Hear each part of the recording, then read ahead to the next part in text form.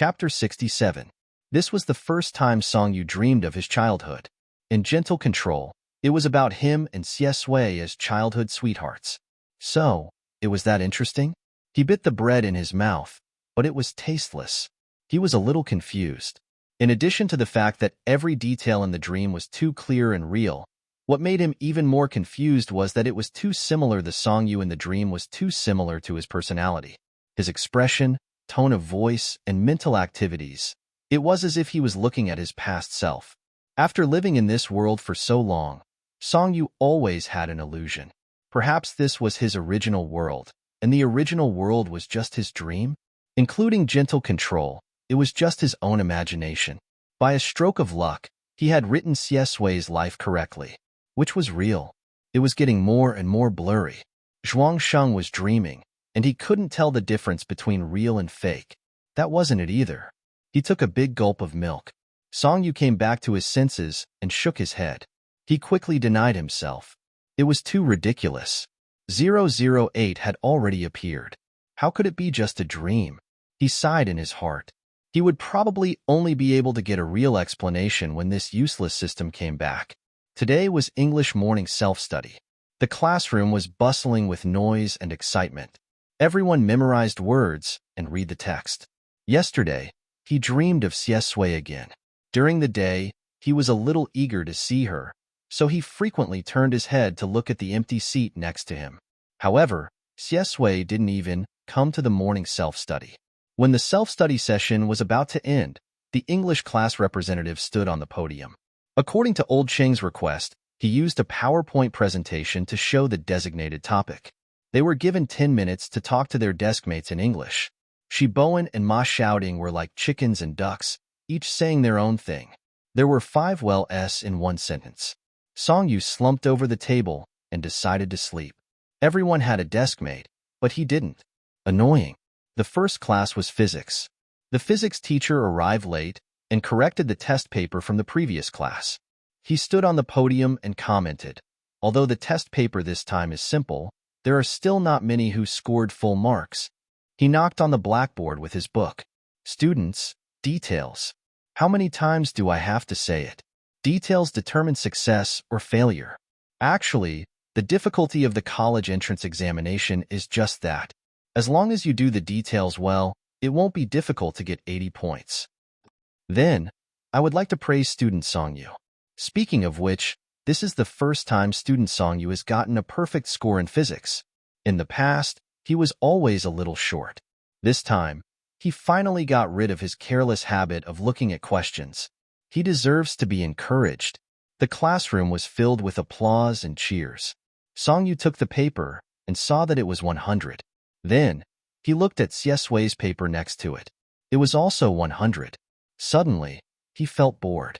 Shi Bowen was even more excited than him. "Brother Yu, you're amazing. Haven't you always wanted to get a perfect score in physics?" Ma Xiaoding said, "Yes, yes, yes. I remember that Brother Yu has been thinking about it since the last monthly exam. He said that he didn't get 100 points in physics.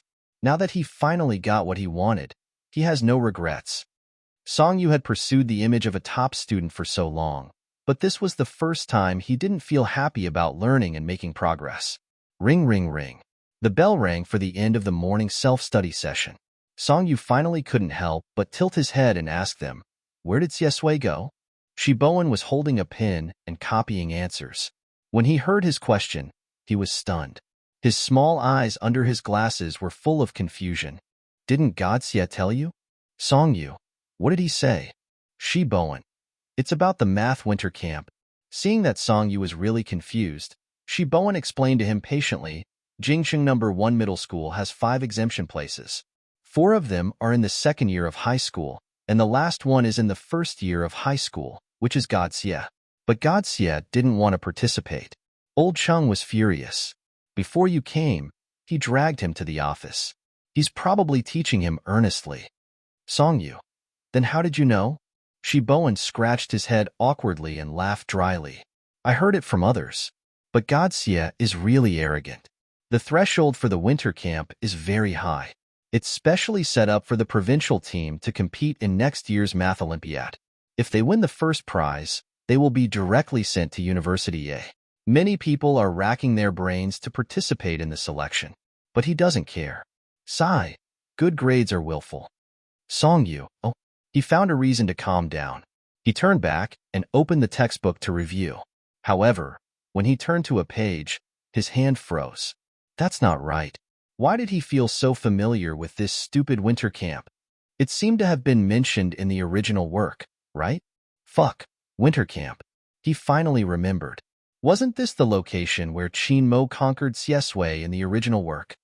Chinmo took one of the 4 spots for the second year. Songyu stood up immediately. Shiboen was stunned. Brother Yu, where are you going? Songyu's expression was cold. I wrote a question wrong. The teacher didn't deduct my points. I want to argue with him. Shiboen was stunned. You want to ask the teacher to deduct your points? Brother Yu, don't you want your full score? Songyu had already left his seat. I don't want such a casual full score. Shiboen was stunned. What was wrong with Brother Yu? Ma Xiaoding, on the other hand, looked as if she knew Songyu very well. She patted Shiboen's shoulder and said, You don't understand. The first time is always very important. This is the plot of Brother Yu's first full score. Shiboen. Songyu held the paper and rushed to the office. As soon as he pushed the door open, he saw Xiesui's back standing in front of Old Chung. However, other than Old Chung, there was also someone he hated standing next to her. Chinmo. He didn't know what a second-year high school student like him was doing here. Old Chung was trying his best to persuade her. Xiesui, don't you want your third-year high school to be easier? If you get first place, you'll be guaranteed a place in University A. This is an opportunity that many people wish for but can't get. Xiesui looked at the time. It had been almost an hour. Her patience was running out. Chinmo stood at the side. His temperament was clean, gentle, and refined. He looked at Xiesui without hiding it at all. There was a smile on his face, but it was unclear what he meant. Old Chung took a sip of water and sincerely said for her own good, even if you don't think about yourself, you have to think about your family. After the recommendation, you can save a lot of money. As her form teacher, Teacher Chung naturally knew about Xiesui's family background and was thinking for her. Xiesui wasn't short of money now, so she politely refused. Thank you, teacher, but I don't have such an idea for the time being. It's the same if you say it for another hour. Old Chung had already finished speaking. He sighed deeply and shook his head to accept his fate. At this moment, Chinmo asked, Xiesui, are you really not going to continue thinking about it? Xiesui's gaze finally fell on him. There was no fluctuation in her expression, and her expression was slightly cold. Chinmo said, Let's get to know each other. My name is Chinmo. I came here especially for you. The winter camp training will involve a lot of knowledge for the second year of high school. You haven't learned it yet, so the school arranged for me to tutor you first. His amber eyes were filled with a smile. Even if you don't go, you can still make friends. Besides, don't be so absolute. There's still some time before the winter camp. You have plenty of time to think about it. Do you want to give it a try first? What if you regret it? Old Chung put down his thermos and found another point. He persuaded her excitedly, Yes, yes, yes. Your senior Chinmo even came here after class for this. You should give him some face. Xiesui glanced at Chinmo. Her smile was casual, and her tone was very indifferent. But I don't really want to give him face. Chinmo's expression stiffened slightly. Old Chung swallowed his anger and glared at him. Then forget it. If you don't want it, there are plenty of people who want it. Xiesui turned around and met Songyu's eyes, who was standing at the door with a paper in his hand. He stopped in his tracks. The coldness that had yet to dissipate condensed in his black eyes and then hid in the depths. He blinked and smiled. Looking for me? Songyu was originally afraid that Chinmo would trick Xiesui away with his sweet words, so he ran over. However, before he entered the office, he heard him reject him straightforwardly. It wasn't easy to get a perfect score in physics. How could he bear to let it suffer? Now, everything was fine. The corners of his lips couldn't help but curl up. Yes, good rejection. He had good judgment. Xiesui liked to see him smile. It was sparkling, like stars. All of a sudden, it dispelled a lot of negative emotions in his heart. Yesterday, He had investigated Songyu for a long time. The sick and weak young master of the Song family had always been a mystery in a city. After falling into the water at the age of 6, he fell ill. For 9 years, he didn't appear in front of anyone. There was no news at all. It was as if he had disappeared into thin air. The rumors outside were that the young master of the Song family was seriously ill and could only stay at home. He had private tutoring in class. However, his intuition told him that there was something unusual during this period of time. And transferring to Jing City was probably Song Yu's first move after he was discharged from the hospital. He really appeared in front of everyone. He sorted out the traces that he had noticed in the past. He was inexplicably close. He had the ability to predict the future. He didn't mention anything about the past, including school and family. It was as if there was a blank fault. Xiesui was making an assumption, a bold and crazy assumption. Song Yu didn't have time to laugh at Qin and Mo. Old Cheng's eyes suddenly lit up. Hey, Song Yu. You came at the right time. It saves me time to look for you. Old Cheng waved enthusiastically. Xiesui rejected a spot in the winter camp. I don't think there's anyone more suitable than you in the entire grade. You two are the only ones in the class who got full marks in the last monthly math exam. Are you interested? You don't have to be afraid that you won't be able to keep up. There are second-year seniors who will tutor you one-on-one. One-on-one tutoring. Heh. The three of them looked slightly cold. Qin and Song Yu looked at each other. This was the first time Qin had been rejected. His expression was gloomy.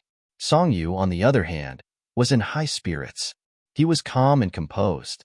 Thank you, teacher, but Xiesui isn't interested. Of course, I'm not interested either. This senior specially came over to tutor us. He's really dedicated. Although no one appreciates it, we still have to be polite. The corners of his thin lips curled up in a mocking manner. Senior, you've worked hard. Pour a glass of water for Senior. The glass is beside the water dispenser. Be careful not to burn your mouth. Old Cheng, what kind of child are you talking about? Qin Mo's gaze was so intense that he wanted to kill him. He dragged Xiesui out of the office and down the stairs. Song Yu stopped laughing at Qin Mo and looked anxious. What did this person say to you?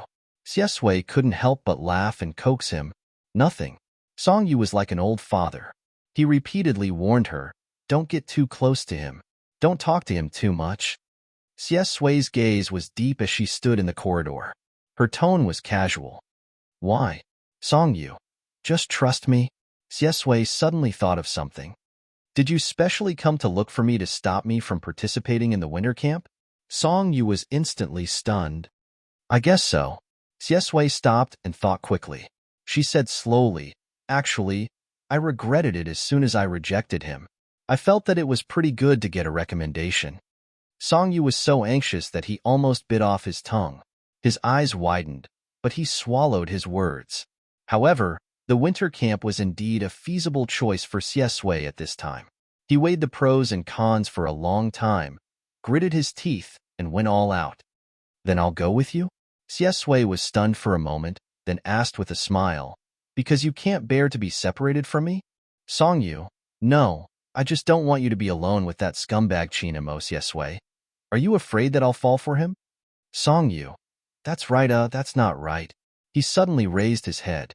His spirit was tense, and his light brown eyes were filled with shock. His assumption might be right. Xiesui licked her lower lip, smiled, and said in a low and hoarse voice, Song Yu, if you do this, I'll think that you're jealous. Song Yu. Xiesui lowered her eyes and pursed her lips into a smile. He thought, Song Yu probably had memories of his previous life, in the form of dreams, or after falling into the water at the age of 6, he started to become mentally confused. He stood up straight and looked into Song Yu's eyes. The child was stunned by the question. His eyes were clear and pure, like the light in the dark mud. Xiesui was slightly stunned. A calm and crazy thought slipped through her mind. Her fingers were trembling. Song Yu liked him, didn't she? He started to like him in his previous life. So all her memories were about him. So she came to his side. Chapter 68. Song Yu was dumbfounded by the question. Are you afraid that I'll fall for him? Would a normal person ask such a question? Shouldn't a normal person be afraid that I'll be deceived or bullied by him? However, Xiesui accidentally asked the question that he was most worried about. She was indeed the protagonist. As for being jealous, forget it. If Xiesui really fell for Chinamo, the result would definitely not be him being jealous, but Chinamo would be stabbed. Song Yu's brain turned sluggishly, and he said in a surprised tone, "Your question is quite interesting." Xiesui smiled. "Really?" Song Yu began his verbal education. "What are you thinking about all day? Did you not listen to the last psychology lecture? Forget it. Class is about to start. Let's not talk about this nonsense." He deliberately avoided the topic, took the test paper, and stepped down the stairs. Xiesui followed unhurriedly, and the corners of her lips raised. The question that had been hovering in her heart for a long time had an answer. At the same time, she suddenly understood, and it was as if a flower had bloomed in her heart, boiling with sweetness. The last class on Wednesday afternoon was music class. It was rare that the class was not occupied by other teachers. When the teacher walked in, the whole class cheered and applauded. The sports meet was tomorrow, and everyone was impatient. The whole classroom was filled with anticipation and joy. The music teacher casually played a few songs for them to study by themselves. The sports committee member went up to the podium with the roster, counted the athletes, and talked about the time of each competition. Song Yu was scheduled to be in the afternoon of the first day. "Are you nervous?" Xiesui suddenly asked. Song Yu raised his eyebrows. "What's there to be nervous about?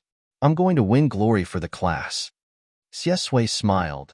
"Then I'll look forward to it." Song Yu said, "Wait for me at the finish line. I want to drink iced red tea." Xiesui's eyes curved. "Okay." The bell rang, and school was over. On the way back from the school building, two boys from next door walked in front of them, and they were discussing the sports meet. "I'm really lucky. I drew a long-distance running team. Damn, I'm going to be the last in the special class." "It doesn't matter. I heard that Song Yu will also participate. You won't lose face with the school bully." "That's true. Being good at fighting doesn't mean that he's good at sports. I think that Song Yu doesn't look like he's good at sports. I hope that when the time comes, all the shots will be given to him." "Ha ha ha ha ha ha ha, coward." Song Yu pricked up her ears and listened. She rolled her eyes and threw the mineral water bottle into the trash can. She turned her head and commented to Xiesui in a flat tone. "When we were at Book Mountain House, they said that I didn't look like someone who was good at fighting. Before the monthly exam, they said that I didn't look like someone with good grades. When would they realize their problems and get treatment for their eyes? I'm really tired of face slapping. Those who don't know would think that I'm looking for trouble all the time." Xiesui chuckled. Song Yu thought about it and found it interesting. She tilted her head and said to him, "Are you blaming me for being a decathlete?" Xiesui blinked and said with a smile, "You're too outstanding." Song Yu was stunned. When he realized that this was a compliment from Xiesui, the corners of his lips curled up, and he couldn't suppress it. He coughed and nodded. "You have good taste." The lawn under the school building was full of white flowers. The autumn wind rustled and fell on the teenager's shoulders, brushing his eyebrows. When he smiled, his expression was especially vivid. In an instant, the dusk became gentle. Even the dead leaves scattered on the ground were full of vitality. Xiesui thought that he had missed such a star in his previous life. Number 1 Middle School's forum. "I found something interesting. Brother Yu is actually afraid of dogs?" Main post. A senior in the sports stands took a picture. "It might not be very good. Forgive her. After all, that woman was so excited that her hands were shaking at that time." 1L. Picture. 2L. Picture. 3L. Damn it. Is my husband so cute when he's afraid of dogs? 4L. What kind of peerless cutie is hiding behind the school hunk and clutching his sleeves tightly? Manual funny. 5L. At the scene. When the dog ran over, the person seemed to be really scared for a second. 6L. TSK. Are the students of Class 1 here? I heard that Song Yu is participating in a long-distance race. Let me teach you a way.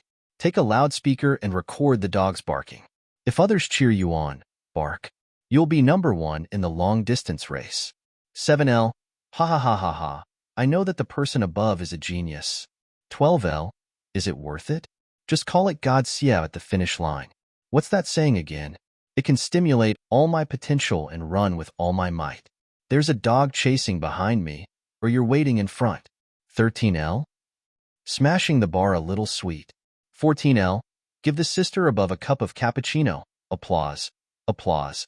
Xieswei couldn't sleep the whole night. He was carefully sorting out the memories of his previous life, trying to find clues about Song Yu's appearance. With this expectation, the dark memories of the past were not so difficult to recall. It was like walking in a dark forest full of mud, looking for sporadic light. It was a completely different feeling. The note of his previous life was returning to the Xie family.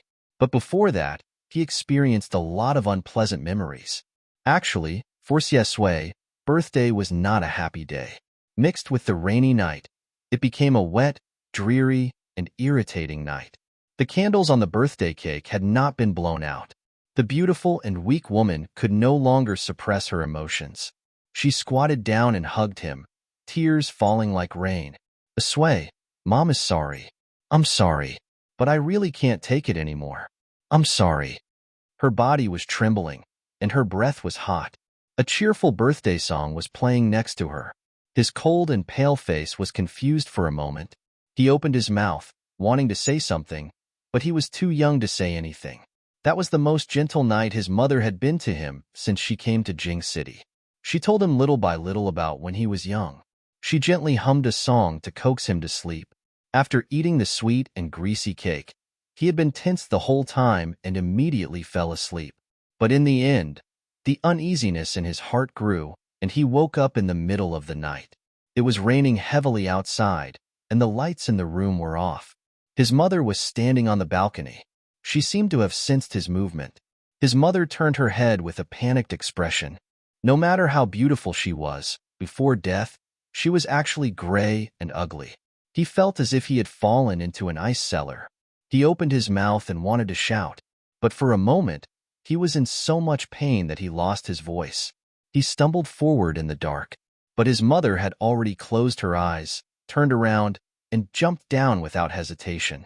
He stood barefoot in the living room, staring blankly. There was no scream, no shouting, no crying. It was as if he was in a dream, confused and unreal. Even the screams behind him, the sirens of the police cars, and the pointing of all kinds of people were very far away in his ears. When Grandma Chun held him in her arms and comforted him with a sigh in Jing City's dialect, she sighed and comforted him. He suddenly woke up and his heart palpitated.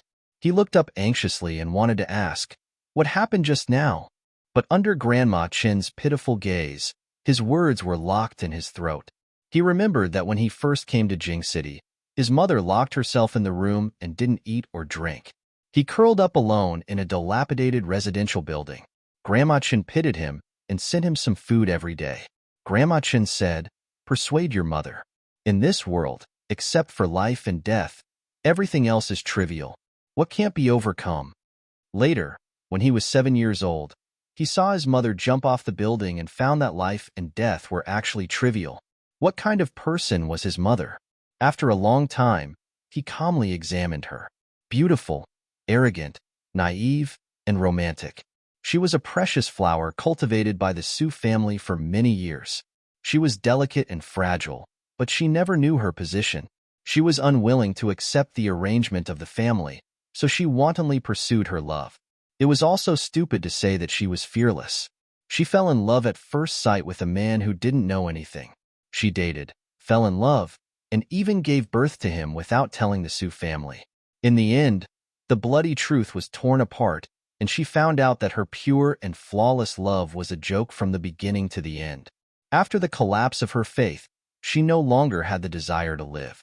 She lived in her own fantasy all her life, and she also died in her own fantasy. 7 years old and 17 years old. The same rain, the same wet, cold, and noisy. Perhaps the rumors had dulled his sharpness, or perhaps his mother's death was too heavy a blow to him. Since he came to Jing City, he had been silent and antisocial. He was full of malice. After living in a nightmare for a long time, he lost a lot of his instincts. Otherwise, how could he be deceived by Qin Mo's gentleness? He treated him as his only friend. After graduating from high school, he was drugged and trapped in the apartment of the most disgusting person. He smashed a wine bottle directly on Wang Xi's head. Blood splashed into his eyes. In Wang Xi's scream, he felt that everything was dull and ridiculous. The timeline began to elongate. He was also tricked once in college. When he worked in a hotel, he thought that his boss was gentle, who knew that his boss wanted to provide for him because he had a similar face to the person he liked. Later, he found out that the person he liked was his dead mother. How disgusting and boring. He refused. All kinds of revenge came one after another, involving his work, his studies, and his life. It seemed that they would not stop until he was forced to drop out of school. It was at this time that the Xie family found him. When he returned to the Xie family, he faced a group of brothers and sisters with ulterior motives, Qin Shoyun, who regarded him as a scourge, and his picky and disgusted grandparents. At the beginning of the rumors about him in a city, the words illegitimate son were like a brand engraved on him. Of course, he didn't dare to hear those words again. One afternoon, Xie Xinian explained to him what had happened in the past. The man's voice was calm and distant, but the sadness and regret between the lines could not be concealed. I didn't want to lie to your mother. Qin Shoyun and I had a perfunctory marriage. It was just a show. I wanted to deal with everything, confess to her, and marry her back to the Xie family. I didn't expect that. She didn't live to see that day. Asway, I will make up for what I owe you. Don't hate your mother.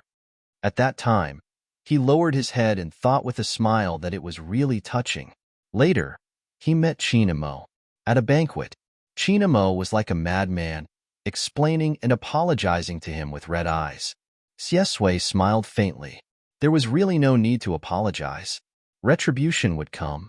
The Qin family had suffered a severe setback in his hands, almost damaging their foundation. Old Master Qin looked at him with a complicated gaze and sighed. Qin Imo sent a series of messages, asking if he was taking revenge on him. Xie Sui felt that he was an idiot for falling into his hands when he was young. Even the man who admired his mother didn't even have the right to see him. It was another turning point in the matter. In his grandfather's eyes, the older he got, the more muddle-headed he became. Together with his sister, they tricked him. He didn't have any feelings for the Xie family to begin with. He also wanted to completely get rid of this group of people in the Xie family, so he put on a show and left the Xie family. He didn't expect to meet those 3 people again during that period of time. In the eyes of outsiders, he was chased out of the Xie family and fell into the hands of his enemies. The proud son of heaven once fell from the altar. The more high and mighty he used to be, the more vulnerable he was now. The rumors in a city were extremely ambiguous. He had heard all kinds of disgusting remarks. It seemed that from the moment he was born, this kind of malice had always followed him like a shadow. The memories after that sped up quickly. Xie Xinian died, and before he died, he left the entire Xie family to him. Trapped on a deserted island, he shot a gun and jumped into the sea to escape. After destroying the 3 families and killing his enemies, he also died on a rainy day on the road because of a car accident. Songyu. He never appeared. He felt that there was something wrong with his memory last time, and now he was even more certain. A memory of his childhood sweetheart was drawn out by a dog. Before the nightmare began, they met when he was at his cleanest, romantic and naive. He was sure that in his previous life, Songyu should have been an important person to him. In his memory, they met again abroad, but he couldn't remember anything. How could he not remember? How could he not remember? Chapter 69. At the sports meet. After the flag-raising ceremony, there was a speech from each leader. The principal and vice principal stood on the podium and spoke for half an hour. After standing for a full hour, there were complaints everywhere. The teacher coughed and allowed them to sit down and rest. The first class was in the middle. Sitting cross-legged on the lawn, Songyu tore open a mint candy and stuffed it into his mouth. He looked at the pile of small pink envelopes in front of him and was a little surprised. He raised his eyebrows and asked, "What are these?" Shiboen glanced at the crowd next to him, pouted, and whispered, "Letters. Your little fangirls sent them. I guess they're all cheering for you in the competition this afternoon. Brother, you quickly open them and take a look." Ma Xiaoding counted next to him. 1, 2, 3, 14, 15, 16. Oh my God, 16 envelopes. He sighed sincerely. Brother Yu is awesome. Brother Yu is invincible and popular. In the whole of number 1 middle school, only God Xie can compete with you. Song Yu didn't sleep well yesterday and was sleepy now. He sneered when he heard this. He sucked on a piece of candy and the cool mint flavor spread in his mouth, making him feel a little better. He pulled over a letter. They're all love letters? Don't. It's so early in the morning. It's quite embarrassing. However, his eyelids drooped and his lips twitched lazily. Other than I'm so sleepy and I want to sleep on his face, he didn't look embarrassed at all. Ma Xiaoding looked left and right and found something interesting. He gloated and said, Brother Yu, you rejected a love letter last time. Now everyone has learned their lesson. They didn't write their full names, so you can't find them. You can't return them even if you want to. Song Yu took a closer look. Sure enough, the letters were all pseudonyms. They were either Mimi, Ming Ming, or Xiaoqian Wanwan. They were all perfunctory. The corners of his lips twitched, and the last bit of sleepiness disappeared.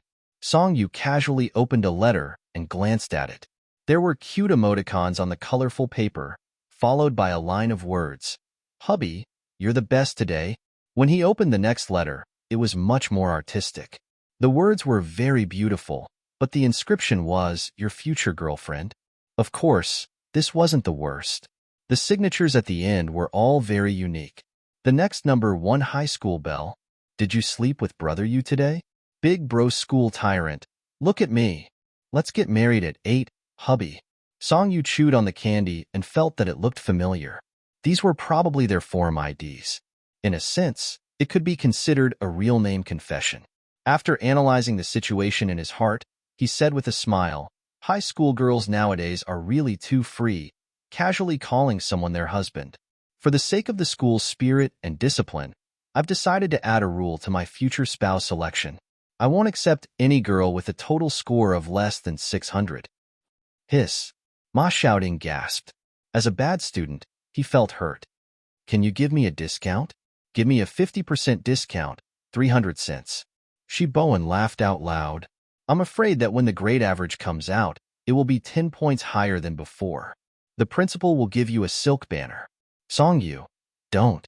Make a contribution to the school and hide your achievements. At this moment, Ma Xiaoding suddenly began to pat the grass excitedly. Brother Yu, God Xie is on stage. Song Yu's remaining words stopped at the tip of his tongue. The surroundings began to stir, and the dead atmosphere was swept away. The girls pushed each other and whispered to each other, unable to hide their excitement. Song Yu put down the letter in his hand and looked up at the rostrum. After the freshman representative last time, Xie Sui went on stage again to speak as the student representative. Under the empty blue sky, the young man in his school uniform stood tall and handsome, outstanding and dazzling. He read his speech. Perhaps because he didn't sleep well, his voice was a little hoarse, cold, and attractive. No one present was listening to what he said. Everyone was staring at his face. The autumn wind blew the white paper at his fingertips. Song Yu heard the sighs of 2 girls behind him. God Xie has shocked my entire high school. He's good-looking, has a good temperament, good grades, and his voice is so suave. I'm moved every time I see him. Who doesn't love the school hunk? Next time, I can suggest to the school to post the top student's photo on the results list. It'll definitely stimulate my motivation to study.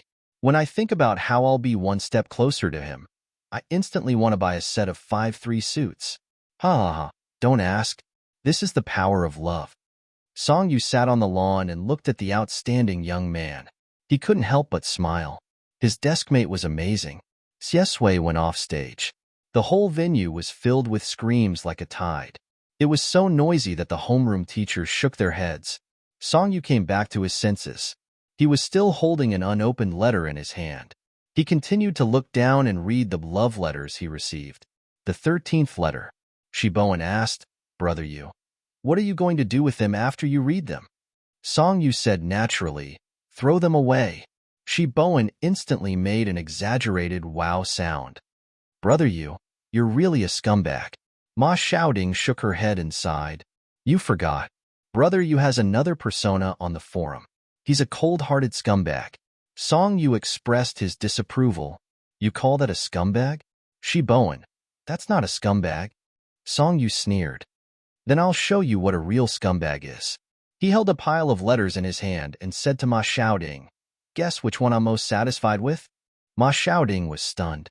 She blinked and said, which one? Song Yu took off his school jacket and put it aside.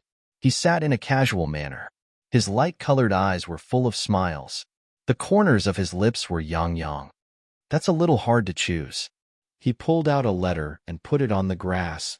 My favorite is Wan-Wan. Another letter. I respect Mengming's thoughts. Another letter. But I can't help but feel happy when I see Mimi's letter. Fourth letter. It's the easiest to interact with Xiaoqian.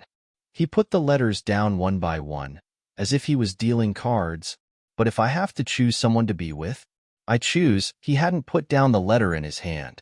A person sat down next to him and asked in a cold voice, who do you choose? Song Yu maintained his posture of holding the letter.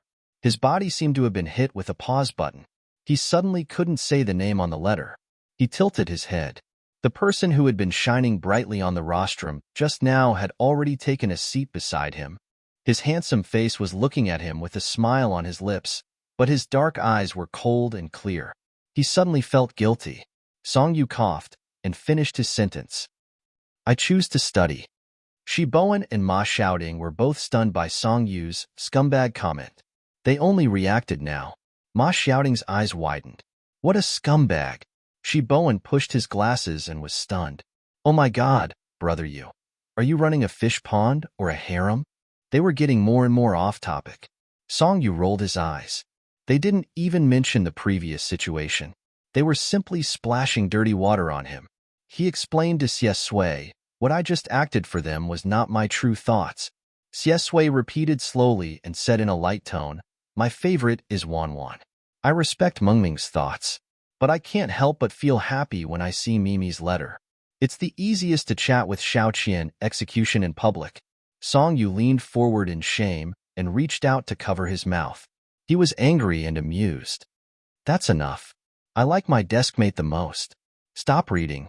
Stop reading. The lines on Song Yu's palms were very light. His skin was delicate and soft like jade. To Xie Sui, it was more like a kiss on the palm of his hand. I like my deskmate the most. It was as sweet as spring water. He suppressed the desire in his heart. Xie Sui took his wrist away and chuckled. She said slowly, you don't like studying? It's not contradictory. Song Yu deliberately changed the topic. Let's not talk about this. I'll show you the signatures at the end of their letters. They're really bold. There are all kinds of names. He opened the folded paper in his hand. The content praised him crazily, called him hubby, and all kinds of flattery. But the signature was, Godxia, you were great last night. Song Yu. Xie Sui. Ma Shouting. Ha ha ha ha ha. Shi Bowen also held back his laughter. This guy wants to have a foot in two boats. Song Yu silently folded it back. Xie Sui was stunned for a moment. Then she chuckled and said, you were great last night too. Song Yu. He tried to change the topic. I'm even better today. The afternoon is my home ground. Xie Sui's eyes curved. Okay, I'm looking forward to it. Of course, she also cheered for her classmates during the sports meet. Song Yu was very interested in watching. When someone gave him a small flag, he felt that it was novel and interesting and waved it wildly. The cheers next to him were like a tide. The cheers were uplifting. He also became happy. The announcer was Lin Shuangqiu. His voice spread throughout the sports field. Crossing the white starting line, you were like a golden lightning. In this autumn, you burst forth with infinite youth. Go, athletes, take off like an eagle and conquer your battlefield. In the afternoon, the boys' 1,500 kilometers run. When Song Yu changed his clothes and came out, a group of girls next to him were laughing and taking photos with their phones. They exclaimed, Brother Yu, why are you so handsome? Zhang Chunyan took a small electric fan and handed it to him. Brother Yu, you've worked hard to win glory for the class. Song Yu smiled. A boy next to him said, Brother Yu, Some people in the other classes look down on you. Now the forum is starting to bet again. I'm not convinced, so I bet my virginity. You have to get first place. My first night is in your hands. His roommate was stunned. You're giving away your virginity again? You haven't given away your virginity from last time? The boy. Sigh, it's a long story. Songyu took a sip of water and put the bottle on the table with a smile. He said casually, don't worry. The purpose of my long-distance running is to prove it to everyone. A person who is handsome and can run fast at the same time. Jiang Chunian? Question mark. He turned the fan to the maximum. 666. Songyu walked onto the track. The people on the field and the spectator stands immediately went, ah. A boy in a baseball cap pointed a selfie stick at them and said passionately, hello, it's me again. I'm your good friend, Big K. I fucking love Songyu so much that I like to record everything for him. Do you see that cool guy over there? Although he can't speak to us, we can interact with him in our hearts. My roommate won't be giving me a Maserati this time. Instead, he'll be giving me a Rolls-Royce. Songyu is the champion, so he'll be giving me one. Big K will also give me an 8 yuan voucher as a gift. Ma Xiaoding and his underlings were armed to the teeth again. They were whistling, clapping, and holding light sticks in their hands. Shiboan snatched the screaming chicken away for fear of losing face. Ma Xiaoding waved her arms and whistled. Brother Yu. Charge. Songyu was now the most eye-catching person on runway 3. Next to him was a boy with bronze skin. He glanced at him and said with a smile, Brother Yu, what place do you plan to get? Songyu said, is that something I can decide? Don't you see how much I'm carrying? How many people's first times were there? How many luxury cars and mansions? The boy with bronze skin laughed. Huh. A gunshot rang out. The race began. From the white starting line, the handsome teenager rushed forward like a bolt of lightning. Ah! Another round of screams came from the audience. Jiang Chunian was so nervous that she almost pinched her deskmate's hand. Liang Yingying couldn't take it anymore. You're not giving him your first night. Why are you so nervous? Jiang Chunian said, Aw, I'll give him my first night. If Brother Yu wins, I'll give him my first kiss. Liang Yingying said, Are you looking for a beating? Songyu's stamina was very good, but after all, he had only trained for a week. Compared to the students with special talents, there was still a gap. In the first 2 laps, he was in a stalemate with another tall guy. He was far ahead of everyone, but neither of them was half a step behind the other. But in the last lap, he was at a disadvantage. He didn't have enough energy.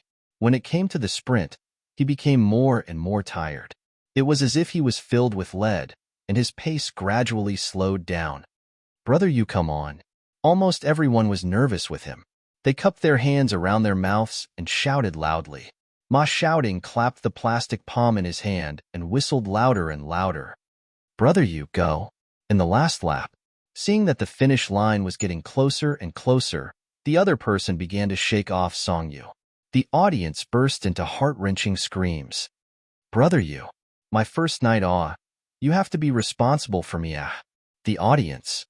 They were so shocked that they swallowed back their shouts. With him taking the lead, the cheering changed. Everyone became more and more excited. Brother Yu, Rolls-Royce Phantom, did you see it? It's waiting for you at the finish line. Brother Yu, there's a Seaview house in front. Who has recorded the barking of a dog? I think that bad idea is feasible. Why are you barking, Brother Yu? Look, thank God. Do you see such a handsome boyfriend at the finish line? Beside the track, there was a neat row of cheering. Songyu could only hear the sound of the wind. He couldn't catch his breath. His gaze was fixed on one point. Right now, when he was sprinting, at this moment, he suddenly exploded. It was as if his whole body had been injected with new energy. He gritted his teeth and was as fast as the wind. He sprinted forward like lightning. Wah! The audience stood up excitedly.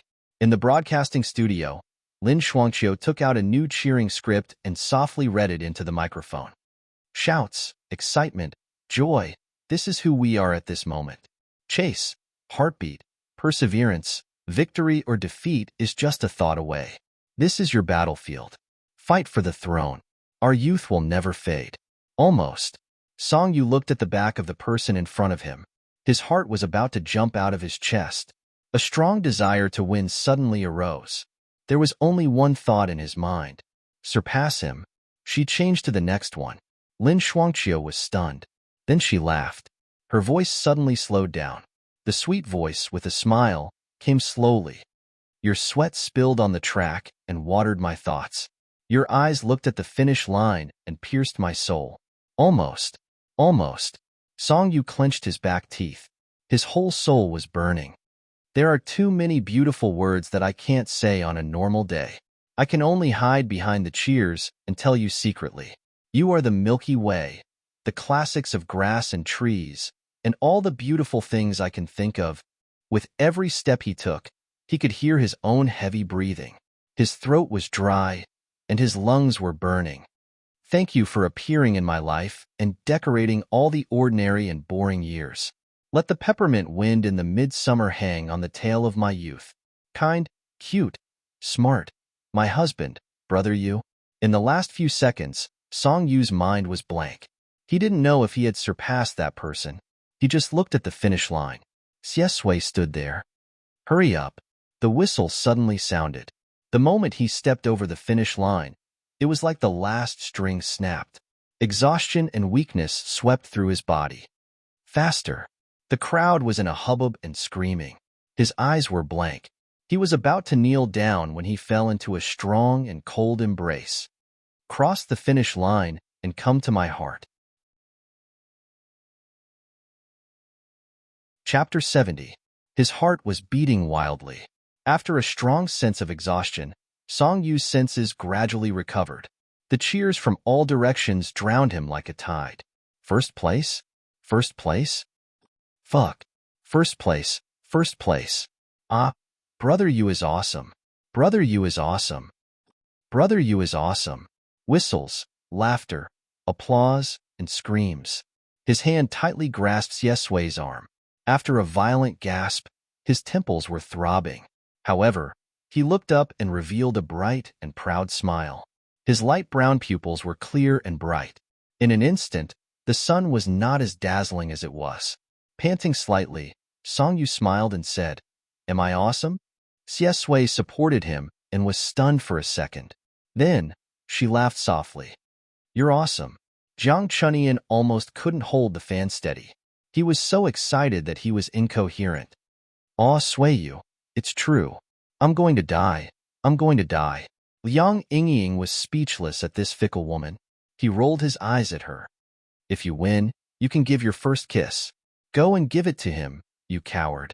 Snatch Brother Yu from God Xie and kiss him on the wall of the field. Jiang Chunyan, I won't. Actually, it's quite interesting to be alive. The audience was lively as if it was the new year. In a corner, a youth in a baseball cap bared his teeth at the camera. Congratulations to Song Yu for winning first place. Then, I'll broadcast some unfortunate news. My roommate called and said that he was kidnapped and robbed of tens of millions in cash. He owes the Rolls-Royce for now. Debt is not a burden. He decided to give me a Lamborghini next time. The 1500 meters was the last race of the first day. After the run, Song Yu was accompanied by Xie Sui as they walked around the edge of the field. Ma Shouting finally snatched the screaming chicken from Shiboan. She was overjoyed. She squeezed the chicken in her hand, and it made a series of unpleasant sounds. Song Yu's eyes swept across the field. Ma Shouting silently held it in her arms, buttoned it up, and stopped playing with it. A group of people followed beside them. Shiboan was in high spirits. Brother Yu, you don't know how crazy the spectators were when you were running your last lap. They even gave you cars and houses. Even the teacher was stunned by your roar. Ha ha ha. Song Yu had already recovered. She opened the bottle cap and drank a mouthful of iced red tea. Ma Shouting said, there was a big boss in the forum who made a bet. If Brother Yu gets first place, he will give 100 yuan to everyone who left their names. Now, the number of floors was about to break the record, and that big shot had secretly deleted his account. Damn it. I'll remember this bastard who owes me $100. A boy from Class 1 laughed. Damn, if any of their words can be trusted, would I still be this poor? Song Yu couldn't stop laughing. He tilted his head and asked Xiesui, "Look at him. If I win, he'll give me a car, a house, and even my virginity. What about you? What do you want to give me?" Xiesui tilted her head and stared at him. Her cold and dark eyes were smiling. She dragged out her words and said lazily, "Was I great last night? Songyu, great my ass." He didn't say that. The class leader waved her arms desperately and ran from the front. She held a camera in her hand and shouted, "School tyrant, school hunk, let's take a picture together." Ma Shouting raised his screaming chicken in front of her and said righteously, "What are you doing? Protect brother you. Thank God. You're violating the right to portrait." The class leader rolled her eyes and said, "The girl from the next class offered a sky-high price for a picture of the two of you. I thought about it. If the two of you stand together, wouldn't that be 100 yuan? Hurry up, I'm earning money for our class. Once we earn enough, we can go to the amusement park." Ma Shouting immediately became spirited. "Then add me in. I only need 20 yuan. 120 yuan for one picture." The class leader couldn't be more disdainful. "Get lost. If I take a picture of you, I'll probably deduct 20 yuan. Ma Shouting was dissatisfied. "Brother you, thank God 50 to 50. No matter what, it's 40 to 60 for me and them." Everyone laughed out loud. Songyu sneered and took a step back. "I refuse." He pulled Xiesui along and lazily yang. "And my deskmate. A flower on a high mountain has to look like a flower on a high mountain." Xiesui smiled but didn't say anything. The class leader held the camera and felt very wronged. "I'm just thinking for the class." In the end, the two-person photo wasn't taken. Old Chung walked over with sharp eyes. He originally wanted to scold them for staying, but in the end, he was dragged over to take a class photo. "Are you shouting eggplant? What are you shouting for?" Ma Shouting pinched the screaming chicken and suggested with a laugh, "I asked brother you if it was 6 or 6, and you guys said 6. Songyu. How fucking shameful." However, before he could refuse, the class leader who was taking the photo had already started waving his hand. "Ready," he shouted. "Brother you. Are you 6 or 6? 6. The laughter was clear and bright. "Fuck." Songyu was too embarrassed to see anyone. He turned his head to the side, and Xiesui's chuckle rang in his ears. At the school gate, Chinamo sat in the front passenger seat. The car window was lowered, and his amber eyes were silently looking in the direction of the field. The driver was arranged by the Wang family. He asked carefully, "Fourth young master, are you waiting for someone?" Chinamo shook his head. "No." The driver followed his gaze and looked in the direction of the field. He was a little surprised. "Is number 1 high school holding a sports meet? It's so lively." Chinmo's lips curled into a smile. He suddenly asked, "Do you know Xiesui?" After all, the driver had worked for the Wang family for many years. He used to specially pick up and drop off Wang Xi. When he heard this name, his expression instantly turned ugly. "I know her. She's the one who harmed young master Wang Xi." Even though Chinamo had only been in Jing City for a few days, he knew a little about his ignorant and incompetent cousin. He thought about Wang Xi's temperament. It was hard to say who harmed who. However, he wasn't interested in delving into it. He tilted his head and asked, "Do you know his family background?" The Wang family had also seriously investigated Xiesui. The driver told him everything he knew. Xiesui only has an old woman in his family. It seems that she's not his biological child. We couldn't find out the identity of his mother. We only know that she committed suicide by jumping off a building and was infected with an illness. Chinamo, oh? The driver said in surprise, "Did Xiesui provoke you at school? How could he be so bold?" Chinamo said slowly, "He didn't provoke me. In fact, I wanted to provoke him." The driver was stunned. He then came up with a bad idea. "With your status, he can't refuse." Chinamo looked at one point coldly and then closed the window. "He can't refuse, but there's someone beside him who's in my way." The driver? Songyu? Wang Xi's incident had caused the collapse of the entire Wang family. Naturally, the cause and effect had been spread around. It was hard for him not to be familiar with this name. The relative of the Meng family, the nephew of the mayor, Madame Wang, was angry and shocked at first. After going back and seriously investigating, She found out who Song Yu was. The Song family of a city could only swallow their anger in silence.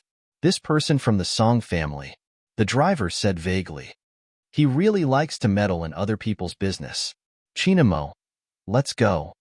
He leaned against the front passenger seat and said coldly, if he likes to meddle in other people's business, then let him go back to a city. The driver was stunned. What? Chinamo said, doesn't the Song family treasure this young master so much?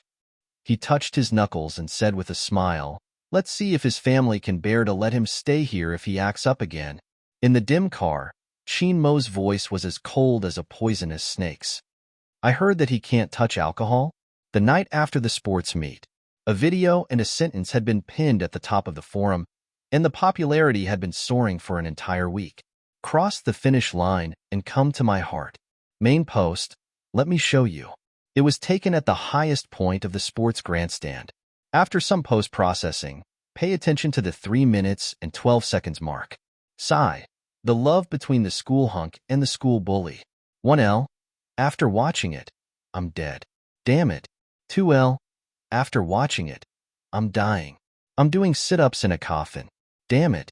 3L. What the hell? Running was cut like a TV drama. Song Yu sprinted at the last second. He ran so fast. Why did he slow it down? 4L. My main announcer called me hubby. If I had known, I would have written a cheering letter for myself. I need a girlfriend for half a minute. 5L. I'm convinced. I suggest you add a sentence in the main post. Straight men, leave. 6L. I've been hinted at. 7L. Whoa, you're looking down on me. Straight men are cursing and swearing. 8L. The confession letter. The sister who wrote this is a genius. Pass the pen to the genius. The lights are as bright as ever. Are you the wife of the genius?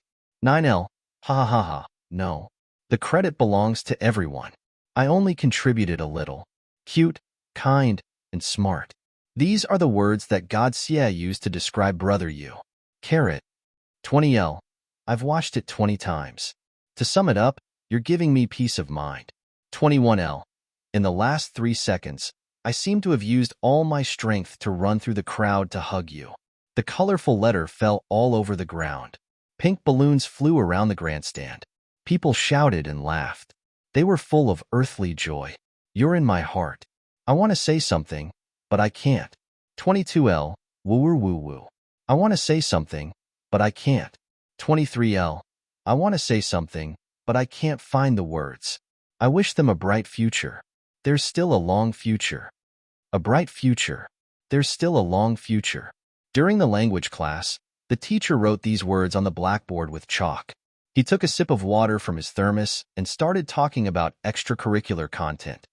This essay by Liang Qichao was written at the end of the Qing dynasty, after the failure of the Wuxi reform. The weather was getting colder. The windows and doors in the classroom were tightly shut. The warmth made people feel sleepy. The first period was the language class. Song Yu was always slumped on the table. When he heard these words, his ears twitched. He lifted his head from his arms. He turned his head instinctively and saw Xie Sui's side profile. He was handsome and fair. His dark eyes were focused on the blackboard. Song Yu thought for a while and retracted his head. The midterm exam came as scheduled. Song Yu was more confident in this exam than in the monthly exam. When the results came out, he was indeed in the top 20. During the class meeting, Old Chung directly pulled him out and praised him for half the class. It was as if he was rewarding a child. In the end, he even smiled and asked him to go on stage to talk about learning methods. What else could Song Yu say? Thank you to my desk mate. Chapter 71. What kind of childish place was an amusement park? It was no different from a primary school student's spring outing. Song Yu refused in his heart.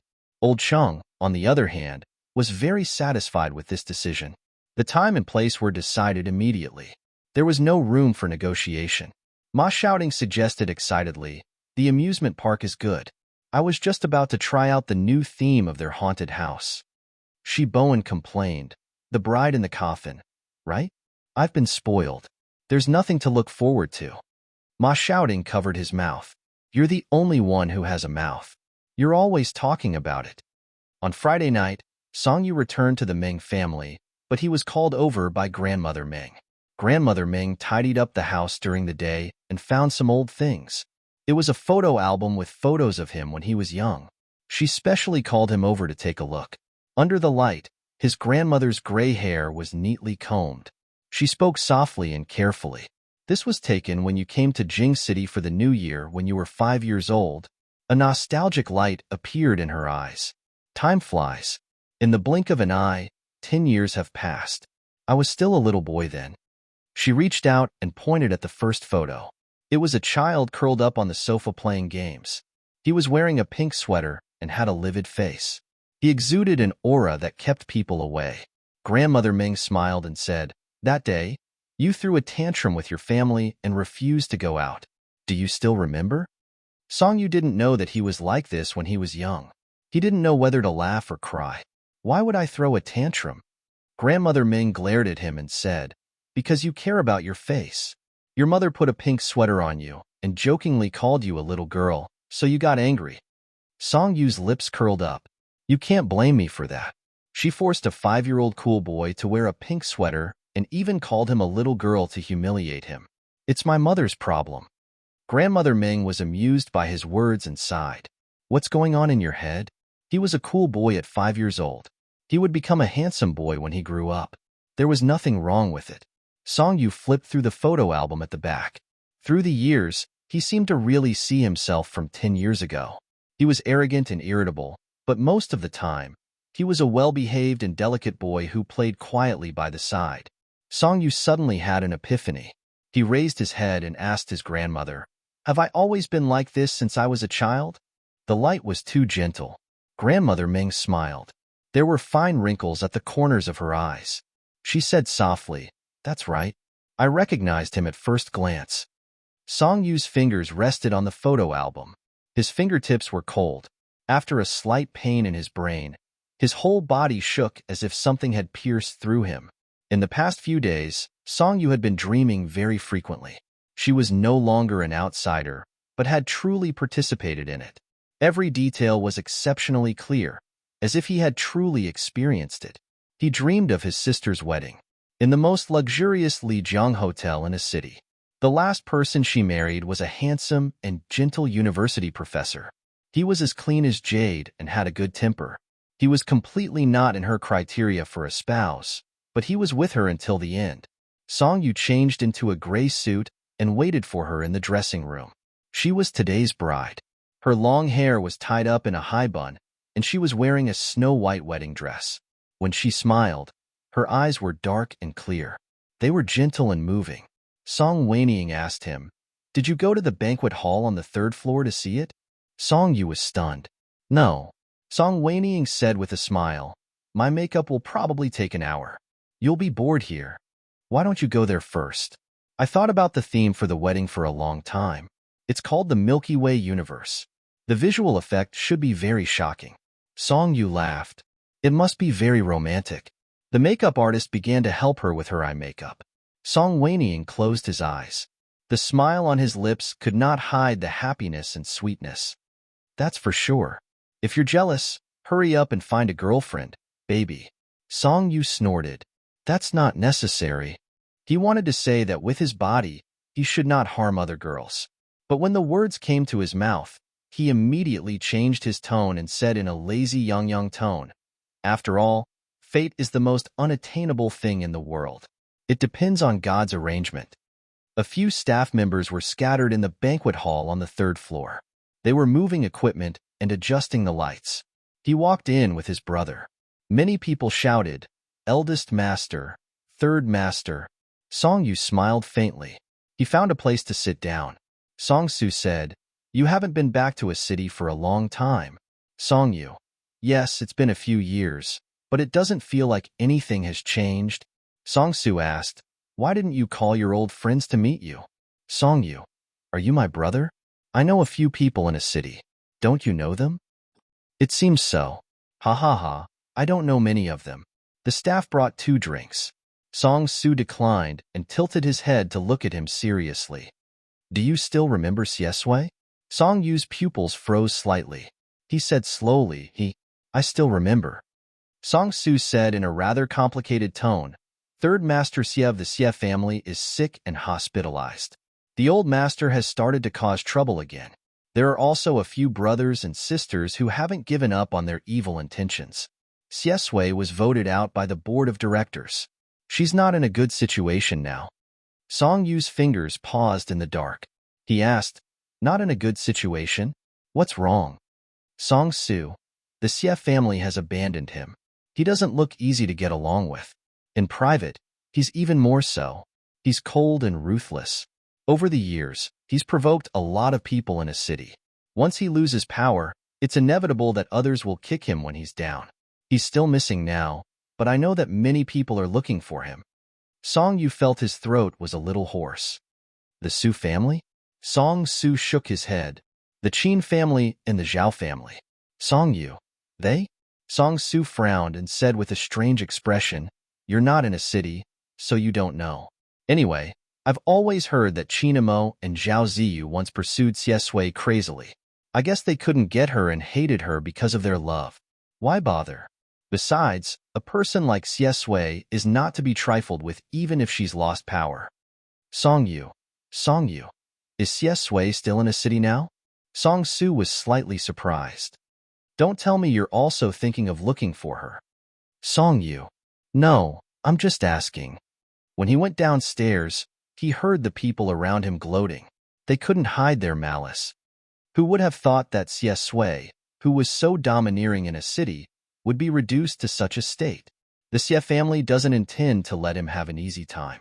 Now that he's in debt and can't find a job, he won't go begging, right? That won't be the case. Do you still remember his mother? The daughter of the Su family was raised so well. She's willing to be someone's mistress. She's really despicable.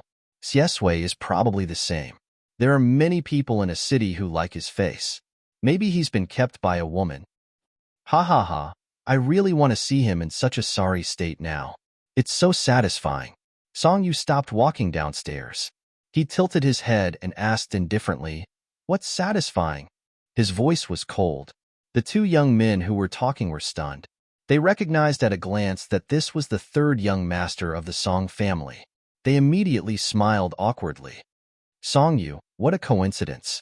Song Yu's eyes were cold and cynical. The corner of his mouth was mocking. He lost his power, but there are women who are willing to keep him. He has people who love him and make money. What's there to be satisfied about? If you're ugly, can't you read more books? No matter what kind of person you are, everyone is the same. As for Aunt Su, he took a step forward and said indifferently, don't let me hear the word mistress begin. After all, today was the Song family's wedding banquet. The two young men were angry, but they didn't dare to say a word. Their faces were ashen. Song Yu turned around and went downstairs. However, a determined light flashed in his eyes. What kind of feelings did he have for Xie Sui? Perhaps it was the purest and most innocent appearance he had seen in their childhood. Therefore, no matter how Song Su said that that person was dangerous, it wasn't very convincing to him. Even when Xie Sui was in such a desperate situation, he subconsciously wanted to help him. He had Xie Sui's private phone number. Originally, he just wanted to test the waters. He didn't expect that person to pick up. Hello. The voice on the other side of the phone was cold and slightly hoarse. It was just like before, without the slightest hint of decadence. Song Yu was stunned. However, as if electricity had passed through his brain, he said softly after a long time, it's me, Song Yu. I'm back in the country today.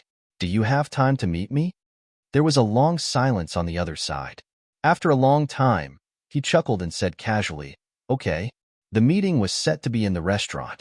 He chose a quiet private room with a vintage and unique decoration. Green plants separated the quiet space. When Xie Sui arrived, Song Yu's hand that was stirring the coffee froze. The man was tall and straight, wearing a white shirt and black trousers. He was as elegant and calm as ever. When he sat down, even if he had lost his power, he still felt oppressed. He asked, what do you want to talk about? It was probably the first time that Song Yu was so nervous. Although he really wanted to be a rich second generation who threw out a black card and went straight to the point, I'll help the poor. However, considering the self-esteem of his childhood friend, he silently suppressed this idea. It would be an insult if he didn't use money directly. I don't have many friends in a city. I found you on my phone and wanted to meet you. Let's chat casually. He could only say so. Xiesui stared at him and smiled. Okay. Basically, Songyu was looking for topics to talk about during the meal. Xiesui was obviously not very interested. Songyu sighed as he chatted. Xiesui could tolerate wasting time here with him. After they finished chatting, Songyu took the initiative to say, "Let me send you home." Xiesui didn't refuse. She looked back at him deeply and nodded with a smile. In the car, they were also speechless. After sending Xiesui downstairs, Songyu wanted to leave immediately. However, Xiesui asked, "Do you want to go upstairs and take a look?" Songyu was still thinking about how to help her when he was asked. He was stunned and nodded. Okay. They went upstairs and closed the door. Before the lights in the room were turned on, Songyu suddenly felt his waist being hugged by a pair of hot hands. A man who was a head taller than him leaned over. In the darkness, he was as oppressive as a beast. He was stunned. Then, his whole body was pressed against the wall. The man pressed the back of his head with his other hand and kissed him coldly and fiercely. He kissed his lips gently and stuck his tongue into his mouth domineeringly. He hooked his tongue and teased him skillfully. He was wanton and provocative. His nose was filled with that cold breath. It was like a person who was abstinent was aroused. Songyu was confused by this. He felt Xiesui's slender hand start to move down. He instantly came back to his senses. He seemed to have been set off and reached out to push her away. "What are you doing, however?" Xiesui accurately grabbed his wrist. There was no resistance. A faint light came in through the gap in the window. Xiesui's peach blossom eyes narrowed. The coldness between his eyebrows turned into a decadent charm. He chuckled in the darkness. "Isn't this why you're looking for me?" "Songyu, I'm here to help the poor." Chapter 72. Songyu took a deep breath. After all, he wasn't as straightforward as he was when he was young. He calmed down the anger and panic in his heart. He gritted his teeth and said, "Let go." Xiesui chuckled when he heard that. He took a step back, pressed his finger on the wall, and turned on the lights. His departure took away the oppressive feeling that made Songyu feel suffocated. The frozen and ambiguous atmosphere began to flow again. The room was bright. Xiesui stood up straight, cold and elegant. He put away his lust and laziness and said, "Sorry, I misunderstood." Songyu was so angry that he laughed. He ground his teeth and said, "Are you so casual with everyone?" Xiesui's dark eyes fixed on him for a while. He smiled and suddenly changed the topic. "Do you want something to drink?" Songyu was so angry that he was full of anger. With a cold face, he refused directly. "No need. It's getting late. I should go back." Xiesui suddenly said, "Songyu." He looked into his eyes and said, "Stay. What do you want to talk about?" Songyu's words stopped in his throat. He looked up, and his light brown eyes were full of surprise. Xiesui paused and added, "Other than you, I can't find anyone to talk to now." His tone was casual, but there was a slight loneliness in it. Songyu was stunned. Yes, no matter how casual he appeared, the man in front of him was not in a good situation. He was at the lowest point in his life. His family regarded him as a snake and scorpion. He was alone in this city and surrounded by evil intentions. He thought about his behavior just now. He was so frivolous and unrestrained. Was he the same to everyone? Songyu's heart was stifled. He held his breath and felt that they did need to have a good chat. Anything. He answered his previous question of, "What do you want to drink?" He took off his suit jacket, wrapped it in his arms, and walked into the house. In the middle of the night, there was a heavy downpour in a city. The rain was very heavy. From the window, one could see the boundless curtain of rain, which made the bustling city blurry. Taking over the steaming cup, Songyu frowned and asked him, "Are you interested in working in the Song Enterprise? I can contact my father and ask him to give you a position in the headquarters. If you are overseas, you can avoid the Xie family." Xiesui smiled and said, "Thank you, but I won't trouble you." Songyu was infuriated. "Then don't be as casual as you were today, okay? Aunt Sue doesn't want to see you degenerate like this." He recalled the rumors he had heard and found it hard to believe. You can't be thinking that I'm here to provide for you, right? Xiesui tilted her head and smiled. Yes, do you want to? Songyu said resolutely no. Xiesui said slowly. Although he was depressed by the misunderstanding, he still went to see Xiesui from time to time out of a complicated mood. In fact, after they were separated when they were young, their first reunion after many years was not warm and romantic. At that time, Xiesui was even as cold as a stranger. Songyu also felt that the two of them were in completely different worlds, and there was no need for them to cross paths again. He didn't know how things had developed to this point. He was going to leave after attending Song Weiniang's wedding, but he stayed for Xiesui. His parents couldn't persuade him and agreed. They were afraid that he would be bored, so they let him be the nominal president of a subsidiary company of the Song Enterprise. He only needed to sign the company's decisions. During that time in a city, he didn't understand what Xiesui wanted to do. He didn't look for a job and was idle every day. He even raised a cat. Raising a cat? Do you want to plant a few pots of grass? Do you have any self-awareness of your low point in life? Finally, one day, Songyu couldn't bear it anymore. Where do you get the money to pay the rent? Xiesui was playing with the cat with her slender fingers. When she heard his words, she suddenly smiled and her eyes seemed to have a deep meaning. Yes, it seems that I'm going to be kicked out. What should I do? Songyu. What should he do? He felt that he had done enough for the sake of their childhood friendship. Xiesui moved into Chongting residence and lived in his house. Actually, there was no difference in their lives. They just had to hide it from his brother. His brother had a mysterious hostility towards Xiesui, as if he was facing a scourge. Although Songyu didn't understand, he didn't dare to step on his brother's anger. However, every time Song Su called, Xiesui would make some noise. He didn't know whether it was intentional or not. Song Su's ears were very sharp. Is there someone in your house? Song Yu's heart was in his mouth. Is there? No, you must have heard wrongly. Song Su was suspicious. Did I hear wrongly?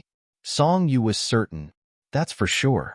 After hanging up the phone, Song Yu gritted his teeth and glared at Xiesui. Xiesui held the cat on the sofa and smiled at him. Her peach blossom eyes curved and the coldness in her eyes melted. She was unbelievably beautiful. At the end of the season, Song Yu was still busy. He was busy from the company to his home.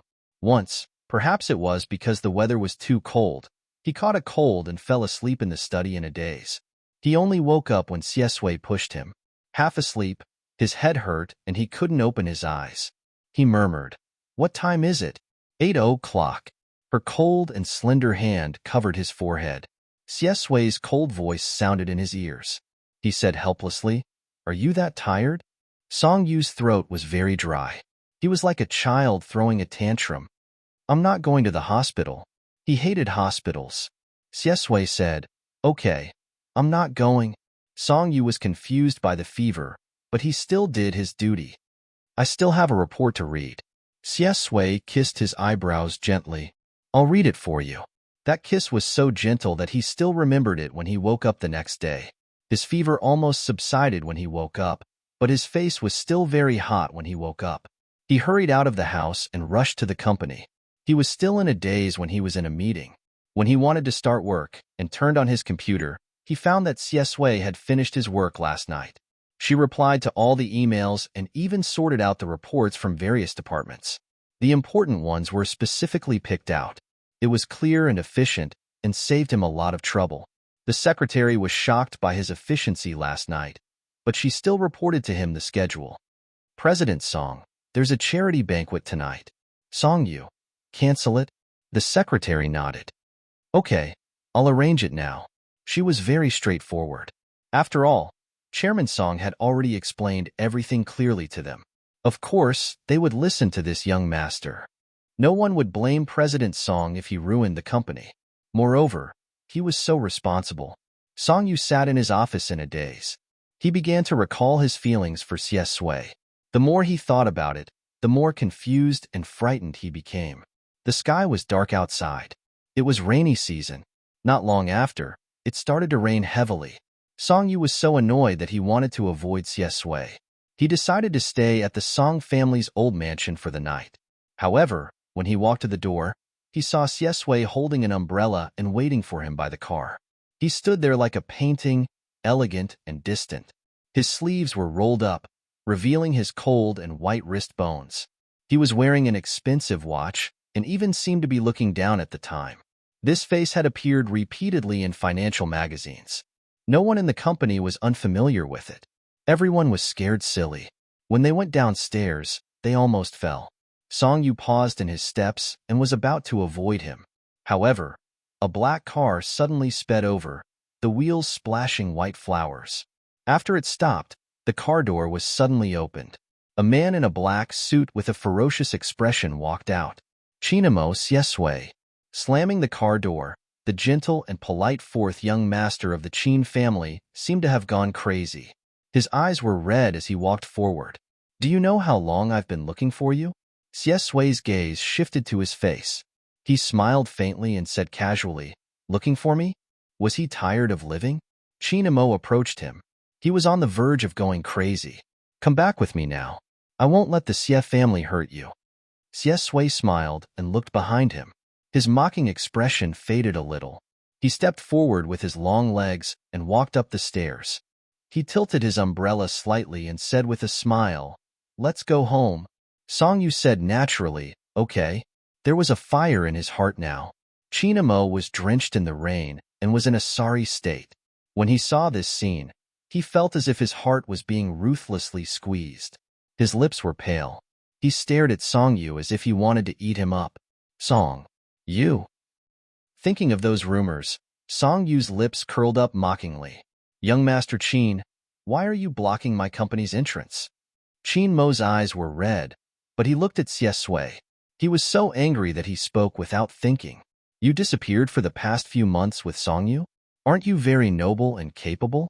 Now you've fallen to such a lowly state and become a kept woman?" Xiesui didn't say anything. Song Yu was already annoyed and said, "Is there something wrong with your brain? Who told you that I'm a kept woman?" Qin Mo's teeth were chattering. Song Yu said, "Can't you see that we're loving each other? Hurry up and get lost. You're already blind. It won't be good if water gets into your brain again." Xiesui laughed out loud. Chinamo, on the other hand, was filled with anger and despair. He gently tore it apart. He looked at Xiesui in pain. "Why is it him? Why is it him? I clearly knew you first. I know that you still hate me and blame me for letting you down. I know that I was wrong now. I even fell out with the Wang family for you. Xiesui, what the fuck do you want me to do?" Song Yu felt that he was an idiot. He turned his head, reached out, and wrapped his arms around Xiesui's neck, letting him lean over. Then, in the rain, he took the initiative to kiss his lips. Their lips and teeth were filled with the sweet taste of mint. The two of them kissed in the pouring rain. Chinamo felt as if he had fallen into an ice cellar. Song Yu ended the kiss. Then, he immediately turned his head and said to the lunatic, "Did you see that? If you saw it, get lost." Qin Mo's expression was extremely painful and desperate. It was as if he couldn't breathe. Song Yu had already dragged Xiesui into the car. He closed the door and started the car. He held his breath and drove straight home. Song Yu didn't say a word.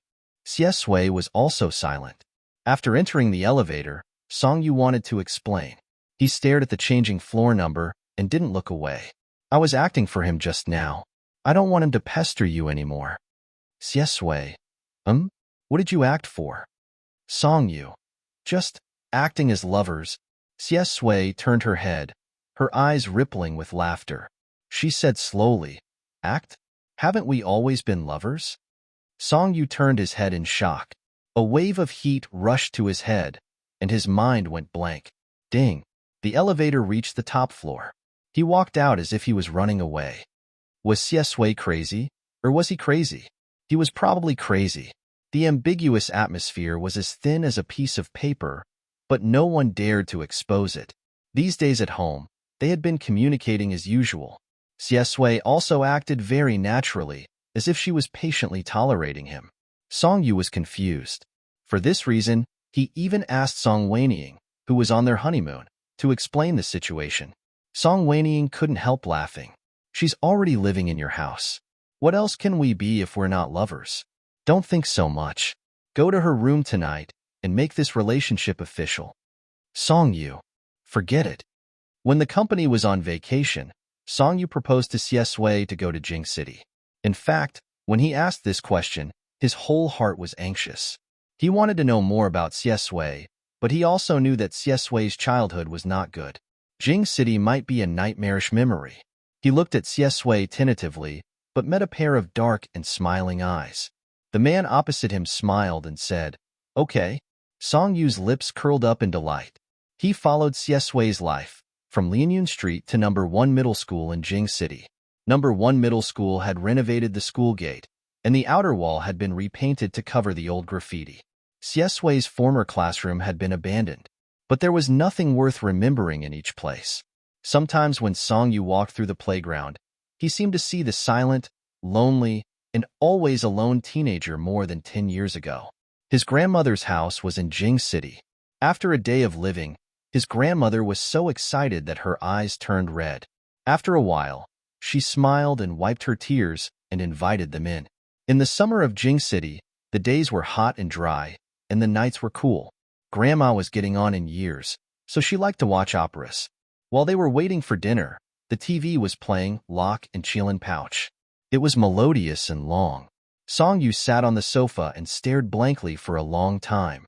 Suddenly, he sat up seriously, tilted his head and said, "If you had told me when you moved to Jing City with Aunt Sue, I would have moved with you." Xiesui never liked to make assumptions. She just smiled and said, "Okay." Songyu said, "Then my mom would have agreed. After all, my grandmother is here." Xiesui said, "Yes." Songyu was amused by his own childish thoughts. He said jokingly, "Then I would have transferred to your school, your class, and become your desk mate." Xiesui chuckled. "I couldn't ask for more." Songyu said jokingly, "I would have treated you very well at that time. I would have protected you from those terrible things and people." Xiesui smiled. The light shone down, and her eyes were filled with tenderness. Songyu said, "Then maybe we would have been together in high school." "Okay." Xiesui couldn't hold back the tenderness in her heart. She leaned over and kissed the young man's lips. She said with a smile, "Love at first sight." Songyu was scared to death. He didn't know whether to laugh or cry. He pushed her away. "Stop it. My grandmother is still here." Xiesui chuckled hoarsely. Outside the window, the stars were scattered in the night sky. The melodious voice of the TV seemed to come slowly through the flowing water. She sang slowly. "He taught me to let go of my hatred, to stop being coquettish, to start anew, to change my temperament, to stop drowning in the water, to return from the sea of bitterness, to realize Lanine early. To return from the sea of bitterness, to realize Lanine early." Songyu felt cold all over. It was as if his whole body had sunk into the depths of the sea. He had a splitting headache and couldn't even breathe. The suffocating coldness, the indescribable sadness and regret made his heart clench. In the end, he completely forgot the contents of the dream. Only the words of the play rang in his mind. He felt extremely uncomfortable. There was even a faint taste of blood in his mouth. It was very light and filled his nasal cavity. His thoughts were thick and stiff, and his brain seemed to be filled with heavy black mud. Finally, he was awakened by a complex voice. "Host." Songyu woke up with a start, opened his eyes, sat up, and gasped for breath. Sweat wet his hair, and the sadness in his heart could not be dispersed. In front of his bed, there was a blue figure floating. It was Songyu in a blue and white hospital gown. He didn't know how long 008 had disappeared. Songyu had no time to pay attention to him now. Covering his head, he tried desperately to recall the contents of the dream, but he couldn't remember it. 008 sighed. His expression was extremely complicated. He stepped forward and reached out to touch Songyu's eyebrows. The blue light was very light. The taste of blood in his mouth gradually faded. The sadness and regret in his heart were expelled by some reassuring force, and his brain was clear again. Songyu slowly put down his hand, and his light-colored eyes gradually lost their pain. He calmed down and looked up to ask the first sentence. "What did I dream of?" 008 shrank a little and faltered. "Nothing." It's a nightmare. I'll help you get rid of those negative emotions. Song Yu's eyes were extremely cold. 008 gritted his teeth and said, "It's useless for you to look at me. You forgot it when you woke up. I can't help you find it back." Song Yu stared at him for a long time. The dream that he had been repeating all the time was finally close to the truth. He was too lazy to talk nonsense, so he said calmly, "You're back just in time. I've always wanted to ask you." 008's expression was stiff all of a sudden. Song Yu said directly, "I'm actually Song Yu." 008's weak and pale face had a moment of panic, but soon pulled out a smile. "What? I'm Song Yu."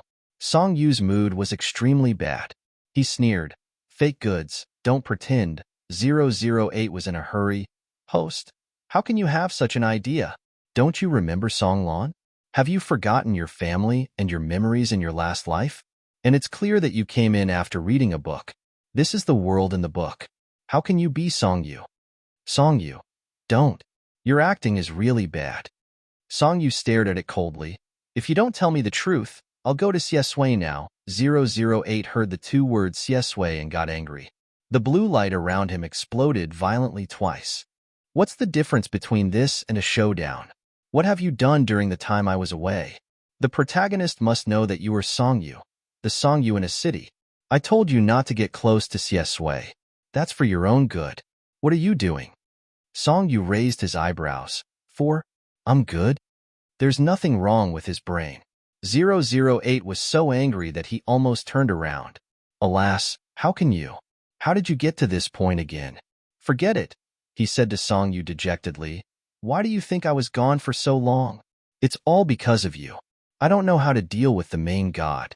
When you came to Jingsheng, the plot was completely changed. The development of many things is also irresistible. Now we can only treat a dead horse as a living horse."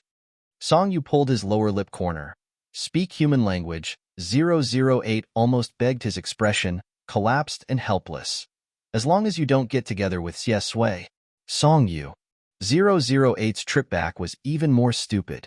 008, just such a small request, I beg you. The main god and I are desperate. Boss, host, dad, you can transfer away at the end of this semester. Xiesui is not a little pitiful now. You've helped as much as you can. There's really nothing to miss in Jingsheng." Song Yu frowned. "What the hell, 008? Boss, hold on a little longer, just a little longer. If the conditions don't allow it, the main god wants to let you go directly now." Song Yu was stunned. Leave or not? He even subconsciously resisted this question. 008. The end of this semester. At the end of this semester. I beg you not to be with Xiesui during this time. Don't like her. Song Yu looked at the face that was exactly the same as his own, silent for a long time, and asked the question in his heart. "Why do you keep emphasizing this point?" 008 was about to cry. "Alas, anyway, you listen to me. I'm really for your own good." The blue light around the system was on Song Yu's face. His skin was white and transparent, sick but fierce. He said lightly, "If you tell me the truth, I'll promise you." 008 screamed like a cat who stepped on its tail. "Impossible." Song Yu was not afraid of him. "Oh, I'll go and confess to Xiesui tomorrow." 008 has been so angry that he closed himself. "Anyway, it's you who will regret it." After that, regardless of Song Yu, he drilled into his head. Song Yu was slightly stunned and shouted twice, but 008 refused to come out. His heart, which had been messed up by an unknown dream, was calmed down by this stupid system. He thought that he was really Song Yu. What's in the dream? It feels different from gentle control. His last life? In the dream, he seemed to be a sick person in the last life. 008. Song Yu said softly, "I changed my mind. If you tell me what's wrong with me, I'll promise you." The faint blue light moved. 008 seemed to be moved and sighed in his mind. He didn't know how many times he had sighed tonight. 008 said, "You're not sick now. If you're sick, you're crazy." The three words crazy were said with gnashing teeth. I don't know how much resentment there was. I said I'm Song Yu, not a fake. The terminal disease you should have is in me. It's not a big deal. You can talk to Siesue casually after 5 years, and you can come back to reality. It's not because of you. It's said in a muffled voice, and I'm really not a fake. But he never denied Song Yu's guess. Song Yu was slightly stunned. Terminal disease. 008 said, the Lord God and I are very regretful, very regretful. I'm so angry. Why is his obsession so strong? It's clear that you're... Oh, it's so annoying. 008 shut up in time and continued to close himself in his mind. Chapter 73.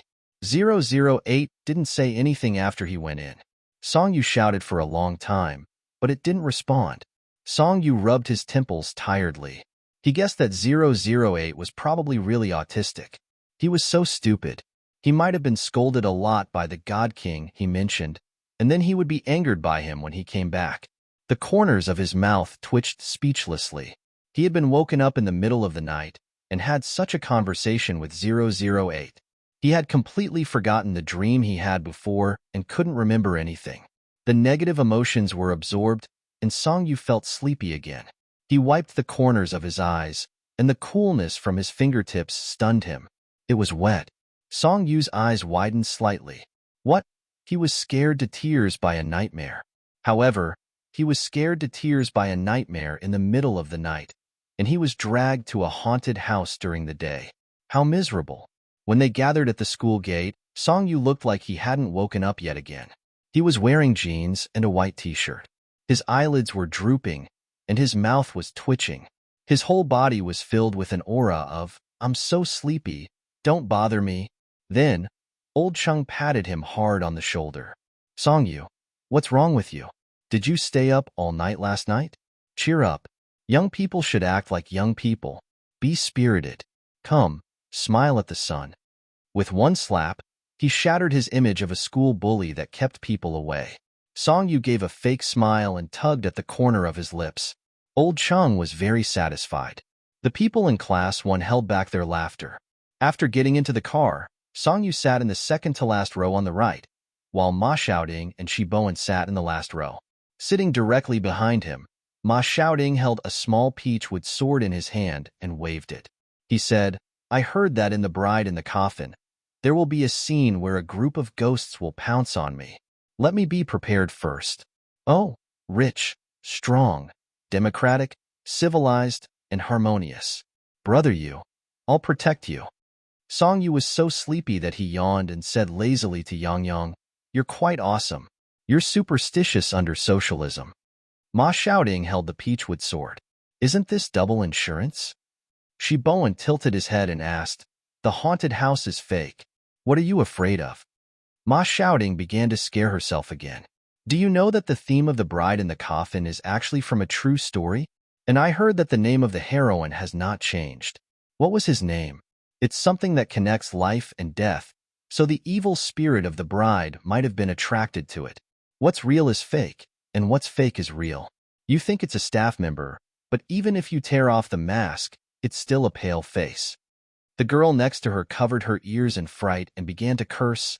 Ah, Ma Xiaoding, shut up. Ma Xiaoding covered her mouth. The group of boys burst into laughter.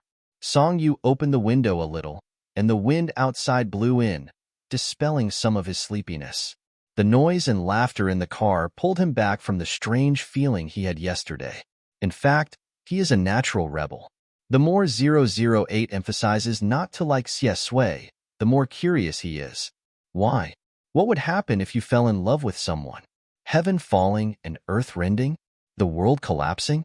Of course, he's just curious. After all, liking someone is not a joke. 008 said that he would be sent away at the end of the semester. Song Yu was a little resistant to this question, but he couldn't find a reason. The seat next to him suddenly sank. Song Yu immediately withdrew his divergent thoughts and turned his head. It was Siesue who came back from buying water. Just now, the question about him had been hovering in her heart. When she saw his face at first, she was a little lost in thought. Siesue unscrewed the cap of the bottle and handed it over. Seeing his sleepy expression, she asked with amusement, Didn't sleep well last night? Song Yu took it, took a sip and said vaguely, Well, I had a nightmare. Xiesui, what did you dream of? Song Yu shook his head. I don't remember, but it was probably not a good dream. Xiesui was stunned, but she didn't continue to ask about the dream. He said, do you want to sleep in the car? Song Yu was really tired, so he nodded his head. He put his hand on the window, held his head, closed his eyes, and fell into a deep sleep. The car started. It was a little bumpy, and they drove for a while. He was half asleep and not very comfortable. Unconsciously, he leaned on Xiesui's shoulder. Xiesui tilted her head and glanced at him, but she didn't say anything. Her attitude was natural, as if nothing had happened. The morning light pierced through the clouds and penetrated the window, shining on the teenager's face. His eyelashes were faintly golden, and his skin was white and gentle. Ma Shouting saw a very picturesque cloud and was about to shout, but when he turned his head, Shi Bowen covered his mouth. He motioned for him to look forward. Everyone in the car was quiet. They didn't even dare to breathe loudly. There was no word in the car. The private class group was very lively. Damn, I want to change seats with Brother Yu. I also want to lean on the shoulder of the school hunk. You go. Thank God for not twisting your head off. The more I look, the angrier I get. I'm so angry that I kicked the pig sleeping next to me. A fight broke out in the back. Stop fighting. Stop fighting. If you fight again and wake Brother Yu up, both of you will be finished. Old Chang had originally organized a team-building party to reward them for their excellent midterm exam results. After they gathered at the entrance of the amusement park, they could do whatever they wanted. Song Yu got out of the car and only woke up a little after eating a candy. Ma Shouting led the charge with a peachwood sword. 8 boys from Class 1 came, and 4 girls who were brave enough to come along. There was a long line at the entrance of the haunted house. The estimated time was half an hour. Song Yu was leaning against a pillar and wanted to sleep for a while, but Ma Shouting tugged at his clothes. He was dumbfounded. Fuck, Brother Yu. They're from number 13 high school? Song Yu looked in his direction. In front of them was also a group of students. They were wearing school uniforms carelessly and had a few hot girls with them. Ma Shouting was stunned. How the fuck did we meet them? Brother Yu, look, that guy with a crew cut and a bunch of tattoos on his neck is the school bully of number 13 high school, Yao Rui. Song Yu retracted his gaze. What does it have to do with me? Ma Shouting wanted to say, how is it none of your business? Shouldn't you bullies not see each other? However, when he thought of the comments about Song Yu on the forum, he shut his mouth silently. Fuck, Brother Yu is not a school bully, he's a security guard. Lin Shuangqiu was among the group of girls who followed them. She had done a lot of homework before coming, so she explained the rules to everyone. The bride in the coffin scene is quite big. Let's not get separated. If we find the life door within 20 minutes, we'll succeed. If we can't find it, a staff member will come and lead us out. Let me say this first, don't scare yourself. Every time I enter a haunted house, I'm scared by my teammates. After she finished speaking, she took out the lollipop in her mouth and tilted her head with a smile. Of course, we have Brother Yu this time, so passing should be easy. The person in front of them turned around and looked at Lin Shuangqiu. He said in a hooligan tone, Little beauty, is this your first time here? Lin Shuangqiu was wearing a school-style shirt and a pleated skirt. Her short hair was shoulder-length and pinned with a star hairpin. She looked like an obedient girl. She ignored him and pretended not to hear him. The person who spoke was from number 13 high school. Next to him was Yao Rui. Yao Rui had his hand on the waist of a girl with makeup. When he saw them, he narrowed his eyes and whistled. Number 1 high school? Do you want to follow me? Big brother will protect you. The group of people next to him laughed rudely. Lin Shuangqiu rolled her eyes. After the group in front of them left, it was their turn. It happened to be number 13 high school and number 1 high school. The entrance to the haunted house looked like a cave. After they entered, they walked to the left. The staff led them to a dark tunnel. When the door was closed, they walked forward. At the same time, eerie background music sounded above them. A shrill female voice slowly spoke. They cut off my tongue so I couldn't call for help. They dug out my eyes so I couldn't see the way. They nailed me in a coffin and buried me alive. They drained my blood and dyed my wedding dress red. There seemed to be someone hanging on the wall of the tunnel. From time to time, they would reach out their hands. The atmosphere was very tense. The girls gathered together nervously. The group moved forward. When they turned the corner, Lin Shuangqiu suddenly shouted. The girl next to her was scared to death. "What are you doing?" Lin Shuangqiu seemed to be so angry that her whole body was shaking. "Nothing." The commotion behind them did not reach the front. Song Yu walked very well. He turned his head and asked Xie Sui, "Are you afraid of ghosts?" Xie Sui laughed. "I'm not afraid." Song Yu was actually not afraid, but after being fed a bunch of nonsense by 008 yesterday, his thoughts were quite philosophical. "Then do you believe in souls, ghosts, and reincarnation?" Xie Sui, "Why do you ask?" Song Yu, "Isn't it normal to ask this when you're in a haunted house? Let's create a kind of atmosphere first." Xie Sui suddenly chuckled. "You believe in it?" Song Yu, "Yes, yes." "Huh." Xie Sui suddenly said, "I believe in reincarnation, but it doesn't matter whether I believe in it or not." He began to guess Song Yu's dream yesterday. She was probably dreaming about the past again. However, if the past was a nightmare for Song Yu, then it should not be a past worth remembering. In a moment, hundreds of thoughts ran through his mind. Xie Sui smiled and said gently and casually, "If you don't talk about the past, it's fine now."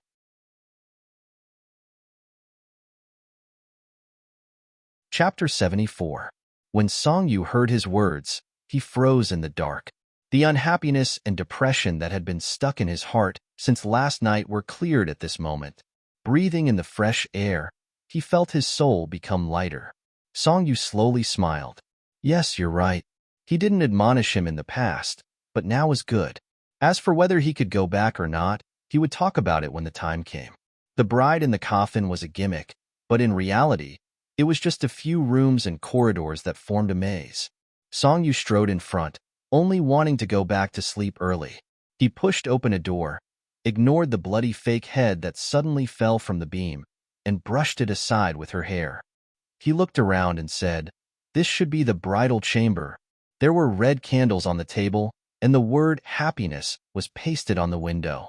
The quilt on the bed was messy, and there were black hair and blood stains on the floor. Song Yu went to turn the quilt over. When he got close to the bed, a pale hand covered in livor mortis reached out from under the bed and grabbed his foot. After shaking the quilt and pillow, Song Yu didn't even blink. He sucked on his candy and said, "Brother, don't. If you're a useless NPC, then stay down there. I'm busy looking for clues." Xie Sui laughed. Following him in was really not a gaming experience. Song Yu pulled out a letter from under the pillow. The words Clue 1 were written in the upper right corner. He opened it and saw a map. It looked like the layout of the haunted house. There was a winding trail of blood. It was probably the escape route drawn by the bride. He nodded. "Follow this path." When he went out, he ran into another group of people screaming and running out of the opposite room with pale faces. A girl was so scared that her legs turned to jelly. Tears streamed down her face as she was supported by another person. Song Yu raised his eyebrows and glanced at them. Lin Shuangqiu recovered and explained while panting, "It was a kitchen. We were halfway through when a body suddenly fell from the roof." Damn it. They were scared out of their wits, but the other group of people from number 13 high school were leisurely. From beginning to end, Yao Rui's gaze fell on Lin Shuangqiu. It was strange and disgusting. Lin Shuangqiu took out a piece of paper and said, "This is under the knife. There's a password on it. It should be used later." He probably had to find something in every room, but we only have 20 minutes. There are 10 doors here. Song Yu said, "Then let's split up." After saying that, he glanced at Yao Rui, his gaze as cold as a knife. Yao Rui whistled provocatively at him. After more than 10 minutes, 10 doors. Although each door was scary, in the end, there were only 3 clues, a map and 2 passwords. Following the map, they walked forward and arrived at a place to go downstairs. The stairs were very dark and narrow. In order to save time, they could only go down one by one. Lin Shuangqiu walked down, and Yao Rui immediately followed, wanting to be the next one. Song Yu grabbed his arm and said, "What's the hurry? Don't you know that handsome guys go first?" He was very strong. Yao Rui tried to move his arm, but he couldn't open it. He stared at him gloomily. Song-yu took a step forward and followed him down the stairs. After going down the stairs, they arrived at a very narrow corridor. It was pitch black, and only the faint red light of the surveillance cameras could be seen. It was too dark. Everyone felt a little guilty and began to discuss the original plot of Bride in the Coffin. Ma Xiaoding is indeed a liar. This is from the Republic of China. How can it be an adaptation of a real story? It seems to be a haunted house. The female owner was kidnapped and sold to a Ming Hun. She failed to escape, and her tongue was cut out, her eyes were gouged out, and she was buried alive in a coffin. After her death, she turned into a malicious spirit and took revenge on everyone in the house. I went to the groom's father's room. Fuck, there were 2 eyeballs in the drawer. The groom's grandmother's room is even scarier. She started playing music as soon as she went in. It was so scary. There were embroidered shoes in front of the bed. I didn't even dare to look at them. Bride in the Coffin. Don't tell me we're going to leave in a coffin. You're thinking too much. If it was such a crazy setting, it would have been ridiculed online. At the end of the map was a secret room.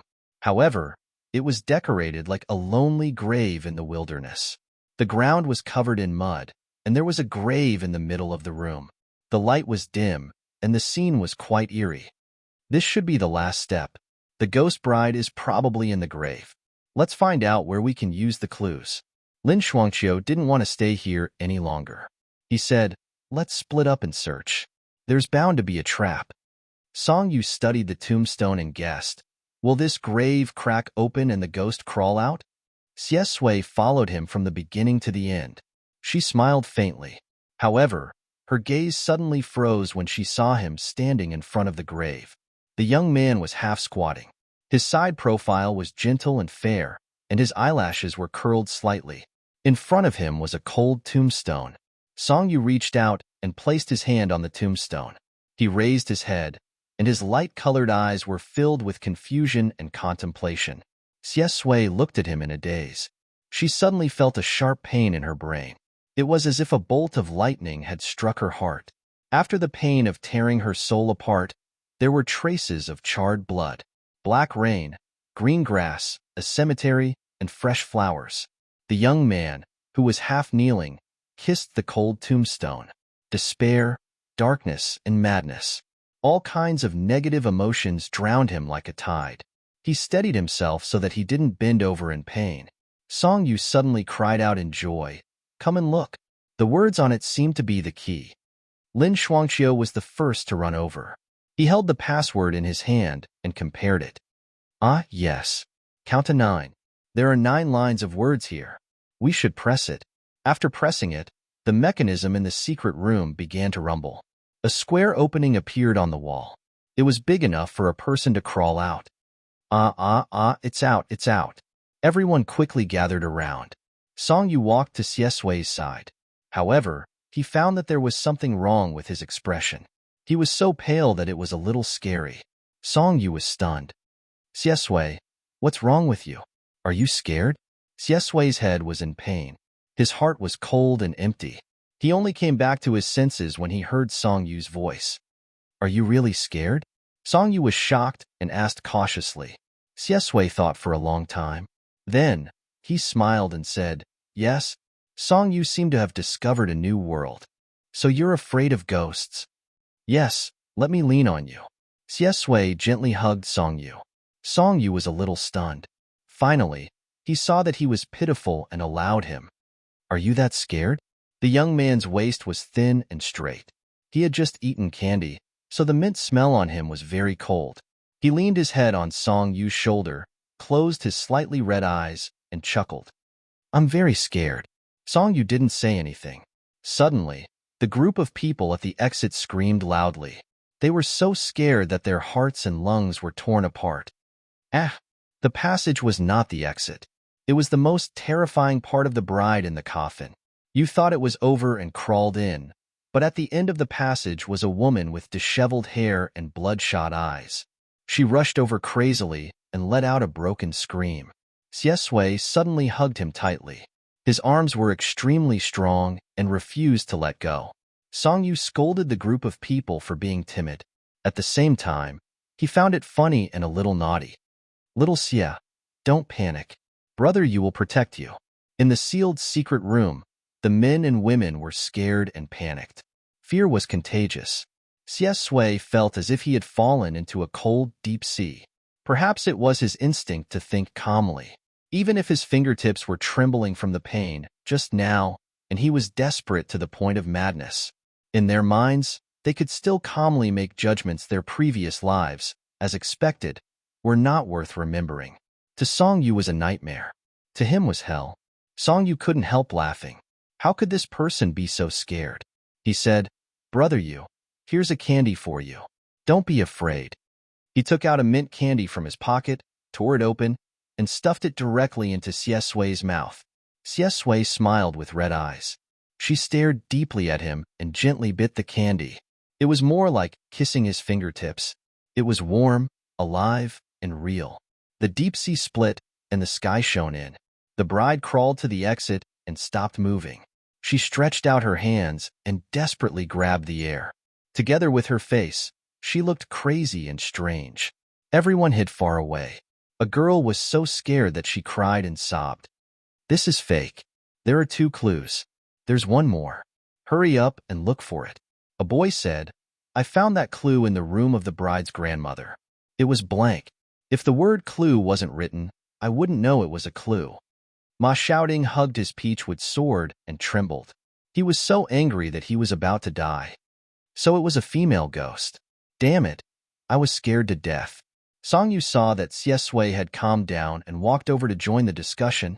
Where did you find the clue? The boy said, in a hairpin box. The box was empty.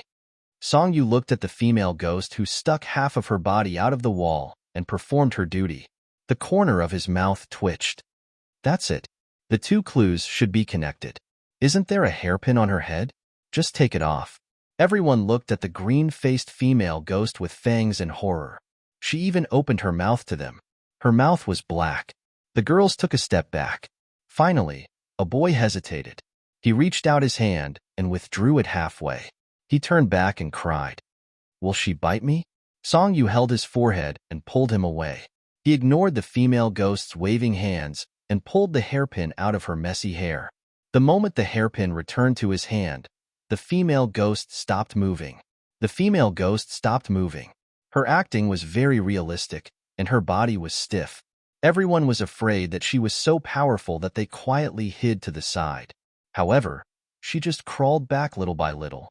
30 seconds later, a strange opera sound suddenly came from the secret room. The old man hummed a line from his mouth. It was strange and old. Cut off the tongue. Cut off the desire to eat. Gouge out the eyes. Cut off the root of evil. My pure and innocent wife, drained of all her blood, is going to marry my good son in the underworld today. Everyone sucked in a breath of cold air. Then, a projection appeared on the wall. It was an old woman with a ferocious expression. Driven by an unknown force, she stabbed the hairpin into her own throat. This was probably the whole story of the bride in the coffin. The projection ended. The wall separated and a corridor appeared. Outside was the exit. In the distance, they could see the amusement park's Ferris wheel. The staff was waiting for them outside and then said into the walkie-talkie, the bride in the coffin can start to clear out. It was dark inside. All kinds of blood and oppression were present. Finally, they were out. After everyone breathed a sigh of relief, they started to beat up Ma Xiaoding. None of your words are useful. Ma Xiaoding hugged her head. Don't hit me, I'll kowtow to you. The atmosphere was very cheerful. Everyone started to chat, and it was very lively. Lin Shuangqiu bent down to tie his shoelaces and fell to the back. Suddenly, she felt a hand cover her mouth. Then, another hand went under her skirt. When they were about to get out, she let down her guard and was not close to anyone. She was so angry that her eyes turned red. She struggled and cried out for help. Yao Rui laughed and said, I've been watching you for a long time. I have to do something for the last part of the journey. Before Yao Rui could finish speaking, he was suddenly grabbed by the collar and slammed against the wall. The action was fast and fierce. His head was dizzy from the impact, and he raised his head in astonishment, only to see Song Yu's cold and indifferent face. The youth said carelessly, I've been unhappy with you for a long time. I have to beat you up for the last part of the journey. Lin Shuangqiu stood to the side in a daze. The people from number 1 high school and number 13 high school waited for a long time. What they saw was an exasperated Yao Rui with bruises all over his face. Yao Rui's gaze wanted to tear off a piece of flesh from Song Yu's body. He said, "Fuck you, just you wait." On the way back, Ma Shouting asked in confusion, "Brother Yu, why did you fight with Yao Rui? Did something happen?" Song Yu closed his eyes to catch up on sleep. He walked too slowly and blocked my way. Actually, Yao Rui did not care about Song Yu. He was worried about Xie Sui. There was something wrong with the haunted house.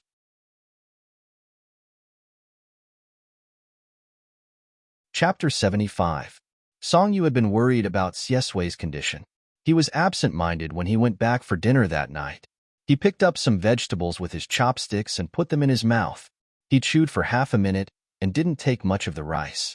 Grandmother Ming looked at him and shook her head. She sighed but didn't say anything. After eating perfunctorily and taking a shower, Song Yu rushed upstairs.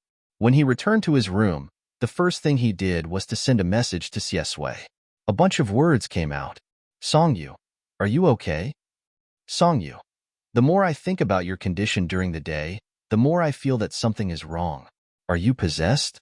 Song Yu, can you still sleep tonight? Song Yu, do you want me to play the Great Sorrow Mantra for you? Or I can call you and read you a paragraph about the core socialist values." His worry was about to show on the screen.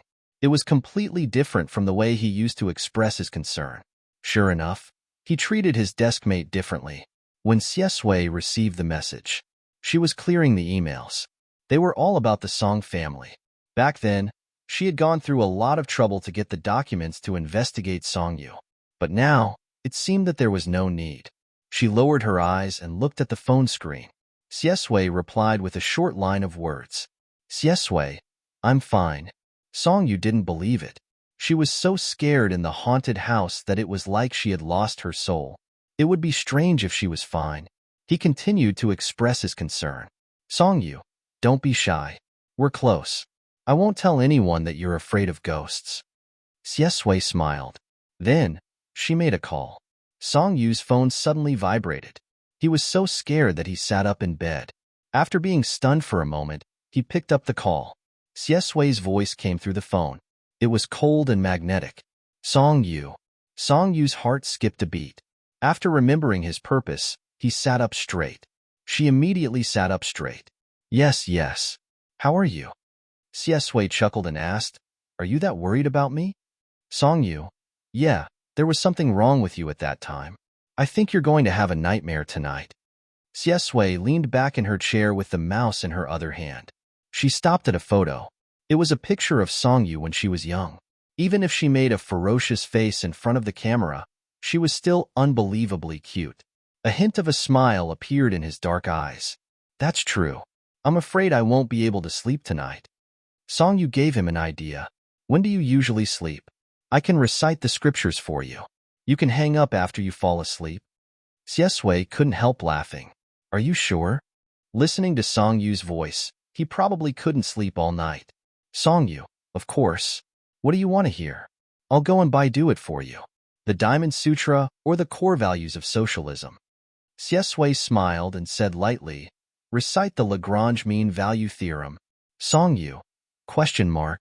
Song Yu, did Xie Sui do it on purpose?" Every time he heard these words, he felt particularly ashamed. It was a piece of dark history. He held the phone in silence for a long time. "Do you really want to hear it?" Yes. Song Yu's mouth twitched stiffly, but since he had already agreed, he couldn't go back on his word. He really got out of bed, ran to the computer, and do it. He muttered, "I'll recite it according to the encyclopedia. You'd better lie in bed now, put on your headphones, and try to sleep early. But how can you fall asleep listening to this?" Xie Sui stood on the balcony and looked down at Jing City at night. She listened carefully to the voice of the young man on the other side of the phone and said softly with a smile, "Go ahead." On the other side of the phone, Song Yu frowned. "Then I'll start." The Lagrange mean value theorem is also known as Lagrange's theorem. It's one of the fundamental theorems of differential calculus. The night was dark, and the moon was round and bright. The osmanthus flowers below the residential building bloomed, bringing a faint fragrance with the night wind. Song Yu's voice was clear and warm, dispelling the fear and despair brought by life and death, parting, and missing each other. Xie Sui stood on the balcony and looked down with a gentle smile on her lips. He put his finger on the railing and gently tapped it twice, as if he was recalling something after so many years. Then, within the open interval A to B, there was a point 3, greater than a but less than B. He recalled the first time they met by the water. Under the light, the handsome young man was as cold as frost. In the milk tea shop, when he was writing papers. Or in the quiet street, when he was pulled aside and said harsh words to someone. Shang Xia jumped down from the wall and fell into his arms. There were too many. Xie Sui said, "That's enough." Song Yu was finally freed from this torture. He breathed a sigh of relief and asked, "Are you sleepy?" Xie Sui said, "Yes, a little bit." Song Yu said, "Then hurry up and go to sleep." Xie Sui said, "Do you still remember what you asked me today?" Song Yu clicked his tongue. "I remember. I asked you if you were afraid of ghosts, and you said you weren't. That's a slap in the face, but it's not embarrassing. Ghosts and gods are mysterious things. Normal people are afraid of them." "Okay." Song Yu began to brag. "That's not right. I noticed that you didn't have such a big reaction to the heads and blood at the beginning. It was only when you saw the grave that you became afraid. Are you afraid of death?" Xie Sui smiled and said lightly, "I think I'm afraid of death." Song Yu was stunned for a second and began to comfort him. "Wow, don't worry. People will die sooner or later anyway. Don't worry. Why are we getting more and more philosophical?" Xie Sui didn't explain anything. His eyes looked coldly ahead, but his voice was very soft. "Okay, I'm not worried." He was almost whispering, and his voice was gentle. "Good night, Yu Yu." Yu Yu. Song Yu almost dropped his phone. His ears were slightly red, and he was embarrassed. "What are you shouting for?" In the distance, there were thousands of lights. The cold wind blew against the wall from below. Xie Sui lowered his head and let out a short laugh. This was the place where he first learned about life and death. When he was a child, the rainstorm that tore through the sky and the woman who jumped from it became a scene that he would never forget in his 2 lifetimes. Other than life and death, everything else in the world was trivial. In fact, life and death were also trivial. Now, he learned about it again. There was an old saying that described unchanging until death. It was called, "Until death do us part." Xie Sui turned off his phone and turned to walk back to his room. "Even death can't separate us. Brother, you didn't go find trouble with no. 13 high school, but Yarue sent himself to be beaten up? Main post, don't mention it. One of my friends is annoyed to death by his underling. He kept asking about Brother Yu's background, where he often goes, and said that he wanted to have a fight with him. Did he want to see if Brother Yu would care about him? 1L? The monthly exam is coming, and Brother Yu is in the library all day long. He doesn't pay attention to what's going on outside. He probably doesn't know. 2L. What kind of trash are those from number 13 high school? 3L. Don't talk about it. I heard that they're planning to block the entrance of the library in the afternoon and fight with Brother Yu. 4L. Fuck. Whoever offends number 1 high school will be punished. Call Miju Shurgong and tell him to protect my husband. 5L. Will it be okay? My husband just hurt his hand a few days ago. Woo woo. Song Yu did hurt his hand a week ago. When he was playing basketball, a dog suddenly rushed out of the field and scared him out of his wits. He fell to the ground and twisted his wrist. Everyone in the field was shocked. Xie Sui strode over with a cold expression and helped him to the infirmary. After that, he couldn't write for a week, and Xie Sui basically did all his homework. Needless to say, it was quite satisfying. From then on, his every move in the physical education class was monitored by Xie Sui, and he could no longer move freely. He finally removed the bandage and felt that he had completely recovered. However, Xie Sui even controlled the time he could write. He could only move his right hand for 2 hours and read for the rest of the revision time. The closer it was to the end of the semester, the more frequent the exams were. The monthly and weekly exams were continuous. Song Yu was physically disabled, but mentally strong. Every Saturday, he would go to the school library to revise. Of course, he would not let Ma Xiaoding, who was at the bottom of the class, be tortured by mathematics alone. The mathematics class representative had already given up and collapsed on the table. Ma Xiaoding went crazy. Logarithmic function, exponential function, and power function. How can they appear in the same question? What kind of love triangle is this? Song Yu said, there will be a parent-teacher conference after the final exam. Think about it. Ma Xiaoding was stimulated by the words parent-teacher conference and sat up again. But after looking at the question for a long time, he trembled and chose C as a blessing for their beautiful love. Ma Xiaoding put down his pen and said, don't mention the parent-teacher conference. Let's talk about something happy. Isn't the New Year's Eve party coming? Brother Yu, have you signed up? The New Year's Eve party had been prepared a month and a half in advance. The third year of high school was busy with their studies, so the first year of high school was the focus.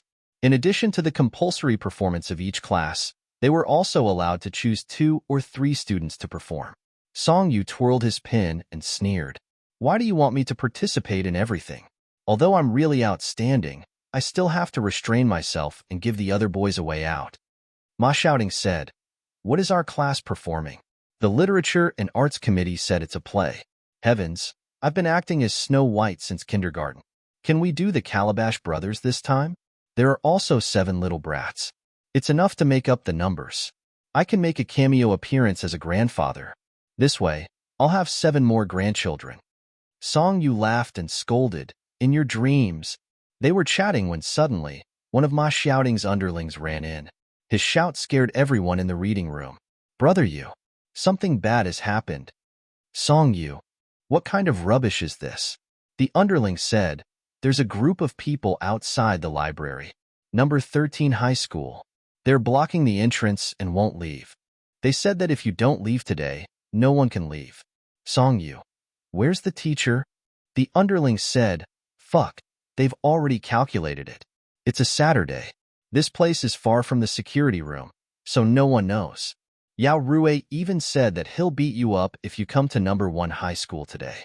Song Yu couldn't bear to look at him. There's something wrong with his brain. He put down the book in his hand. He had just finished revising a chapter and was very bored. After getting injured, he felt that he had been stifled for a long time. Now, he urgently needed to prove himself. Song Yu stood up, strode out of the reading room with his long legs, and bumped into Xie Sui, who had brought the book over for him. Their eyes met. Xie Sui smiled. Where are you going? Song Yu.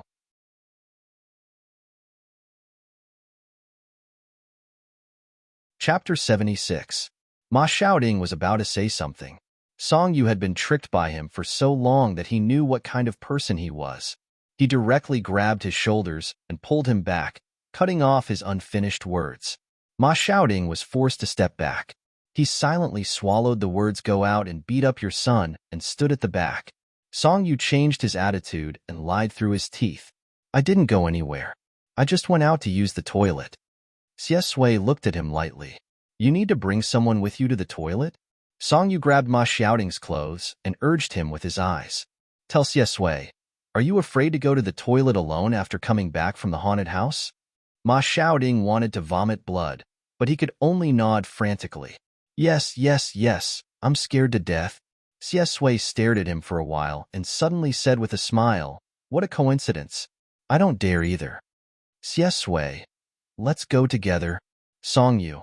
Of course, it was impossible for the 3 of them to really go to the toilet. Xie Sui walked in front, but he was not walking in the direction of the toilet. His long legs stepped down the stairs and walked directly to the main entrance of the library. Song Yu was exposed and felt a little embarrassed. After coughing, he explained the situation to him. Do you still remember Yao Rui, who was beaten up by me for blocking the way? This time, they took advantage of Saturday and openly bullied you. Can you stand it? In any case, I can't stand it. So, he was not deliberately looking for trouble. Xie Sui looked at him and said in a cold and mocking tone, Oh, so the school bully is going to fight for justice again? Song Yu explained, No, actually, I've never acknowledged this school bully. Xie Sui, I think you're quite wild when you fight. Song Yu, you only see me fighting? Can't you see that I study day and night? Xiesui, didn't I tell you to go to bed early? Song Yu, don't change the topic. The two youths were chatting in the corridor. Ma Xiaoting felt that she was just there to make up the numbers. She was like a light bulb, big, round, and not bright. There was also a reading room on the first floor. Now that things had turned out this way, no one was in the mood to study at all. They pushed each other and came out to watch. The people from number 13 high school were blocking the entrance. Yao Rui sat on the steps and lit a cigarette with a lighter.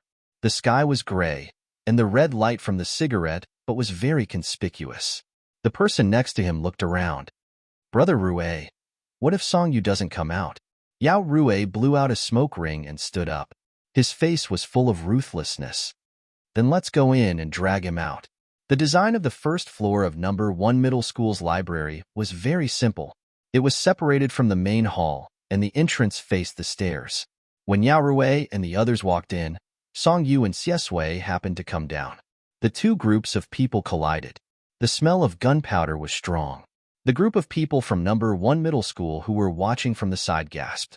Yao Rui's eyes turned red when he saw Song Yu.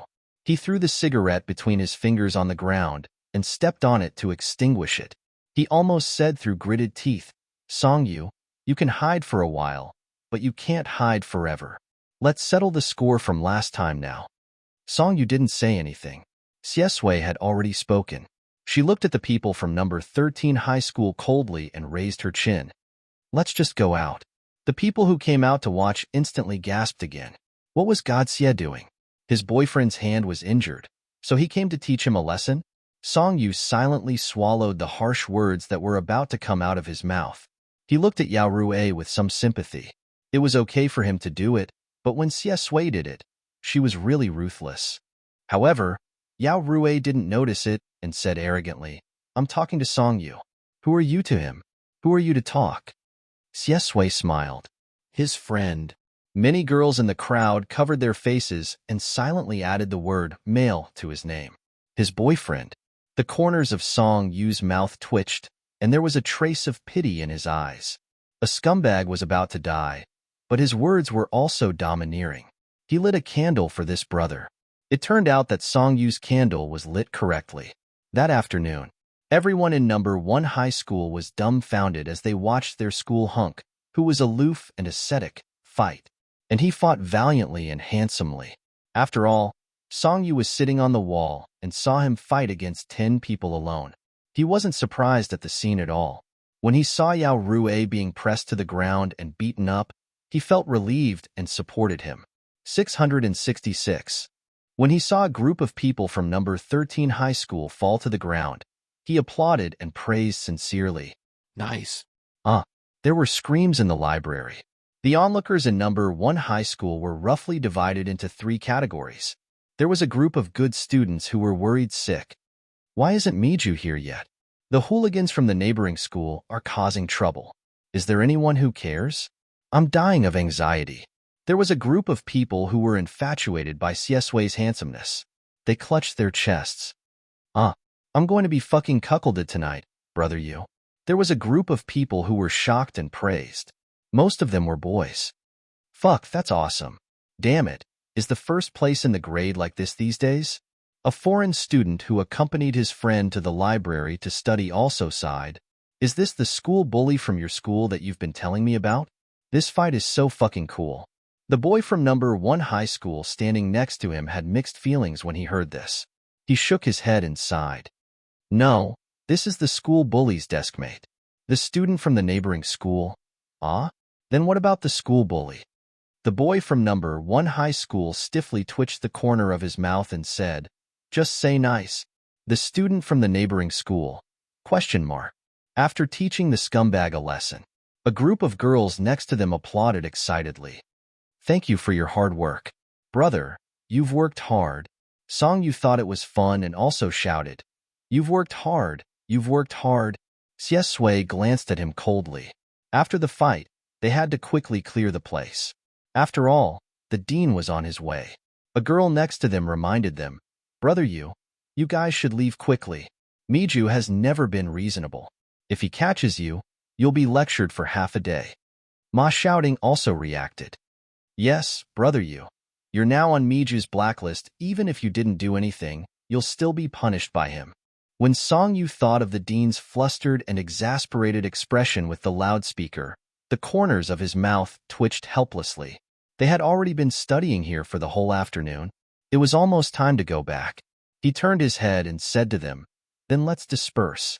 You guys didn't see anything. Just treat it as if a group of people from number 13 high school came to the door to perform a suicide act." Everyone laughed out loud, but since the school bully had spoken, they didn't dare to disobey. One after another, they walked back to the reading room. Song Yu had just pulled Xie Sui to the entrance of the library when he realized that it had already started to rain outside. The drizzle shrouded the teaching building in fog. Ma shouting said obsequiously, "Oh, brother Yu, wait for me. I'll go and borrow an umbrella for you." Song Yu said, "It's not that troublesome." Time was of the essence. He pulled Xie Sui and rushed into the rain. Ma shouting hurriedly ran over with her eyes wide open. She stood at the entrance of the library and shouted, "Brother Yu umbrella." Accompanying her voice was the dean's flustered and exasperated roar. Along with the sound of the loudspeaker, it came from another direction. "Where are the people from number 13 high school? Did Song Yu cause trouble here again?" Song Yu raised the corners of his mouth. When would old Tian realize that he was a man that he couldn't catch up with? He stopped running and wanted to turn around and wave at Ma shouting to show off. "Remember to help me tell old Tian hey." Unexpectedly, there was a concave puddle in front of him. He almost stepped into it, but Xie Sui pulled him to the side to avoid it.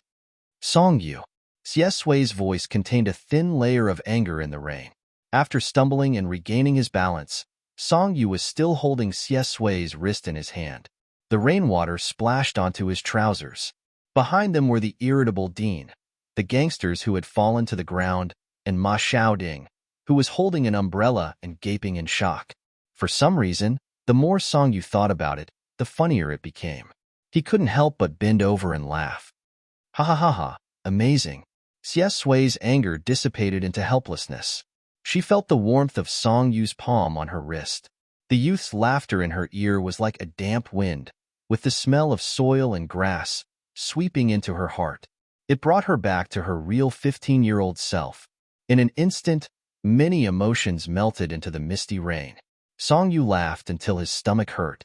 He said to him, "You know, I just heard that I have another persona. It's called the edge of a nice school bully." He was really amused by this and laughed until tears came out of his eyes. Thinking back to what happened just now, it was indeed true. Xie Sui was the one who fought and acted cool. He was just a salted fish. He held back his laughter and looked up. His eyes were bright. He said seriously, "Brother Xie Sui, you've worked hard." Xie Sui looked into his eyes. The words that were about to come out of her mouth stopped. Her thin lips were pursed into a line. Old Tian refused to let him go. After handing the group of people from number 13 high school to the security room, he ran over with an umbrella. He chased after her with an umbrella and shouted through a loudspeaker from afar, "Why are you running? Song Yu. Who else can mess with number 13 high school other than you? You'll be reciting your self-criticism under the flag on Monday." Song Yu complained, "But I can't let you catch me and delay my study time at night. Let me have a good weekend first." After saying that, he grabbed Xie Sui and hurried away. "Let's go." The dean was so angry that he stomped his feet. "Song Yu." The wind and drizzle wet his black hair. Song Yu even turned around and whistled at him, waving his hand. It was provocative. "See you on Monday, teacher." He was unrestrained, like the grass before spring. When he was young, Xie Sui stared at his side profile. Finally, she couldn't help but laugh. The frost in her eyes melted. It was as clean and gentle as the moonlight on the sea. He said softly in his heart, "That's it." The layers of black mud in his soul seemed to be washed away by the misty rain. He never knew that he could let go of something so easily. However, it didn't seem to be important. In his previous life, they might have missed each other. They might have been strangers. They might have regretted it. They might have been separated by life and death. But in this life, he was still by his side. It was not too late. What's past can be chased. He finally got rid of the dean and stopped at the bus stop. Song Yu. He called his name softly. The smile on Song Yu's face hadn't disappeared. He tilted his head in confusion. What's wrong? Xie Sui looked down and said lightly, don't dream in the future. Song Yu? Question mark. He was stunned for a moment. He didn't know whether to laugh or cry. You're quite a busybody, Xie Sui said again. Don't dream of me again. Song Yu stared at him with wide eyes. Although he was the one who gave the order, hearing it from Xie Sui's mouth still made him feel angry and embarrassed, as well as some strange emotions. What do you mean by don't dream of you again? Is that what I want to dream of? That's not right. Song Yu reacted. Didn't you say you didn't believe me? Xie Sui said, you've always thought that I didn't believe you. Didn't you dream of me as a nightmare? He stared into Song Yu's eyes, smiled, and said softly, the dreams are all fake. Open your eyes. The last sentence seemed to be whispered to himself. I will always be by your side.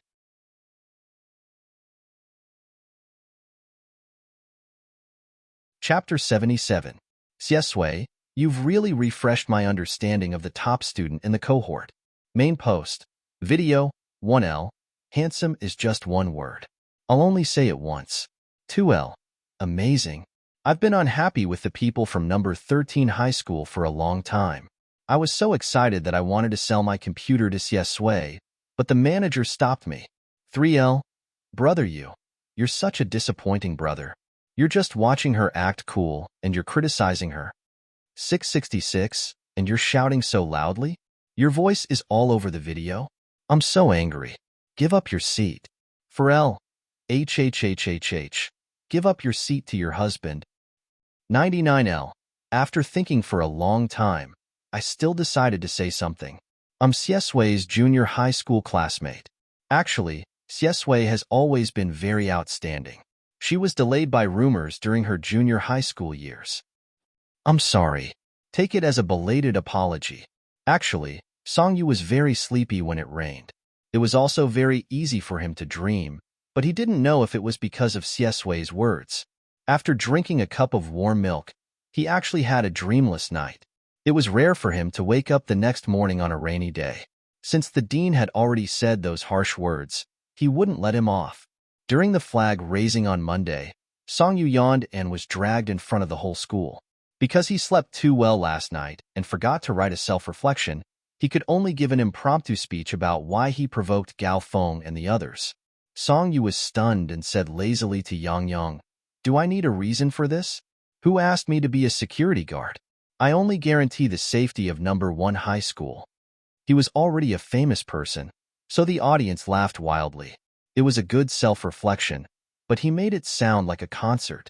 The dean was about to die of anger. He handed the microphone to the dean. The dean said with a sullen face, what do you feel? He should be embarrassed to be punished in front of so many people. Song Yu was stunned for a few seconds. What I feel? The microphone's sound quality is quite good. The view on stage is spacious, and the live effect is also good. Thank you, teacher. I'll come again next time. The dean. If he had a heart disease, he would have died already. Next time. I dare you to do it again. He decided to remove Song Yu's name from the blacklist and create a death list just for him. Of course, Grandmaster Miju's name had never been added to the list. After all, Song Yu didn't like to make trouble. He came to Jingxing number 1 middle school just to study quietly. It was already winter. Class 1's New Year's Eve performance was finally decided. It was a stage play, Cinderella. The Literature and Arts Committee was looking for a list of actors. Cinderella was cast by Liang Yingying, and Jiang Chunyan got the role of the evil stepmother as he wished. The rest of the evil sisters, fairy godmothers, and various small animals, as well as the king and the ministers, were all given to the others. Only the prince was left undecided. Everyone looked towards the middle of the 4th group. Ma Shouting scratched his head in embarrassment. Why are you all looking at me? You want me to act as a prince? Actually, it's not impossible. It's just that I already have the role of a little mouse. The Literature and Arts Committee hit him on the head with a book. Go be your mouse. Her gaze fell on the 2 influential figures in front of her. She smiled and said, Brother Yu and God Xie, You two are so handsome. One of you has to play the prince. The others chimed in, yes, we can't waste resources. After winter, Songyu still wore a t-shirt under his school uniform for a period of time. He pretended that he had caught a cold. He was woken up during class. He glanced at them and said in a nasal voice, "Don't look at me. I don't want to play the role." The Literature and Arts Committee sighed and turned to Xiesui. "God Xie, if you play the role, we will definitely shock everyone." Xiesui saw that Songyu was awake and took his medicine. She didn't have time to reply to the Literature and Arts Committee. She said casually, "No." She held the cup with her slender hand and put it directly to Songyu's mouth. After Songyu took a sip of the medicine, his face instantly scrunched up. Because it was too bitter, he turned around and coughed while leaning against the wall. "What kind of medicine is this? It's too bitter. Did you poison it?" Xiesui raised her eyebrows. "You're quite delicate." Songyu was dissatisfied. "Take a sip." Xiesui sneered. "I'll take a sip and then feed you?" Songyu was already like a sick cat. He was listless, but when he was rebuked, he instantly exploded. "I told you to try taking a sip. Who wants you to feed me?" "I won't eat even if you feed me." Xiesui stuffed a piece of candy into his mouth and stopped him from speaking. The fruit candy was very sweet and diluted the bitterness in his mouth. Songyu wanted to spit it out, but after tasting it, it tasted good. So he closed his mouth and kept it in his mouth. The group of people who were watching their interaction and conversation, they felt hurt. The sports committee member stood beside the arts committee member and said, "If you can persuade Brother Yu to play Cinderella, then God Xie will probably agree to play the prince." The arts committee member wanted to cry but had no tears. "Look at Brother Yu. Is he someone who will be persuaded?" The sports committee member thought for a moment and suggested, "Persuade him with your emotions." The arts committee member said, "I don't know if I can persuade him, but I know that I will definitely be beaten up." The two of them looked at each other speechlessly. Tears silently flowed back into their hearts. However, no one dared to provoke them. In the end, the prince chose a tall and thin boy. Everyone was involved in the New Year's Eve party. After going around in circles, Songyu was finally given the position of director. The arts committee member said, "Brother Yu, with you in charge, no one will dare to disobey. Our class will be very efficient." Songyu raised his eyebrows. "Am I that scary?" In the end, he was bored and took on this task. The rehearsal place for the stage play was backstage. Songyu was very qualified as a director. After all, he was a man who took everything seriously. He sat at the side with the script and watched the rehearsal attentively. On the first day, Brother Yu, who had once debuted as a bully, showed his ample talent in arguing. He started his one-man show. "Quick, give Cinderella a little widow visiting a grave to set the atmosphere. Don't let her laugh so happily in front of her father's corpse. Look at her kind eyes and gentle expression. I suspect that in order to be a good stepmother, our classmate Jiang stays up late every day to read the parenting encyclopedia. A mother's love is great. Ma shouting, do you still lack a tail? Squeak a few times. You can walk upright and have already become a spirit. You don't have to treat yourself like a mouse anymore. Speak slowly. You didn't rent your mouth. Don't be in a hurry to return it. Is this line too hot?" The arts committee member. If they didn't get first place in the competition, they would be letting down Brother Yu's sincere teachings. There was a bottle of mineral water beside Songyu. Everyone had already figured out Brother Yu's habits. When he drank water, it was definitely not a good thing. As long as he unscrewed the bottle cap, the air would instantly freeze. When he finished drinking and put down the bottle, everyone wished that they were deaf. At 7:00 in the evening, the rehearsal ended. Songyu was also preparing to leave and began to put on his coat. Ma Shouting walked forward and asked eagerly, "Brother Yu, how was my performance at the end of the day?" Songyu glanced at him. In the stage play, the other animals were enthusiastically helping Cinderella with the housework. In the whole audience, only Ma Shouting really treated himself like a mouse throughout the whole process. He stood at the side with his hands folded and felt good about himself. Songyu said lightly, "Pretty good." Ma Shouting was overjoyed. Songyu put on his school uniform and walked out of the door. Sneaky eyes, true to myself. Ma Shouting, Song Yu walked out of the rehearsal room, but in the corridor at the door, he met the person he didn't want to meet the most in the entire first high school. Chinemo leaned against the wall. His temperament was still as gentle as ever. He looked at him with his amber eyes and smiled. Song Yu, you finally came out. Song Yu looked at him coldly. He couldn't even be bothered to ridicule people he didn't like. He walked forward with a frosty expression. Chinemo stood up straight and looked at ease. I think we need to talk. After all, we will often meet when we return to a city in the future. Now that our relationship is strained, it will be very awkward for our parents. Ma Shouting followed him out. When he saw a handsome boy pestering Brother Yu, he instantly choked on the words in his mouth. Song Yu found it funny when he heard him talking about his parents. Please don't think too highly of yourself. My dad is not as weak as you think. Chinemo had been investigating Song Yu these days. Of course, he had some understanding of his personality. Song Yu's retort was expected. He wasn't angry. Instead, he smiled. His gaze was gentle, and he seemed a little distressed. I don't know why you are so hostile to me. We haven't met before, have we? Song Yu didn't want to talk to him anymore. He walked straight ahead. Ma Shouting was full of hostility towards Chinemo from the beginning. After following Song Yu out of the auditorium, he asked, Brother Yu, who is this? Song Yu's reply was simple and cold. Idiot. Ma Shouting breathed a sigh of relief and whistled. That's great. I thought God Xie would have another love rival. Song Yu stopped in his tracks. The corners of his mouth twitched, and he turned around. What did you say? What love rival? Ma Shouting was silent. In fact, he was just joking. After all, the entire number 1 high school knew that the two influential figures in Class 1 were together every day. Of course, they weren't as excited as the girls, who were as excited as if they had taken drugs. The boys' evaluation was very serious.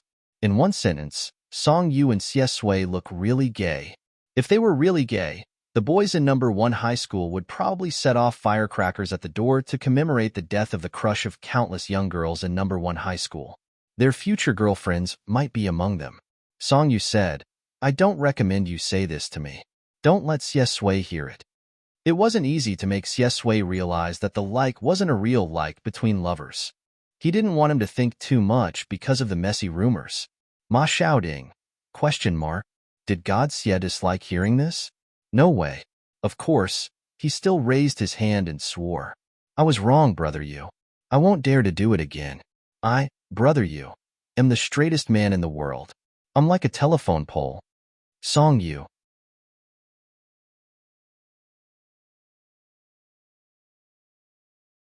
Chapter 78. The New Year's Eve party and the final exam came together. After a semester of hard work, Song Yu felt more relaxed in the end.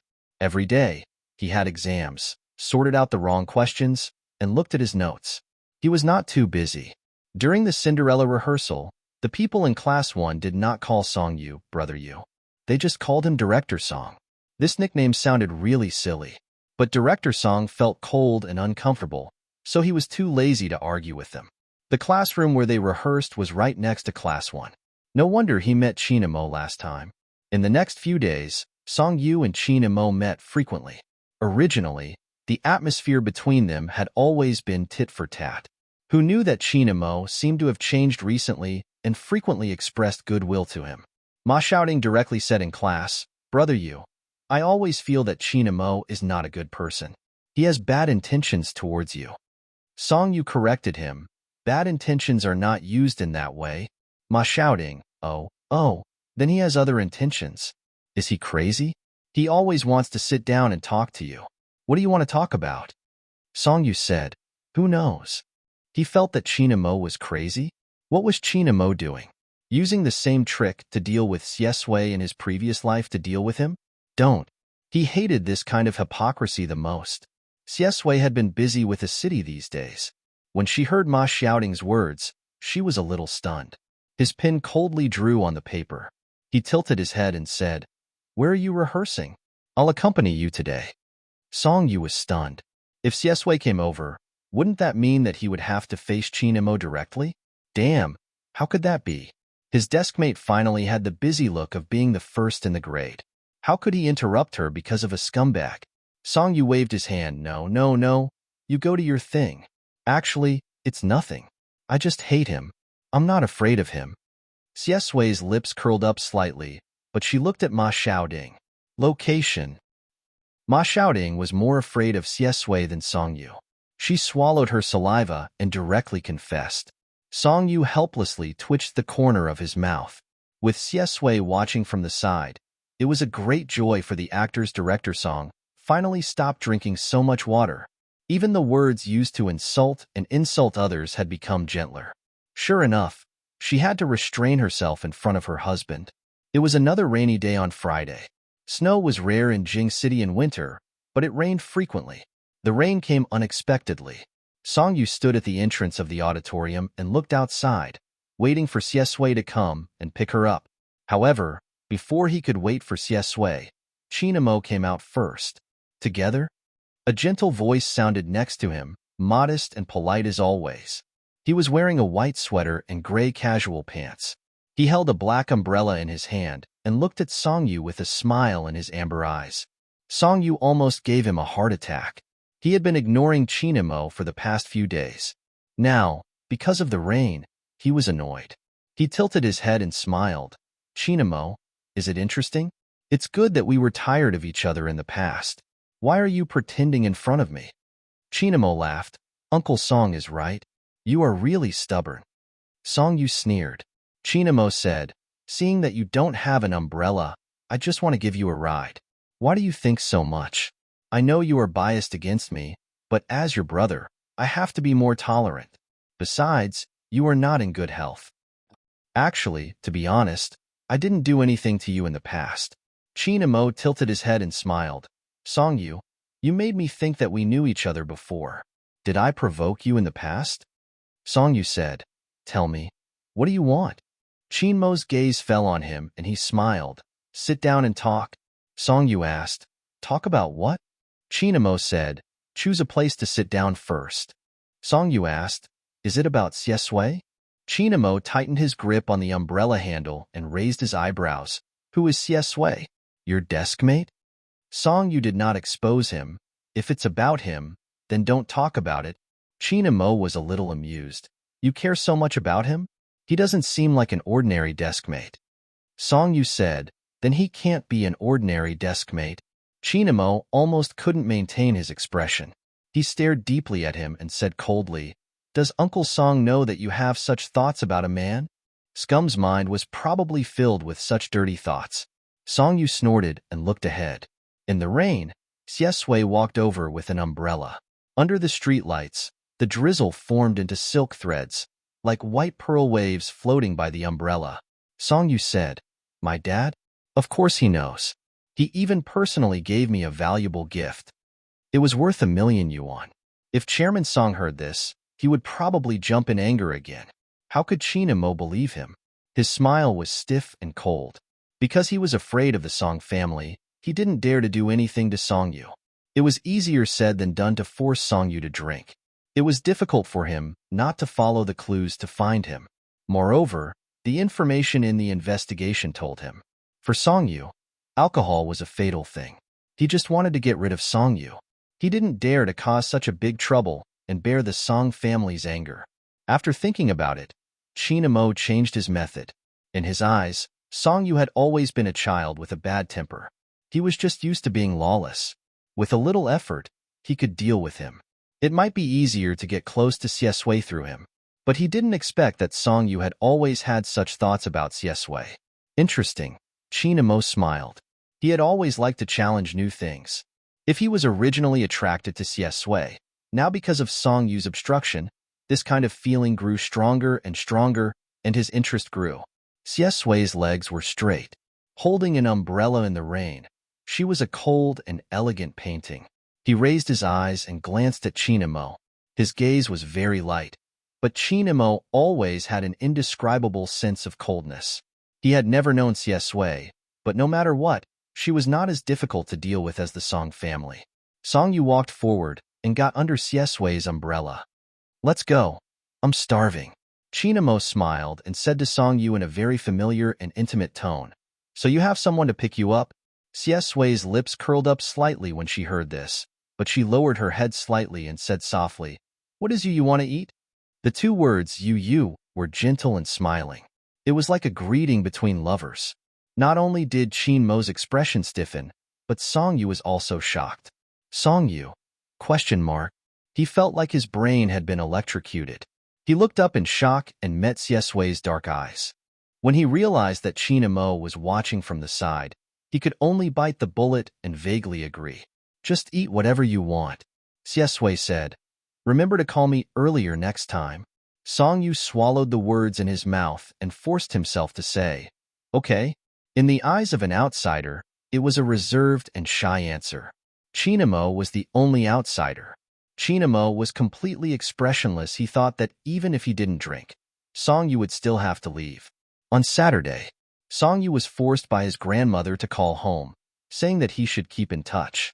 In fact, the only one who answered the phone at home was Song Weining, who had nothing to do.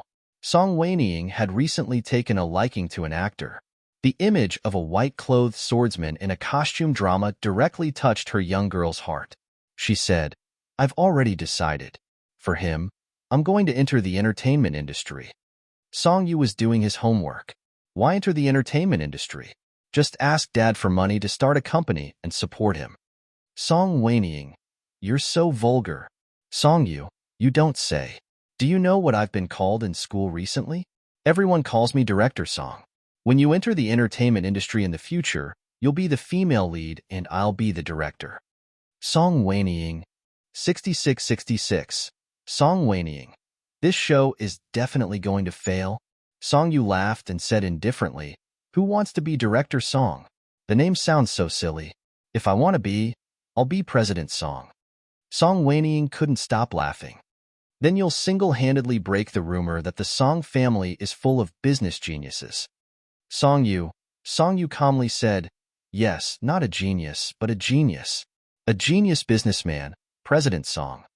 At this point, the pen in his hand paused. He was slightly stunned. The future, something that he had never thought about when he first came to this world, had he unknowingly begun to plan for it? Song Weining laughed until tears were about to come out. "Ha ha ha ha ha, don't be a genius businessman, President Song. I'm afraid that you're a genius money giver who opens and closes one company after another." The two of them chatted for a while. Song Weining told him about what had happened in a city recently. "I'm puzzled. Why do all the scumbags these days end up with both fame and fortune?" "No, I said the opposite. It's probably only men with both fame and fortune who have women chasing after them. Who would have thought that the person who scummed Aunt Sue back then was actually Siesinian?" Song Yu's eyes widened slightly. "What? That's not right. Didn't this plot appear a little too early?" Song Weining sighed. "You didn't expect it, right? Mom didn't expect it either. Aunt Sue was a famous beauty in a city back then, but she was actually ruined by Siesinian just like that. I heard that she was even tricked into becoming a mistress. However, Aunt Sue's personality really made you helpless, so you didn't say anything and just wallowed in depression alone. In the end, she even directly cut off contact with everyone and disappeared. Now I've finally figured out what happened. Aunt Sue was too miserable. She was forced out of a city by Qin Xiuyun. The surveillance video is out. Alas, how can there be such a vicious person? I say, she's the first wife. Why did she have to be so ruthless and private? Is there something wrong with her brain?" As for what happened in the surveillance video, Song Weining felt a heart attack when he mentioned it. "What do you think is this? The biggest mistake is Siesinian, right? But this is the Xie family's grudge, and others can't say anything. Siesinian pretended to be deeply in love and crazily asked the Su family about Aunt Sue's current whereabouts, but the Su family refused to say anything. They wanted him to give everyone an explanation first. It seems that Siesinian is planning to divorce, and the Su family also plans to sue Qin Xiuyun. The whole A city is watching the show." Song Weining sighed. "I haven't seen Aunt Sue, but the Song family seems to have some friendship with her after Mom married. I can't say it in front of her, so I'll say it in front of you. She and Qin Xiuyun are both miserable. One is miserable because she's naive and sweet, while the other is miserable because she's black-hearted." Song Yu's whole body was cold, but his mind was thinking, Is the Xie family looking for Aunt Su now? But Aunt Su is dead. Now, only Xie Sui is left.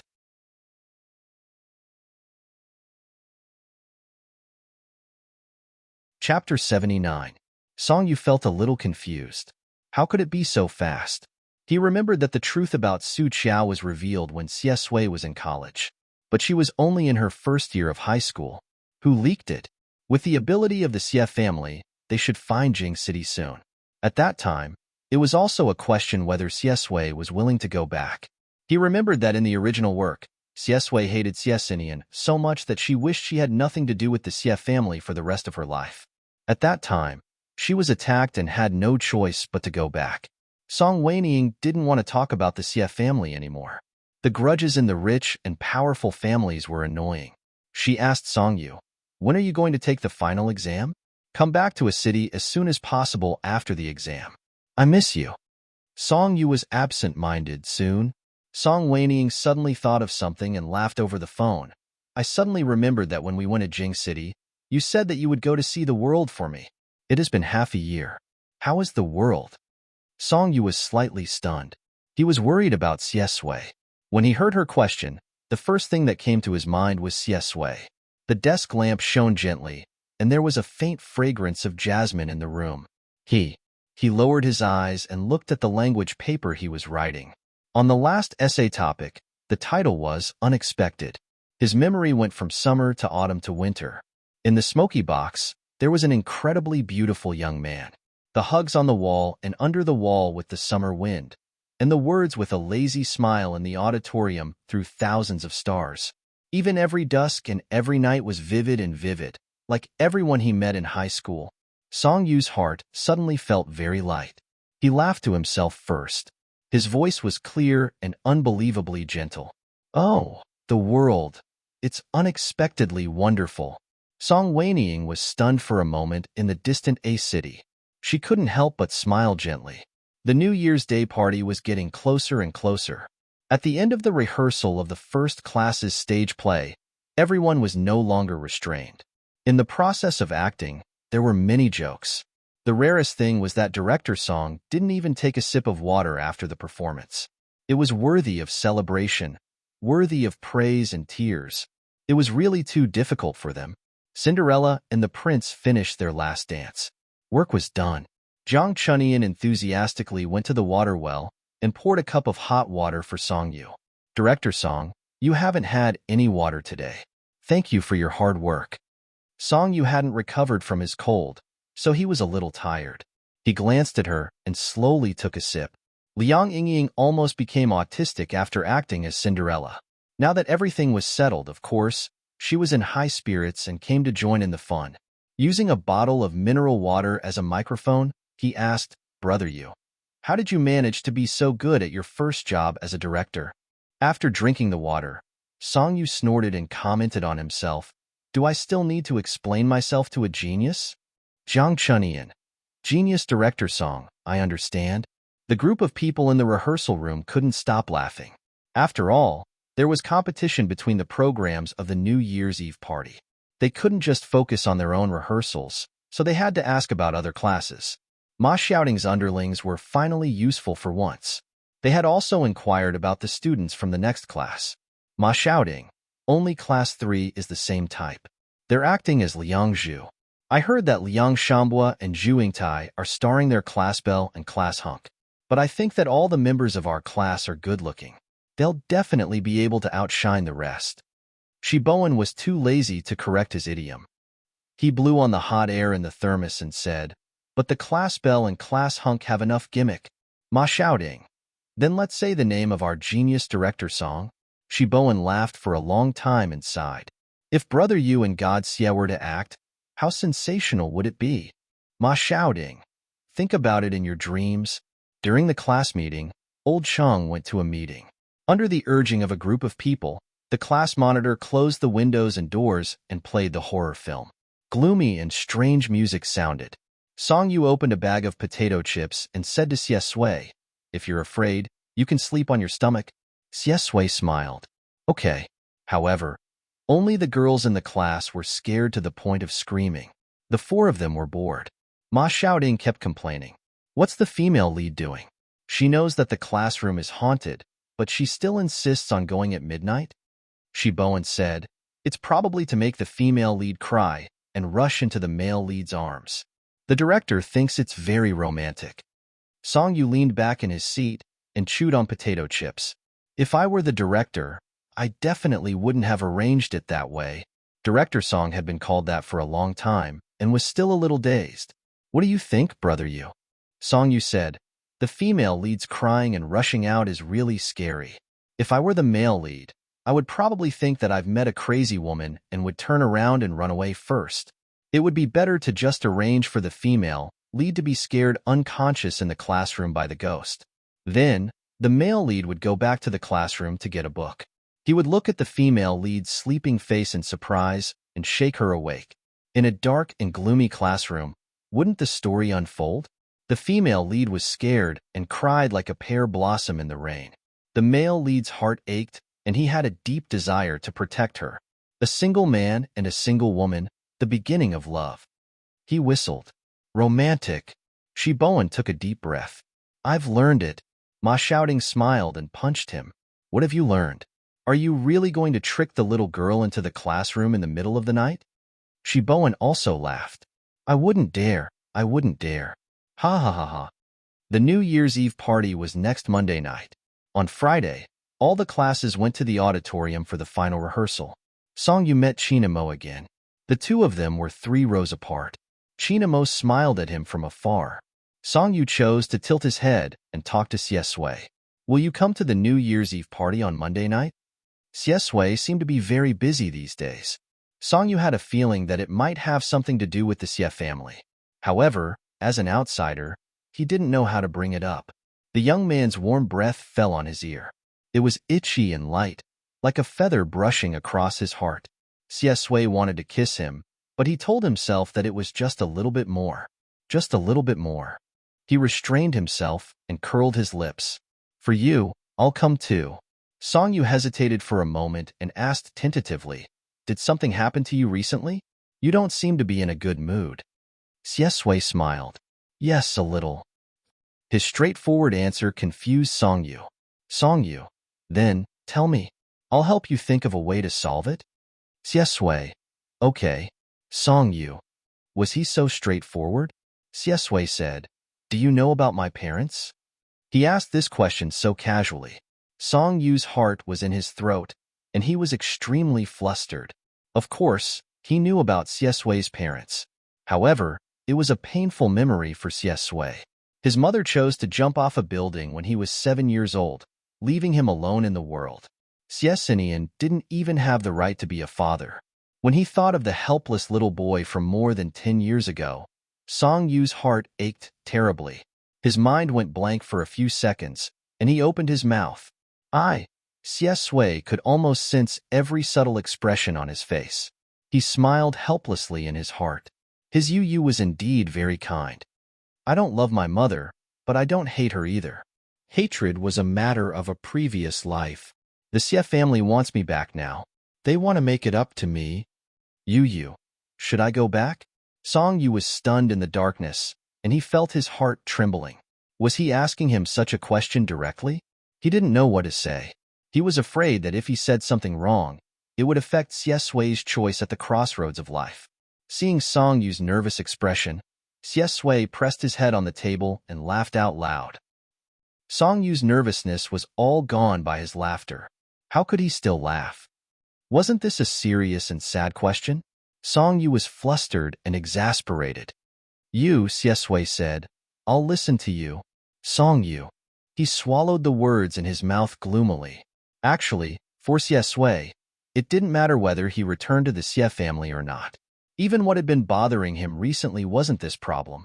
He finally knew the source of Song Yu's illness. He drowned on a private island at the age of 6 on a stormy day. What a coincidence. That island was the place where he shot and killed Zhao Ziyu in his previous life. He almost forgot how he got on the island, but he knew that. He was definitely not forced.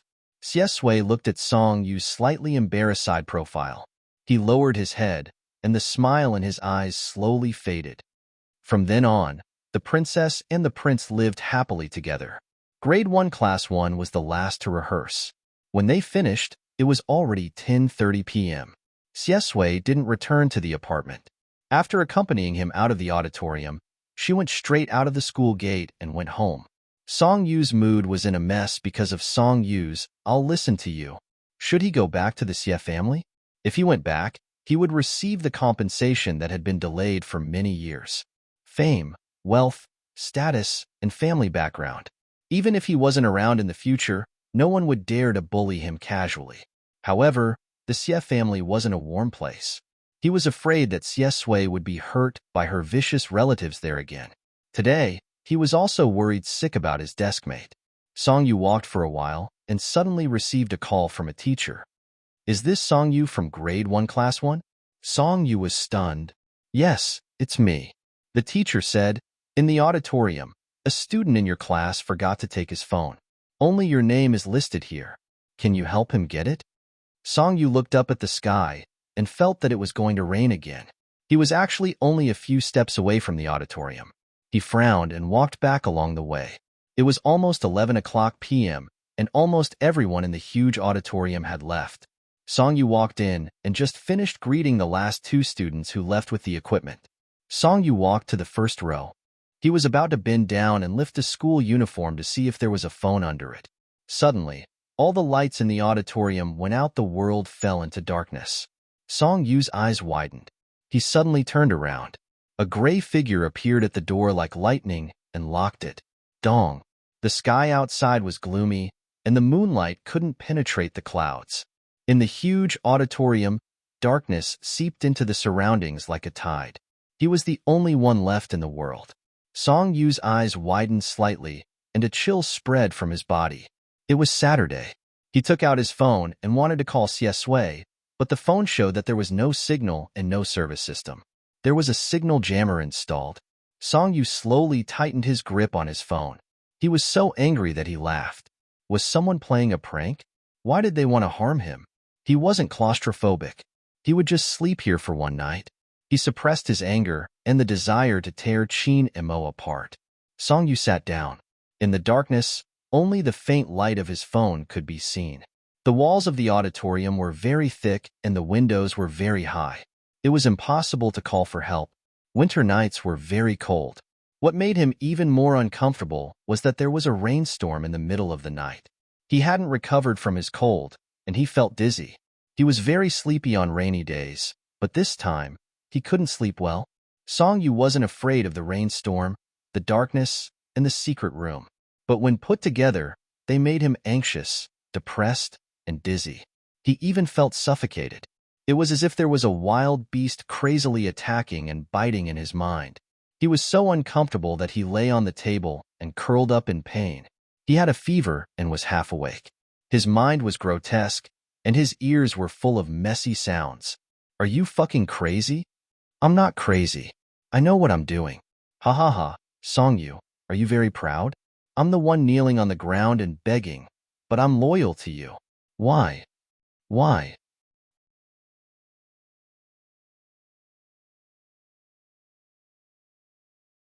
Chapter 80.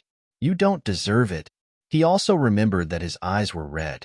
In the narrow and dark room, he grabbed the man's collar and punched him with all his strength.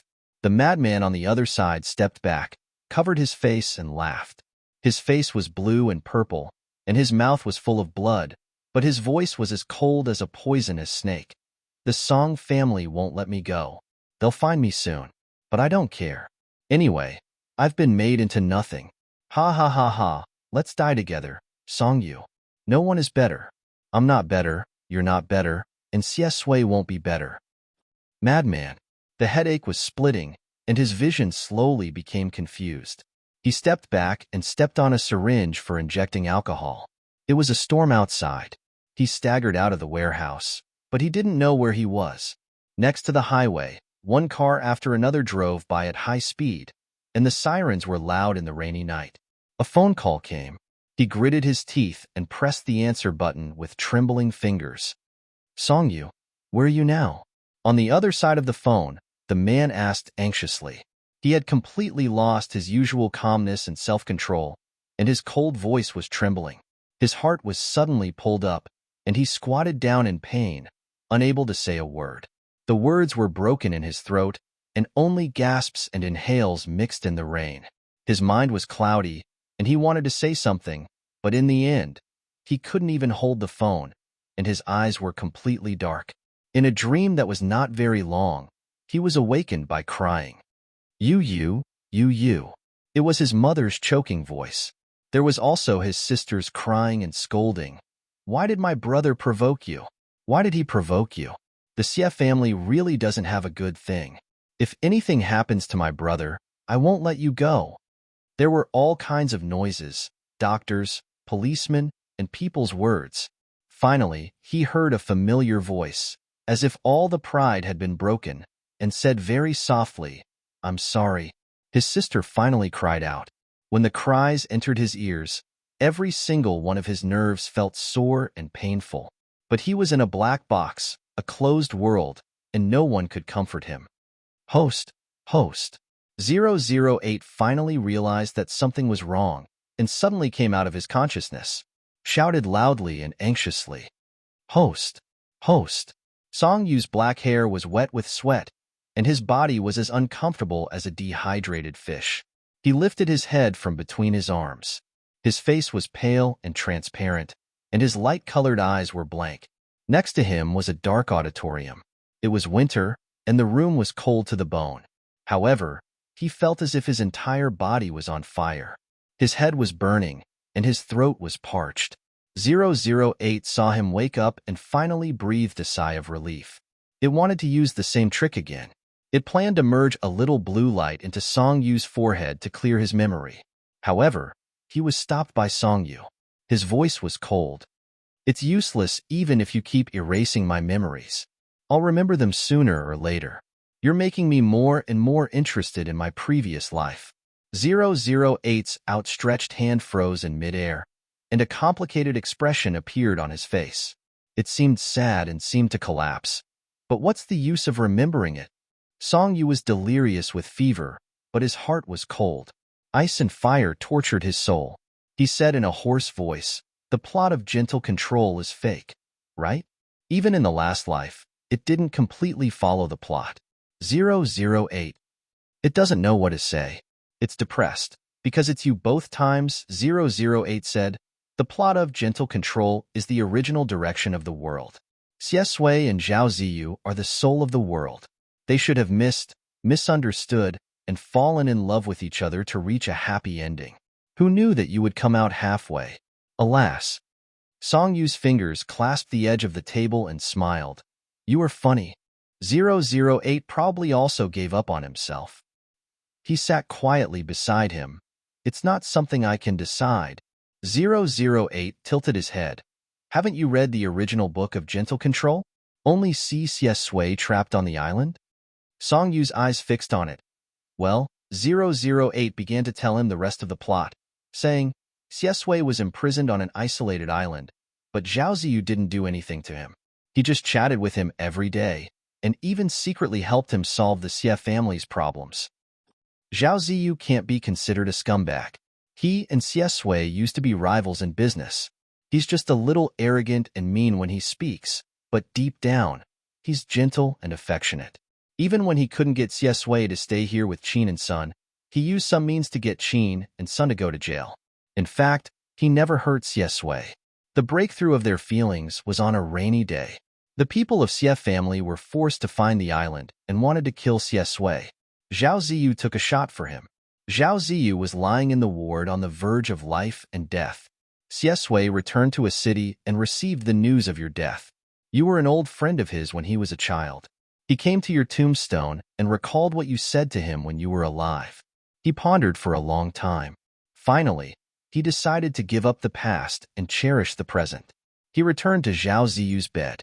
That's how they began to love each other. Song Yu kept laughing, sarcastically and jokingly. You're dreaming. 008 took a deep breath and said, Yes, we're dreaming.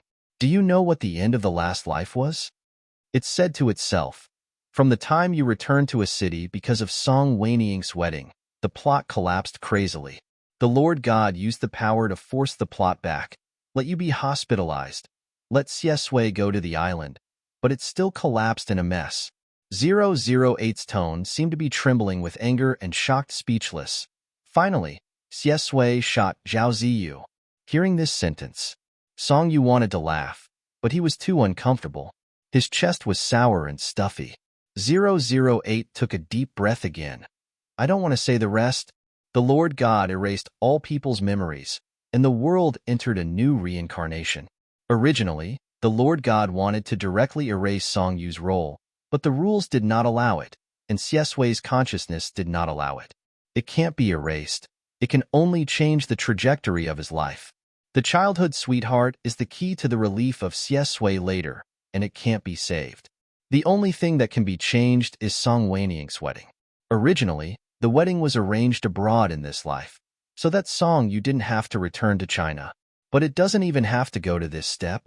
When Song Yu was 6 years old, on the same island, the crazy rainstorm reminded him of the cause and effect of his last life. The Lord God was afraid of causing more changes, so he sent Song Yu's soul to another world, and let it enter Song Yu's body and finish the rest of the plot for him. Even in order not to arouse other people's suspicion, it was silent and autistic to block itself. But who knows, Song Yu is back. Song Yu couldn't laugh at all. He had a fever, lay on the table and murmured, "So in the last life, what was the relationship between me and Xiesui?" He recalled the fragments of his dream, the childhood sweetheart, the glimpse at the banquet, the reunion in the ward abroad, and the phone call in the rain in today's dream. There seems to be a long way missing in the middle. Was it forgotten by yourself that night? 008 dare not say their relationship in the last life, only vaguely said, "You should be a friend who never forgets for him." Friend? Song Yu was a little confused. She repeated the word. 008 braced himself and said, "Yes, the friendship of childhood is always precious. Xiesui cares about you." Song Yu. "Oh," 008 said bewitchingly. "In fact, it's the real world inside and outside the book. Who knows the world they are in? In another world, it's not a book. Maybe the same love and hate happen, and there's the same destiny that you don't know. Song Yu, think about it clearly. This world is just the memory of your last life. You just came here because of an error. It's all over in the last life. There's no need to cling to it. Your root in this life is not here. Do you remember Songlan? That's your real home in this life." Song Yu pursed his lips. 008 ruthlessly brainwashed him and said, "You will leave sooner or later." Song Yu, "Is it?" 008, "We will send you away right away. Now it's unnecessary to follow the plot. As long as Xiesui and Zhao Ziyu love each other, it's fine. Since you have to leave sooner or later, you should be careful, and Xiesui is destined to fall in love with Zhao Ziyu. They were born with the power to attract each other, just like Chinamo can't help falling in love with Xiesui. When Zhao Ziyu appears, Xiesui will fall in love with him, too. The same proud son of heaven, the same outstanding, the same smart, they are tit-for-tat enemies, and the last people who love each other deeply and spend their lives together." Song Yu's internal organs were in pain. His voice was very low. He snorted and said, "They love each other so much that they shoot first?" 008. He can always be directly angry with Song Yu. 008 was furious. Last life was an accident. Xiesui is a person who will fall in love with each other after a long time. There is not enough time for them to know each other. But it's undeniable that they are destined to be soulmates. When Song Yu heard the word soulmate, it was extremely ear-piercing. He was confused by the fever, but he was too lazy to sneer at Yang Yang. "Come on, why is their love so unstoppable? Why do you keep emphasizing that I don't want to be with Xiesui?" 008. 008 said stiffly, "Because I'm afraid you'll be too sad when you leave. It's for your own good." How could Song Yu believe him? He weakly hooked his lower lip, lay on the table with a pale face and murmured, "I'm sorry." In the dream, Xiesui's "I'm sorry" was like a thorny vine, wrapped in his heart, painful and sad.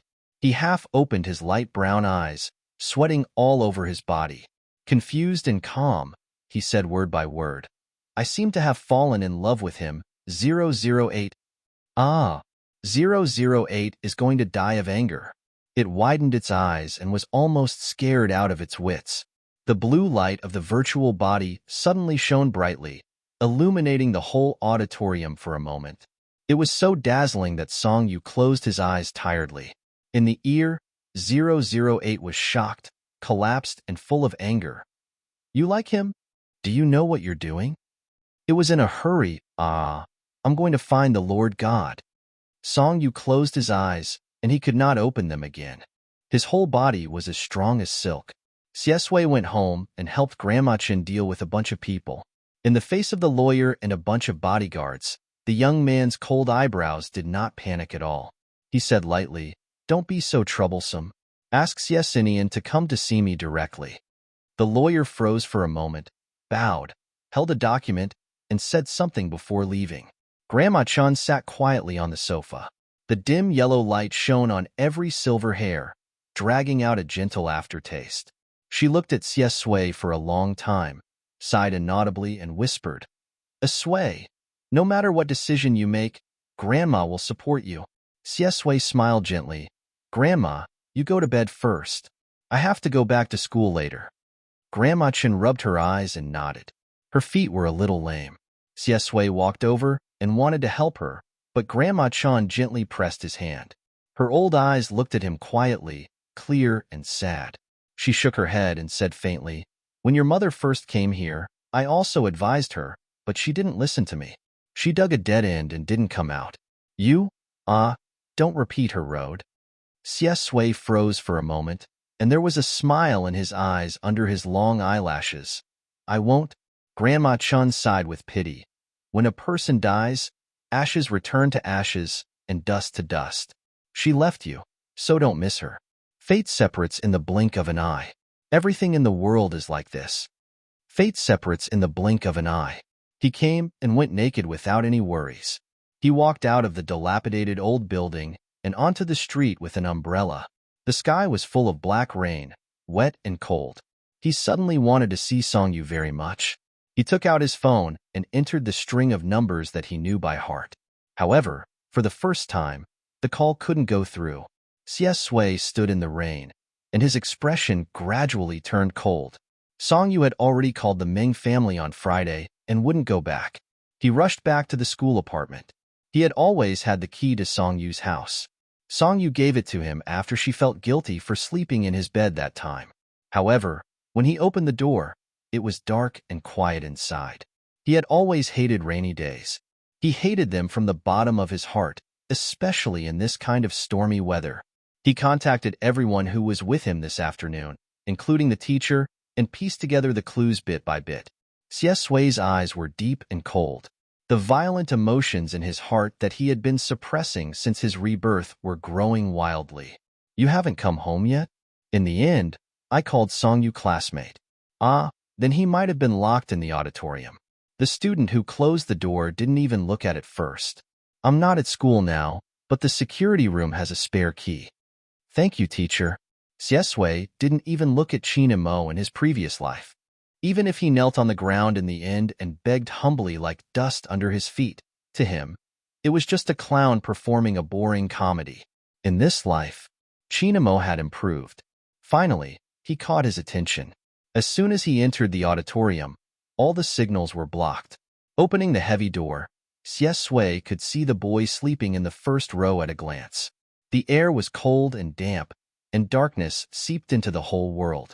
Xiesui walked over slowly, and his gloomy and cold mood calmed down slightly. He squatted down and touched the side of the boy's face with his hand. The skin fell on his palm, and it was so hot that it seemed to burn the blood. The barely noticeable panic finally dissipated. Xiesui lowered his eyes, leaned against his ear, and whispered, "Yu, wake up."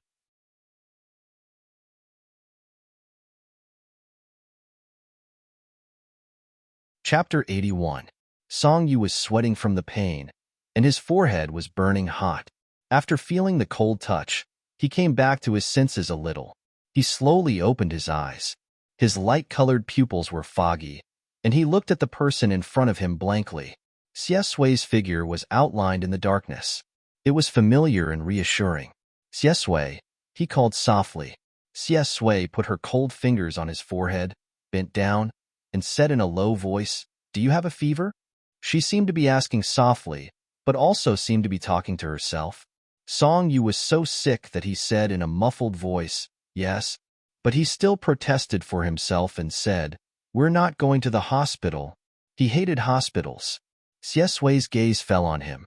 After a long time, he looked down and said softly, "Okay, we're not going to the hospital.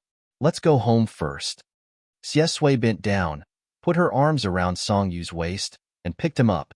The moment he held her in his arms, Song Yu was stunned. The tip of his nose was filled with the elegant fragrance of laundry detergent. Through the clean clothes, his ears were pressed against Sui's chest, and he could clearly hear the sound of her heartbeat. The darkness and fever made his five senses fall into a contradictory state. Sometimes he was dizzy, and sometimes he was magnified and clear. For example, right now, it was as if a big stone had been thrown into his turbid consciousness. His limbs were numb, and his boiling blood was cold for a second. Song Yu stretched out his hand to push her, but his whole body was as weak as water. He couldn't push her at all. Because of his emotional fluctuations, the subsequent exhaustion flooded him like a tide. He could only grab Sui's clothes with his fingers, like a drowning person. "Don't. It's embarrassing to hold me. I'll go by myself," he muttered. Under his black hair, which was wet with sweat, his ears were white and red, making people want to take a bite. The rain outside became lighter. Sui felt that she was holding a hot body, and her heart was burning. The weak voice of the person in her arms stirred her nerves. But she never knew that Song Yu was the most torturous when he was sick. Like a wild cat, it refused to retract its claws even when it was sick. The panic and anger that had been suppressed along the way surfaced in his heart. His expression was cold, and so was his voice. "Where are you going? Crawl back?" Song Yu had never been so fierce to Sui before. After being stunned for a moment, a fine feeling of grievance welled up in his heart. "It's even more uncomfortable to think that I just said to 008 that I like him."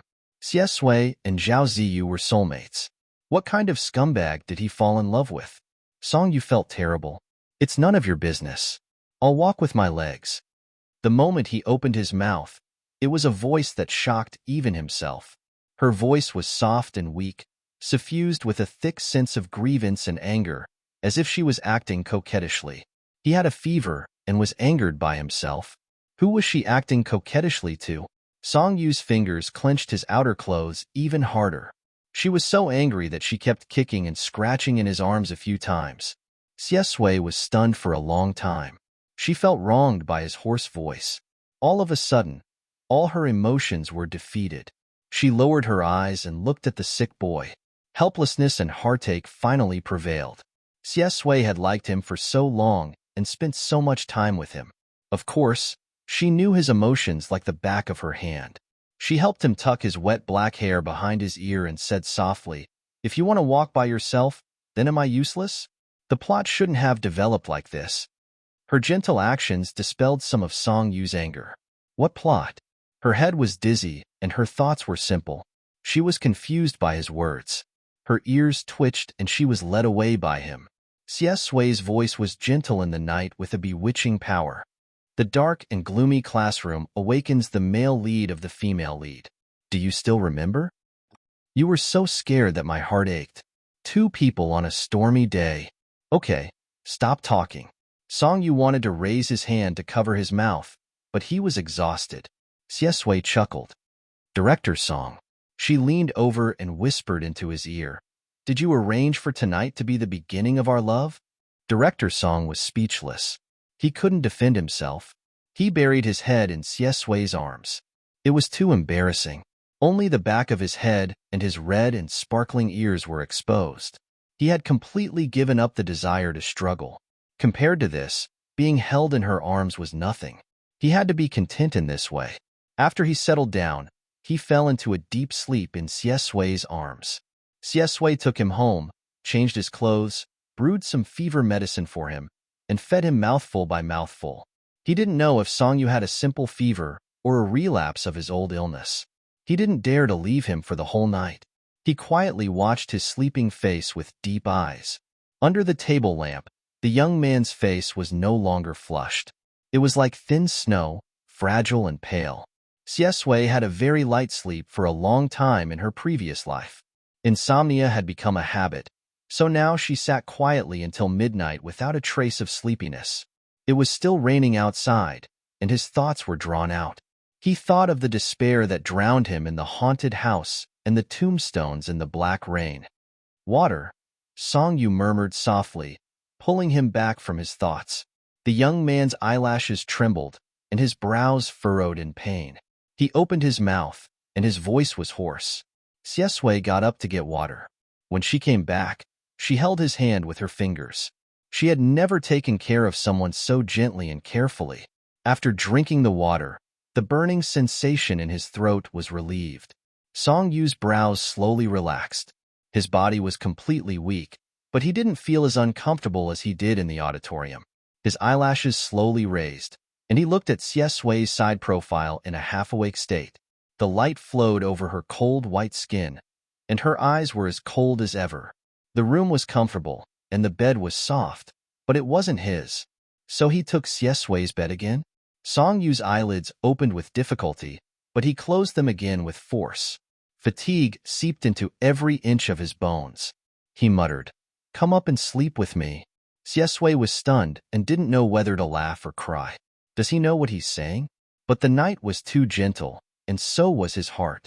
He gently kissed the young man's closed eyes. Okay. Xiesui was a person with a strong sense of territory in her previous life. She wanted absolute silence in everything. Even the slightest movement could wake her up, including other people's breathing. Only Songyu was an exception. It seemed that when they were young, they also slept on the same bed like this. The manor, the midsummer night, the cool wind, and the boy's milk fragrance. After the lights were turned off, the room was silent. Songyu's fever seemed to have subsided. The more it was like this, the more Xiesui wondered what was his illness. Yu, he called softly. Songyu was already asleep. Xiesui smiled to himself in the dark. He didn't know what he was smiling about, but he closed his eyes and fell into a dream for the first time. His memory was elongated.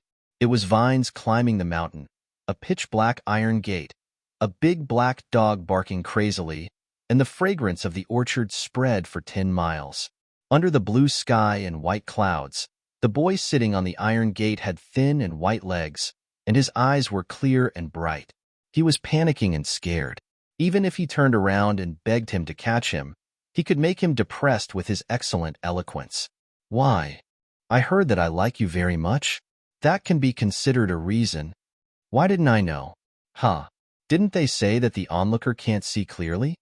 The onlooker can't see clearly. He thought that even in his previous life, he should have liked Songyu when he was young. Childhood sweethearts, the first awakening of love. When they met again after they grew up, it would also be a long-planned and quiet pursuit, but he didn't know if he succeeded. The next day was Saturday. Songyu took the fever medicine and slept until noon. When he woke up, the depression from last night was gone. He was in good health. The reason why he was so uncomfortable last night was mostly because of that dream. Just like the dream he lost that night, he felt as uncomfortable as drowning when he woke up. The pain and anxiety disappeared, but the memory was not erased. He still remembered the conversation with 008, as well as the memory that made him extremely painful. The clearest scene was when he stepped on the syringe. After he woke up, he pulled up his sleeves and looked at his white arms in a daze. So in his previous life, he was killed by someone injecting alcohol? This thought floated in his mind, and Songyu's face instantly turned pale. It was not fear, but confusion. Who was it? The warehouse was too dark, and the dream was grotesque. He could only remember the heart-wrenching conversation. He seemed to have committed the sin of Xiesui, and his voice sounded like Chinamo, paranoid and crazy. If he couldn't get someone, he would drag them to hell together? No wonder he was the character in the book. He remembered that Xiesui called him at that time. In the end, would Xiesui blame himself for this? His best childhood friend had suffered because of him. Since you're awake, eat something first. Opening the door, Xiesui walked in and said lightly. His eyes were handsome, and his voice was as cold as a spring. Song Yu was stunned.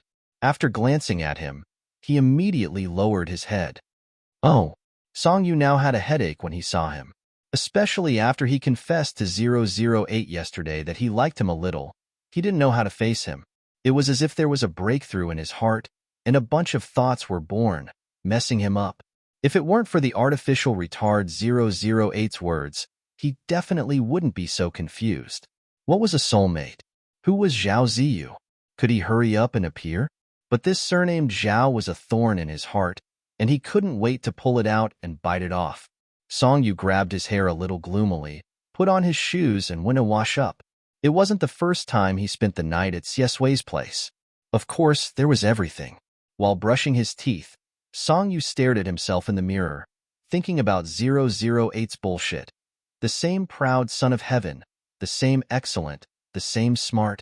His mouth was full of bubbles, and his thoughts were scattered. But come on, the little handsome guy in the mirror was not excellent and smart? Why were they a couple? Because Zhao Ziyu was the chosen one, and he was the one who was punished by heaven. Wasn't he also the son of heaven? Song Yu pulled down his mouth, and his whole body exuded an irritable aura. Brushing his teeth numbly, he didn't have any thoughts when he woke up, but he was very confused. When he sat down at the table, only then did he suddenly open his eyes wide, suck in a breath of cold air, gnash his teeth with hatred, and insert his chopsticks into the bowl. The one who trapped him in the auditorium last night was also Chinamo.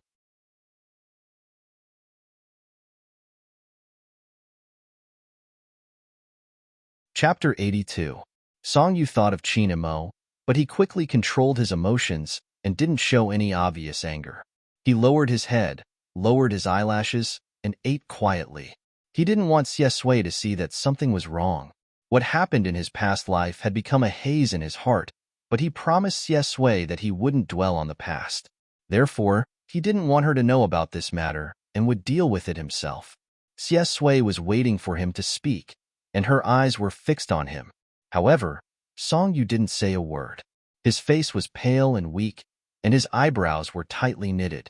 The meal was silent. Xiesui couldn't count on him, so she decided to break the silence first. Shouldn't you tell me about what happened yesterday? What happened yesterday? When Song Yu heard her words, he was a little confused. He calmed himself down and said casually, "Oh, it was just an accident. I went back to get something, and that person closed the door too quickly." Xiesui smiled. "An accident?" Song Yu said vaguely, "Yes." Xiesui's dark eyes stared at him for a few seconds. Seeing that he was really going to deal with this matter himself, she didn't ask any more questions. She slowly looked away and smiled. "I see. I thought that director Song had specially arranged this scene for us." Song Yu looked at her. For the first time, he wasn't angry or embarrassed. Instead, he felt frustrated and depressed. He pursed his lips and lowered his head. They knew each other when they were so young, and they were friends from their past lives until their deaths. This meant that Xiesui's like was really the kind of like between friends. Song Yu sighed in his heart and changed the topic in a bad mood. "I'm going back later. Thank you for taking care of me last night." Compared to the secretive look on his face, Xiesui preferred the muddle-headed version of him from yesterday. However, he didn't expose her. He nodded and smiled. "Okay, see you on Monday." Song Yu had to go home on Saturday. He sat in the car and looked outside. In winter, everything in Jing City seemed to be shrouded in a layer of gray fog. The car window was open, and the wind outside was cold. 008 said a lot of nonsense, but there was still one sentence that entered his heart. "That was in my past life." Even in his past life, although he had no impression of it, Chinamo was the person who killed him. How could this account be settled so easily? Song Yu's eyes didn't blink, and his expression as cold as frost.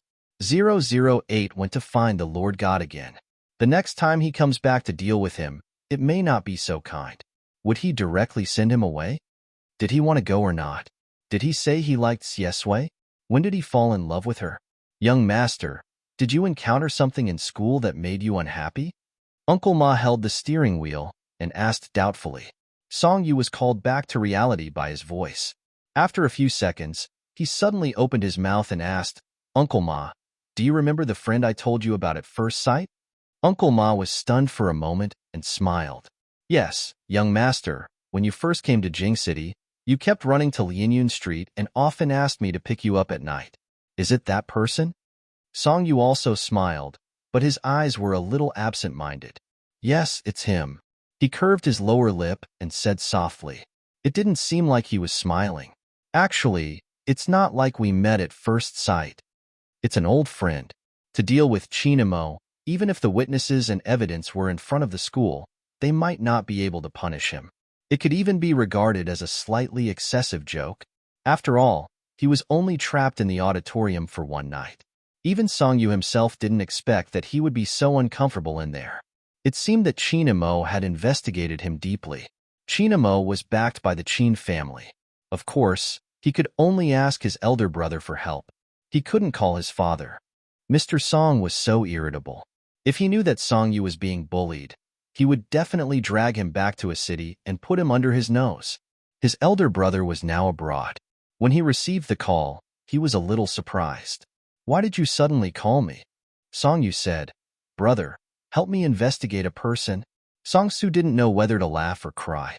You have a rich spare time in high school. You even used the investigation. Song Yu. Investigate Chinamo. Song Su was stunned and repeated the name. Chinamo? Why is this name so familiar? Song Yu sighed. Of course you are familiar with him. He is the fourth in the Qin family. Song Su pondered for a moment and came to his senses. He said with a smile, Oh, it's him. But one of you is in a city and the other is in Jing City. How did he provoke you from thousands of miles away? Song Yu lowered his eyes and his eyes were cold. He transferred to Jing City a few days ago. Song Yu said, Let's put it this way. We are fated to be enemies and hate each other. Yesterday, he trapped me in the auditorium. I also want to mess with him. Song Su, you. He chose his words carefully and didn't know how to persuade his baby brother. He hadn't organized his words yet. Song Yu had already said the rest of his words. Brother, did I have any trauma when I was a child because of the heavy rain? All the words of persuasion were taken back. Song Su was stunned on the other side of the phone and remembered something. After Song Yu fell into the water on the island, he had been confined to himself. He either lay in the hospital bed or curled up in the bedroom. For a long time, he seemed to have lost his 7 souls and 6 spirits. But before he fell into the water, he was alive and healthy. When he was a child, there were only 2 accidents that made the whole family panic. One was when he accidentally drank a mouthful of wine. The other was when he was locked in the classroom on a rainy day. When the driver went to pick him up, he found that he was pale and weak all over. He was so shocked that he called back directly. At that time, the family guessed that he might be a little claustrophobic. Although the Song family had blocked a lot of public opinion about the 2 things that happened before the age of 6 for fear that it would have a bad impact on Song Yu. If someone really investigated, they could still find out. Thinking about it this way, the child of the Qin family might have done it on purpose. Song Su frowned and said anxiously, You were locked in the auditorium on a rainy day yesterday? How are you feeling now? Song Yu was very frank and said lightly, I had a fever, but I'll be fine after a sleep. Hearing his voice, Song Su was a little relieved and said in a low voice, You just said that the Qin family is ranked 4th. I remember now. I heard that he transferred schools because he had a boyfriend in high school and came out of the closet.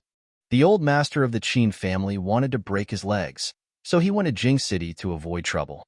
After all, it was the Qin family. At that time, it was not a laughing matter. Song Yu closed his eyes and was stunned. It turned out that Chinamo transferred to Jing City for such a reason. Chinamo is young, but his mind is not good. Song Su said, You don't have to worry about this directly. I'll help you deal with it. If it's true, the Qin family has to give us an explanation. Song Yu said, Okay. He turned off the phone. His eyes were like knives, but his expression was cold. Once the Qin family was settled, he would not be polite to Chinamo in Jing City. He kept pestering him to sit down and have a chat. Then, let's have a good talk. Monday. It was already late winter, and the weather was getting colder. When walking outside, one's breath seemed to be able to create fog. The wind was like a knife on one's face. Ma Shouting rushed into the classroom with 2 cups of hot water in her arms. She was so cold that she had goosebumps. She sat in her seat and shivered. Oh my God. I just stood there for a long time to listen to their conversation. In the end, I didn't hear anything about Liang Zhu's situation. Instead, I heard a bunch of gossip about Brother Yu. Song Yu turned a page of his English book. When he heard Ma Xiaoting's words, he pursed his lips. Shi Bowen's eyes widened. What gossip? Ma Xiaoting, it's Friday night. Wasn't Brother Yu locked in the auditorium? Godxia was so anxious that he called one after another. He even called me. He had been reprimanded by Song Yu last time, so of course, he did not talk nonsense. He said, what a touching brotherly relationship. In the end, the rumors were distorted. Sigh, public morals are degenerating day by day. Shi Bowen laughed. If the rumors were distorted, why did you stand there for so long? Did you get addicted to listening to them? Ma Shouting looked at Song Yu's side profile in front of him and said in a low voice, wasn't it just to hear how distorted they could be? Let me tell you the original words of the girls in Class 3. Brother Yu was trapped in the dark classroom, trembling. Godxia rushed over like a savior and pulled him out of the darkness. The two of them were alone, and the wonderful atmosphere spread. Shi Bowen? Shi Bowen, don't you think this plot is a little familiar? Wasn't this what Brother Yu told me when we watched the horror movie? Ma Shouting slammed the table and opened his mouth like a duck's egg. Fuck. Therefore, everything is within Brother Yu's expectations. Shi Bowen covered his mouth to stop him from saying anything that would bring about his death. Song Yu's slender hand twirled the pen. His eyes were delicate and indifferent, and he ignored the 2 people behind him. Right now, he was controlling himself and not thinking about Xie Sui. He tried his best to focus on Chinamo. He looked at the alarm clock. The minute hand was slowly turning, and he was slowly counting in his heart. The New Year's party started at 7 o'clock. Everyone entered the venue at 6 o'clock. When Old Chung led them over, he lowered his eyelids and looked at everyone. He said unhappily, the weather forecast said that it might snow tonight. Why are you still wearing so little? If you catch a cold and do poorly in the final exam, I won't give you face at the parent-teacher meeting. Everyone laughed. Teacher, can't you say something nice? Song Yu glanced behind him and frowned. Xie Sui wasn't here yet. Did he take leave again today? But didn't he promise that he would come? The air conditioner in the auditorium was on. After it was full of people, Song Yu even felt a little hot. He took off his school uniform and put on a turtleneck sweater and jeans, which made the young man's figure look long and thin. Class 3's performance was before theirs. Liang Shambua and Zhu Yingtai went on stage. He didn't know if it was stage fright or something, but the class bell stuttered. His face was red as he finished the entire performance. But it was his performance that made people laugh and fight. The next performance was Class 7's group choir. It was Class 1's turn soon. Ma Shouting was waiting backstage to go on stage. Shi Bowen sat next to him and chewed on potato chips. If Class 3 also had a stricter director and watched them practice more, they probably wouldn't be like this. Song Yu said lazily, not all directors are as talented as me. Shi Bowen said, not all talented directors can arrange themselves. Song Yu sneered, you're starting to be naughty too? After casually teasing him, Song Yu's phone vibrated slightly. He flipped through his phone. An unfamiliar message finally came back. He curled his lower lip slightly. In the darkness, it was imperceptibly cold. He picked up his school uniform and stood up. I'm going to the bathroom.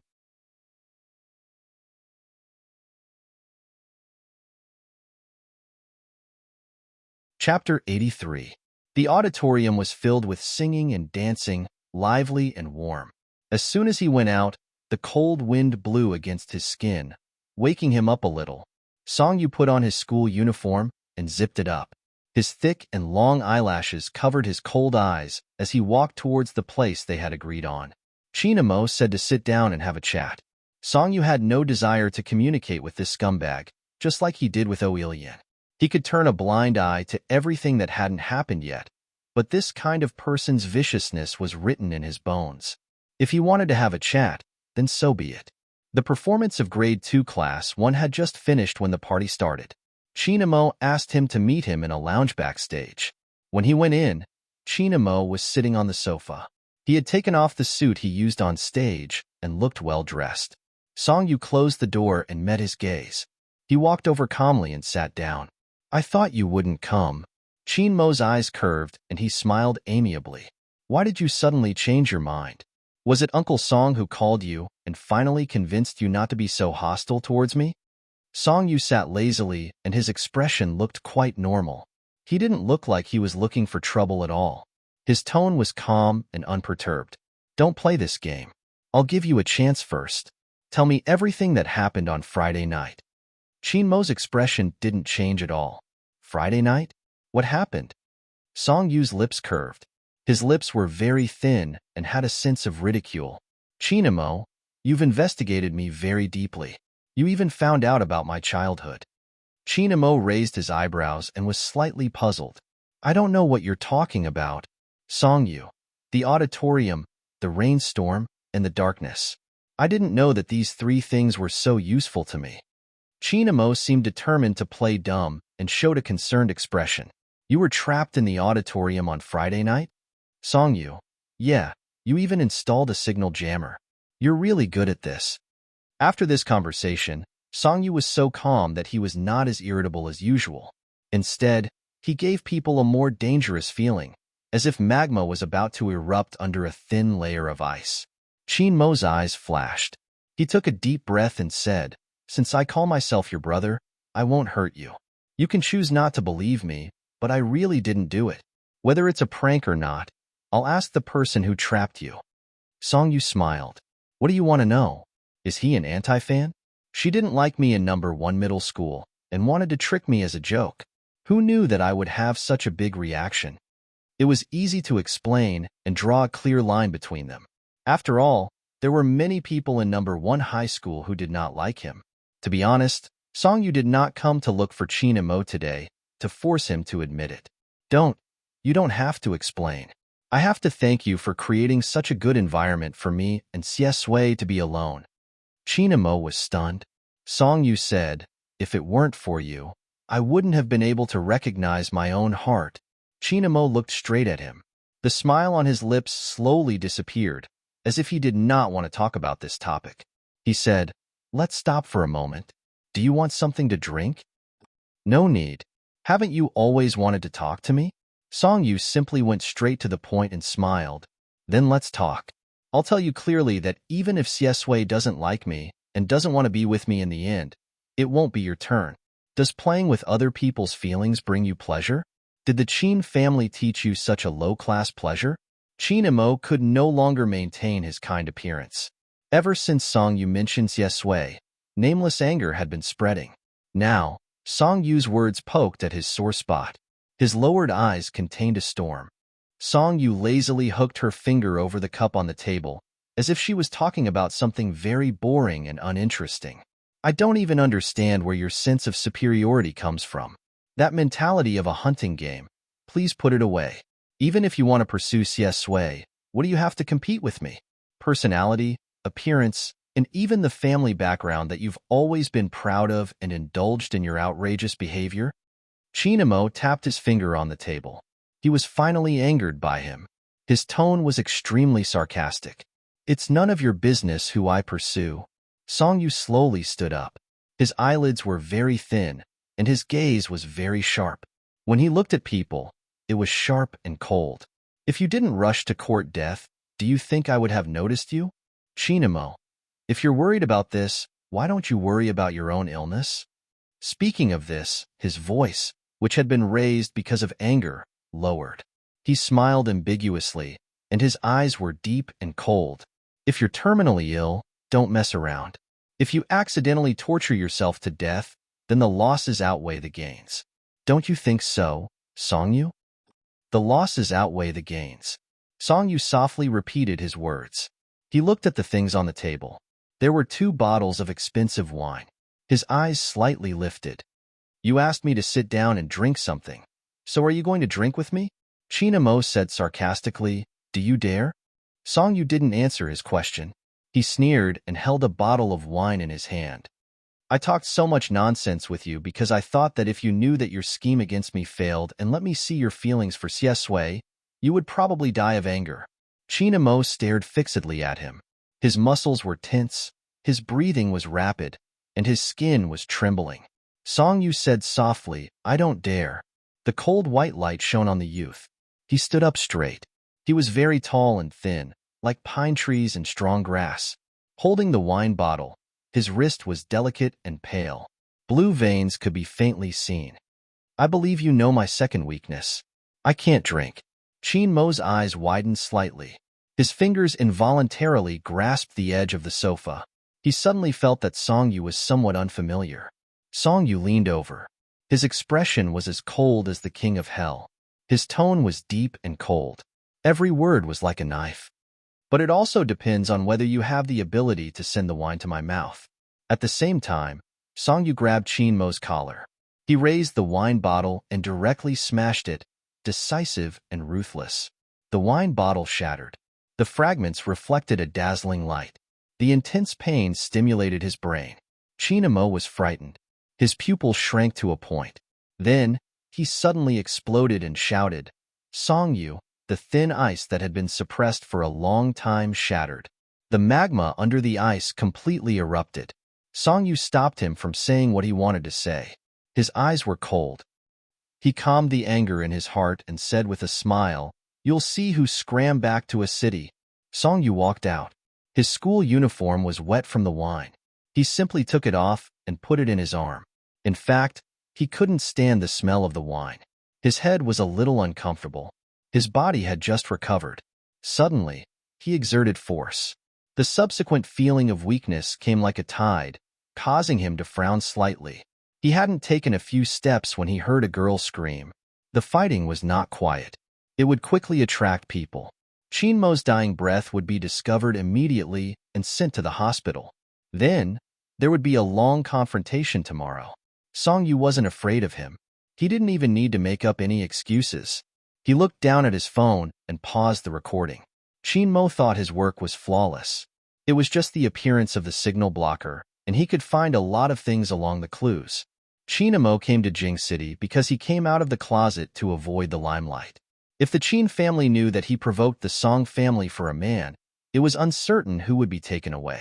In the auditorium, the performance of Cinderella had reached the end. When Songyu walked to the door, he didn't go in. He leaned against the wall and looked at the group of people jumping happily on the stage. After everyone's imagination, the last scene was edited into a wedding. The prince and princess walked into the hall of happiness.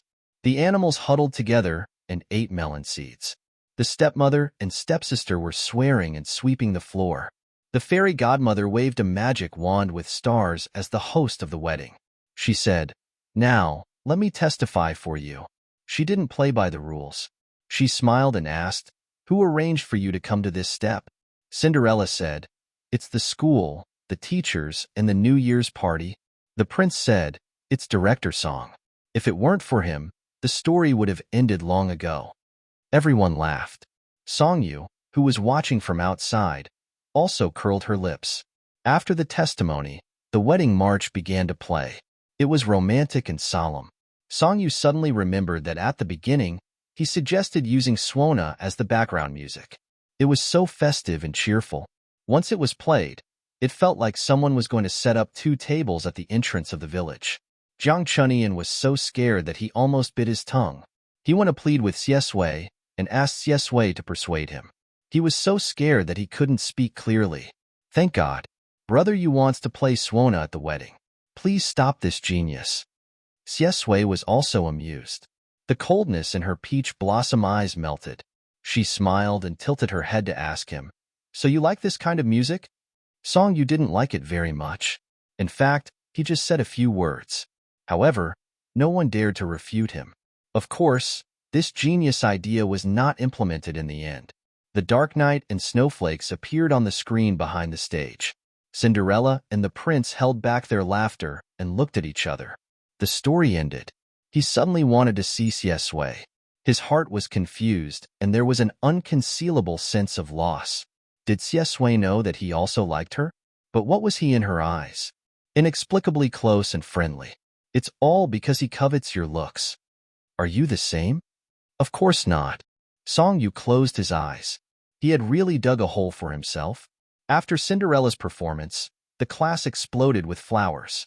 Lights like the past. Woo, it's finally over. God, my hand holding the broom was shaking in the last scene. Sadako does not forget the well-digger. Celebration banquet, celebration banquet, celebration banquet. Hurry up and choose a place. Let's celebrate together this New Year's Day. It's 1-1. Here is your husband, brother Yu. Director song, husband, brother Yu. Where shall we celebrate the new year? Doghead, wait for me. I suggest we eat hot pot. There's a new hot pot on Linqing Street. The reviews are very good. Song Yu clicked on the message and didn't reply. He took his phone and walked out. When he exited, he saw Xiesui's message. Xiesui, sorry, I'm late. Are you in the auditorium now? Song Yu was stunned. When he saw Xiesui's name, his breathing stopped for a few seconds. His fingertips touched the cold screen. He calmed down his messy mood. Song Yu, no, I'm out. Walk this way. You should meet her. Xiesui, okay. After dealing with Qin Mo, it was time to deal with Xiesui. I think I've already fallen for him. Then when did it start? Song Yu didn't know either. But when he realized it, it seemed like she had fallen for him. He walked out. He was afraid that he would be too nervous, so when Ma Xiaoting called, he picked it up. Ma Xiaoting's side seemed to be very lively. Everyone was talking at once. Ma Xiaoting had no choice but to shout at him on the phone. Brother Yu, we're deciding what to eat later. Half of them suggested hot pot, and the other half suggested barbecue. What do you think? If you ask me, I think these two parties are crazy. Hot pot and barbecue are the same. In the end, they dislike each other. Eating hot pot dislikes barbecue because it's troublesome. Eating barbecue dislikes hot pot because it's too spicy. They can come up with all kinds of reasons. Amazing. I choose Malatang.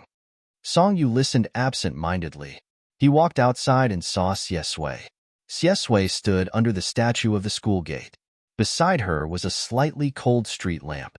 She was wearing a windbreaker, and her legs were long and slender. Her head was lowered, and her fingers were tapping on the screen. Her eyelashes were lowered, and her expression was languid and cold. Ma Xiaoting was still talking. I don't understand them, but everyone has different preferences. Brother Yu, you can choose. You can choose whatever you like. The word, like, touched his slightly numb nerves.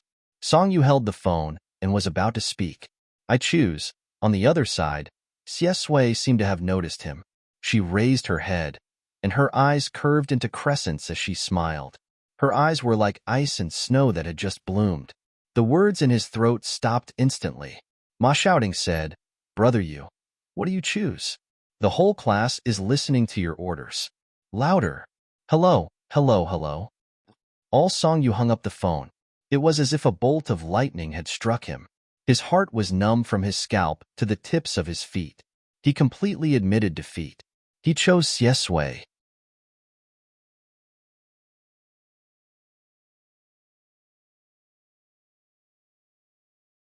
Chapter 84. After saying these words in his heart, Song Yu put down his phone. All the blood in his body rushed to his brain, and he couldn't speak. The confusion, helplessness, shock, and bitterness that had been in his heart since Friday instantly surged and strangled his heart. He actually fell into the pit that he had dug before. This thought hit the top of his head, and his throat was dry. Afraid of being exposed, he lowered his head first. Xiesui just looked at him from a distance.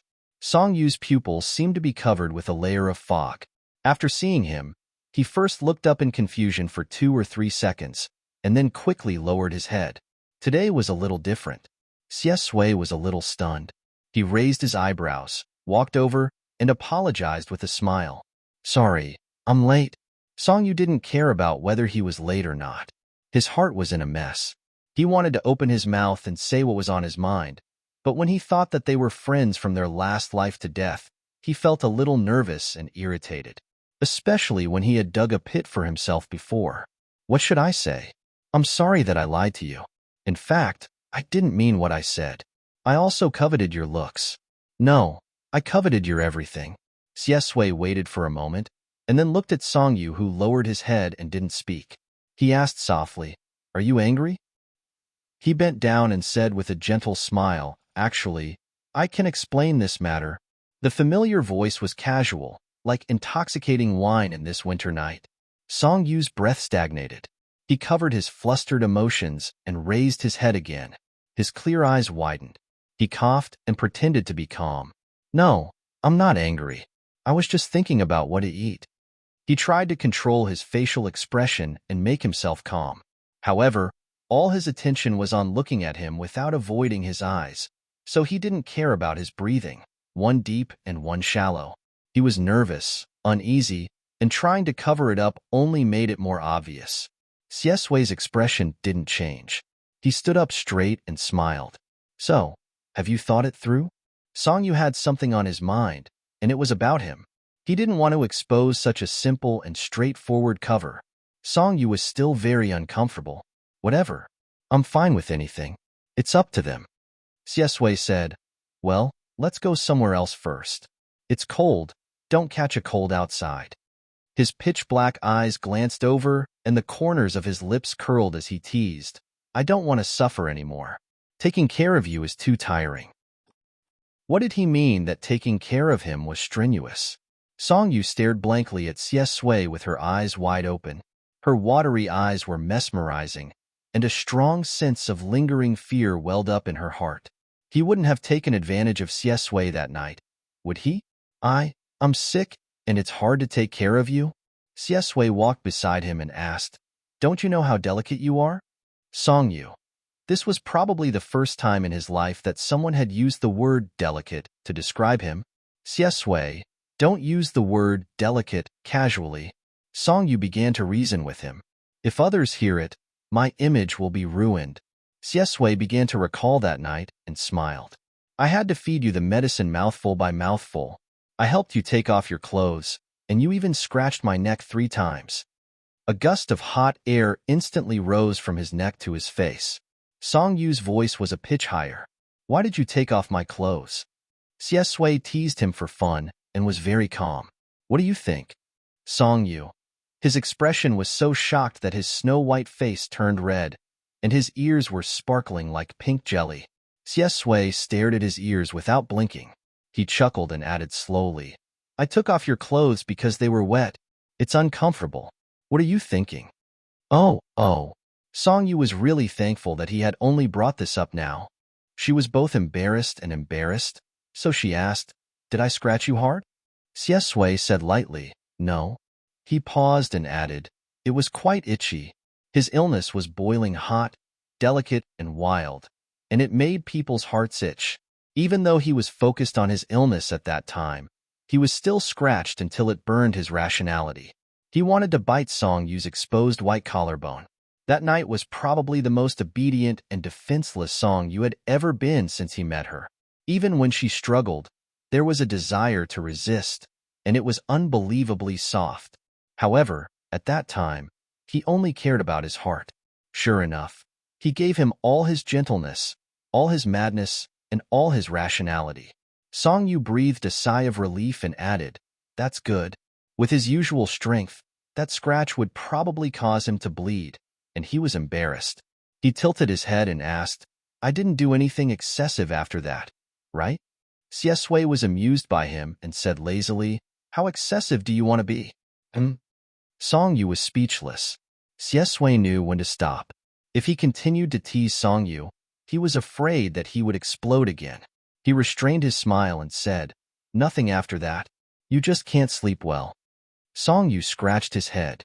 When he thought about how he had slept in the same bed as Xiesui, he was actually a little shy and a little excited at the same time. Sigh, he was really bad. She steadied her expression and calmly defended herself. Did I? Maybe I'm confused because of the fever. Actually, I usually sleep well and don't move at all. Xiesui readily agreed. Yes, you're probably confused because of the fever. Get over to my side. Songyu breathed a sigh of relief. However, Xiesui suddenly changed the topic. Songyu was slightly stunned. He looked up and met Xiesui's dark eyes. She was smiling faintly. He heard the young man say casually and teasingly, "I found that your waist is quite thin." Song Yu was speechless. In the end, Class 1 decided to eat hot pot. The location was still Linqing Street. On the way there, Song Yu deliberately slowed down and controlled himself to be within 3 steps. He didn't want to talk to Xie Sui for the time being. At first, what made him upset was his teenage worries. Later, when Xie Sui took him away, he was inexplicably teased. Now, he was even more upset. No, he had to solve this matter. Let the artificial retard 008 stay aside first. If he didn't deal with it tonight, he didn't know how to get along with Xie Sui in the future. It wasn't his style to keep one thing in his heart. Song Yu didn't like anyone, nor did he confess. He could only send a message to Song Weining. "Song Yu, are you free? There's new progress with my friend's matter." It turned out that Song Weining was really free at this time. A reply came in a few seconds. "Song Weining? That impatient bastard?" "Song Weining, TSK, so troublesome." "Song Yu, my friend is very upset now." "Song Weining, okay, I'm all ears. Go ahead." "Song Yu, my friend, seems to have really fallen in love with that person." Song Weining, oh. Song Yu.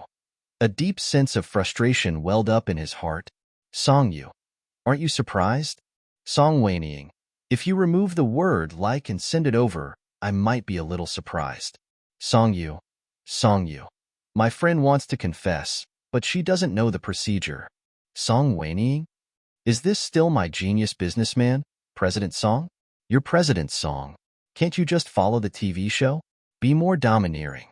Buy 99 roses and set off fireworks that will shock the entire city. Which woman can resist that? Song Yu couldn't be bothered to banter with her. Song Yu, I think my confession will fail. Song Weining, why is your self-awareness always in such strange places? Before Song Yu flared up, she hurriedly sent another message. Song Weining, if your confession fails, then go after her. How simple is that? That's not right.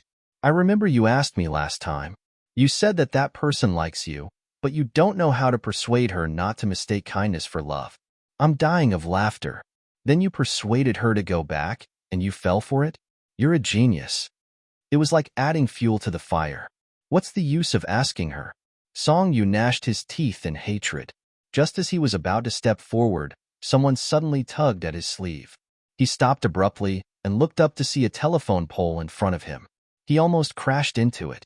Xie Sui's faint voice sounded in his ear. Don't you look where you're going? Song Yu was stunned and looked up. Aren't you walking in front? Xie Sui, I'm waiting for you. His gaze fell on Song Yu's phone chat page. Song Yu. He quickly turned off his phone and said, nonsense. My sister's menopause came a little early. She caught me to chat. Xie Sui didn't know whether to believe him or not. She said with a faint smile, I see. The hot pot restaurant was decorated in an antique style. Inside, there were rows of red lanterns hanging. Looking at it in winter made people feel warm and yang. Their reserved seats were in the innermost private room. When they entered, everyone was already putting food into the hot pot. When she saw them enter, Ma shouting took the initiative to give up her seat and sat next to them, giving them a chance to sit next to each other. After the New Year's party ended, the forum became lively again.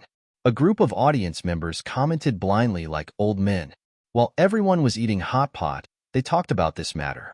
Zhang Chunian held his chopsticks and said, they said that the most regrettable thing about the New Year's party was that Brother Yu and God Xie, the two most influential figures, didn't appear on stage. Xie Sui smiled faintly.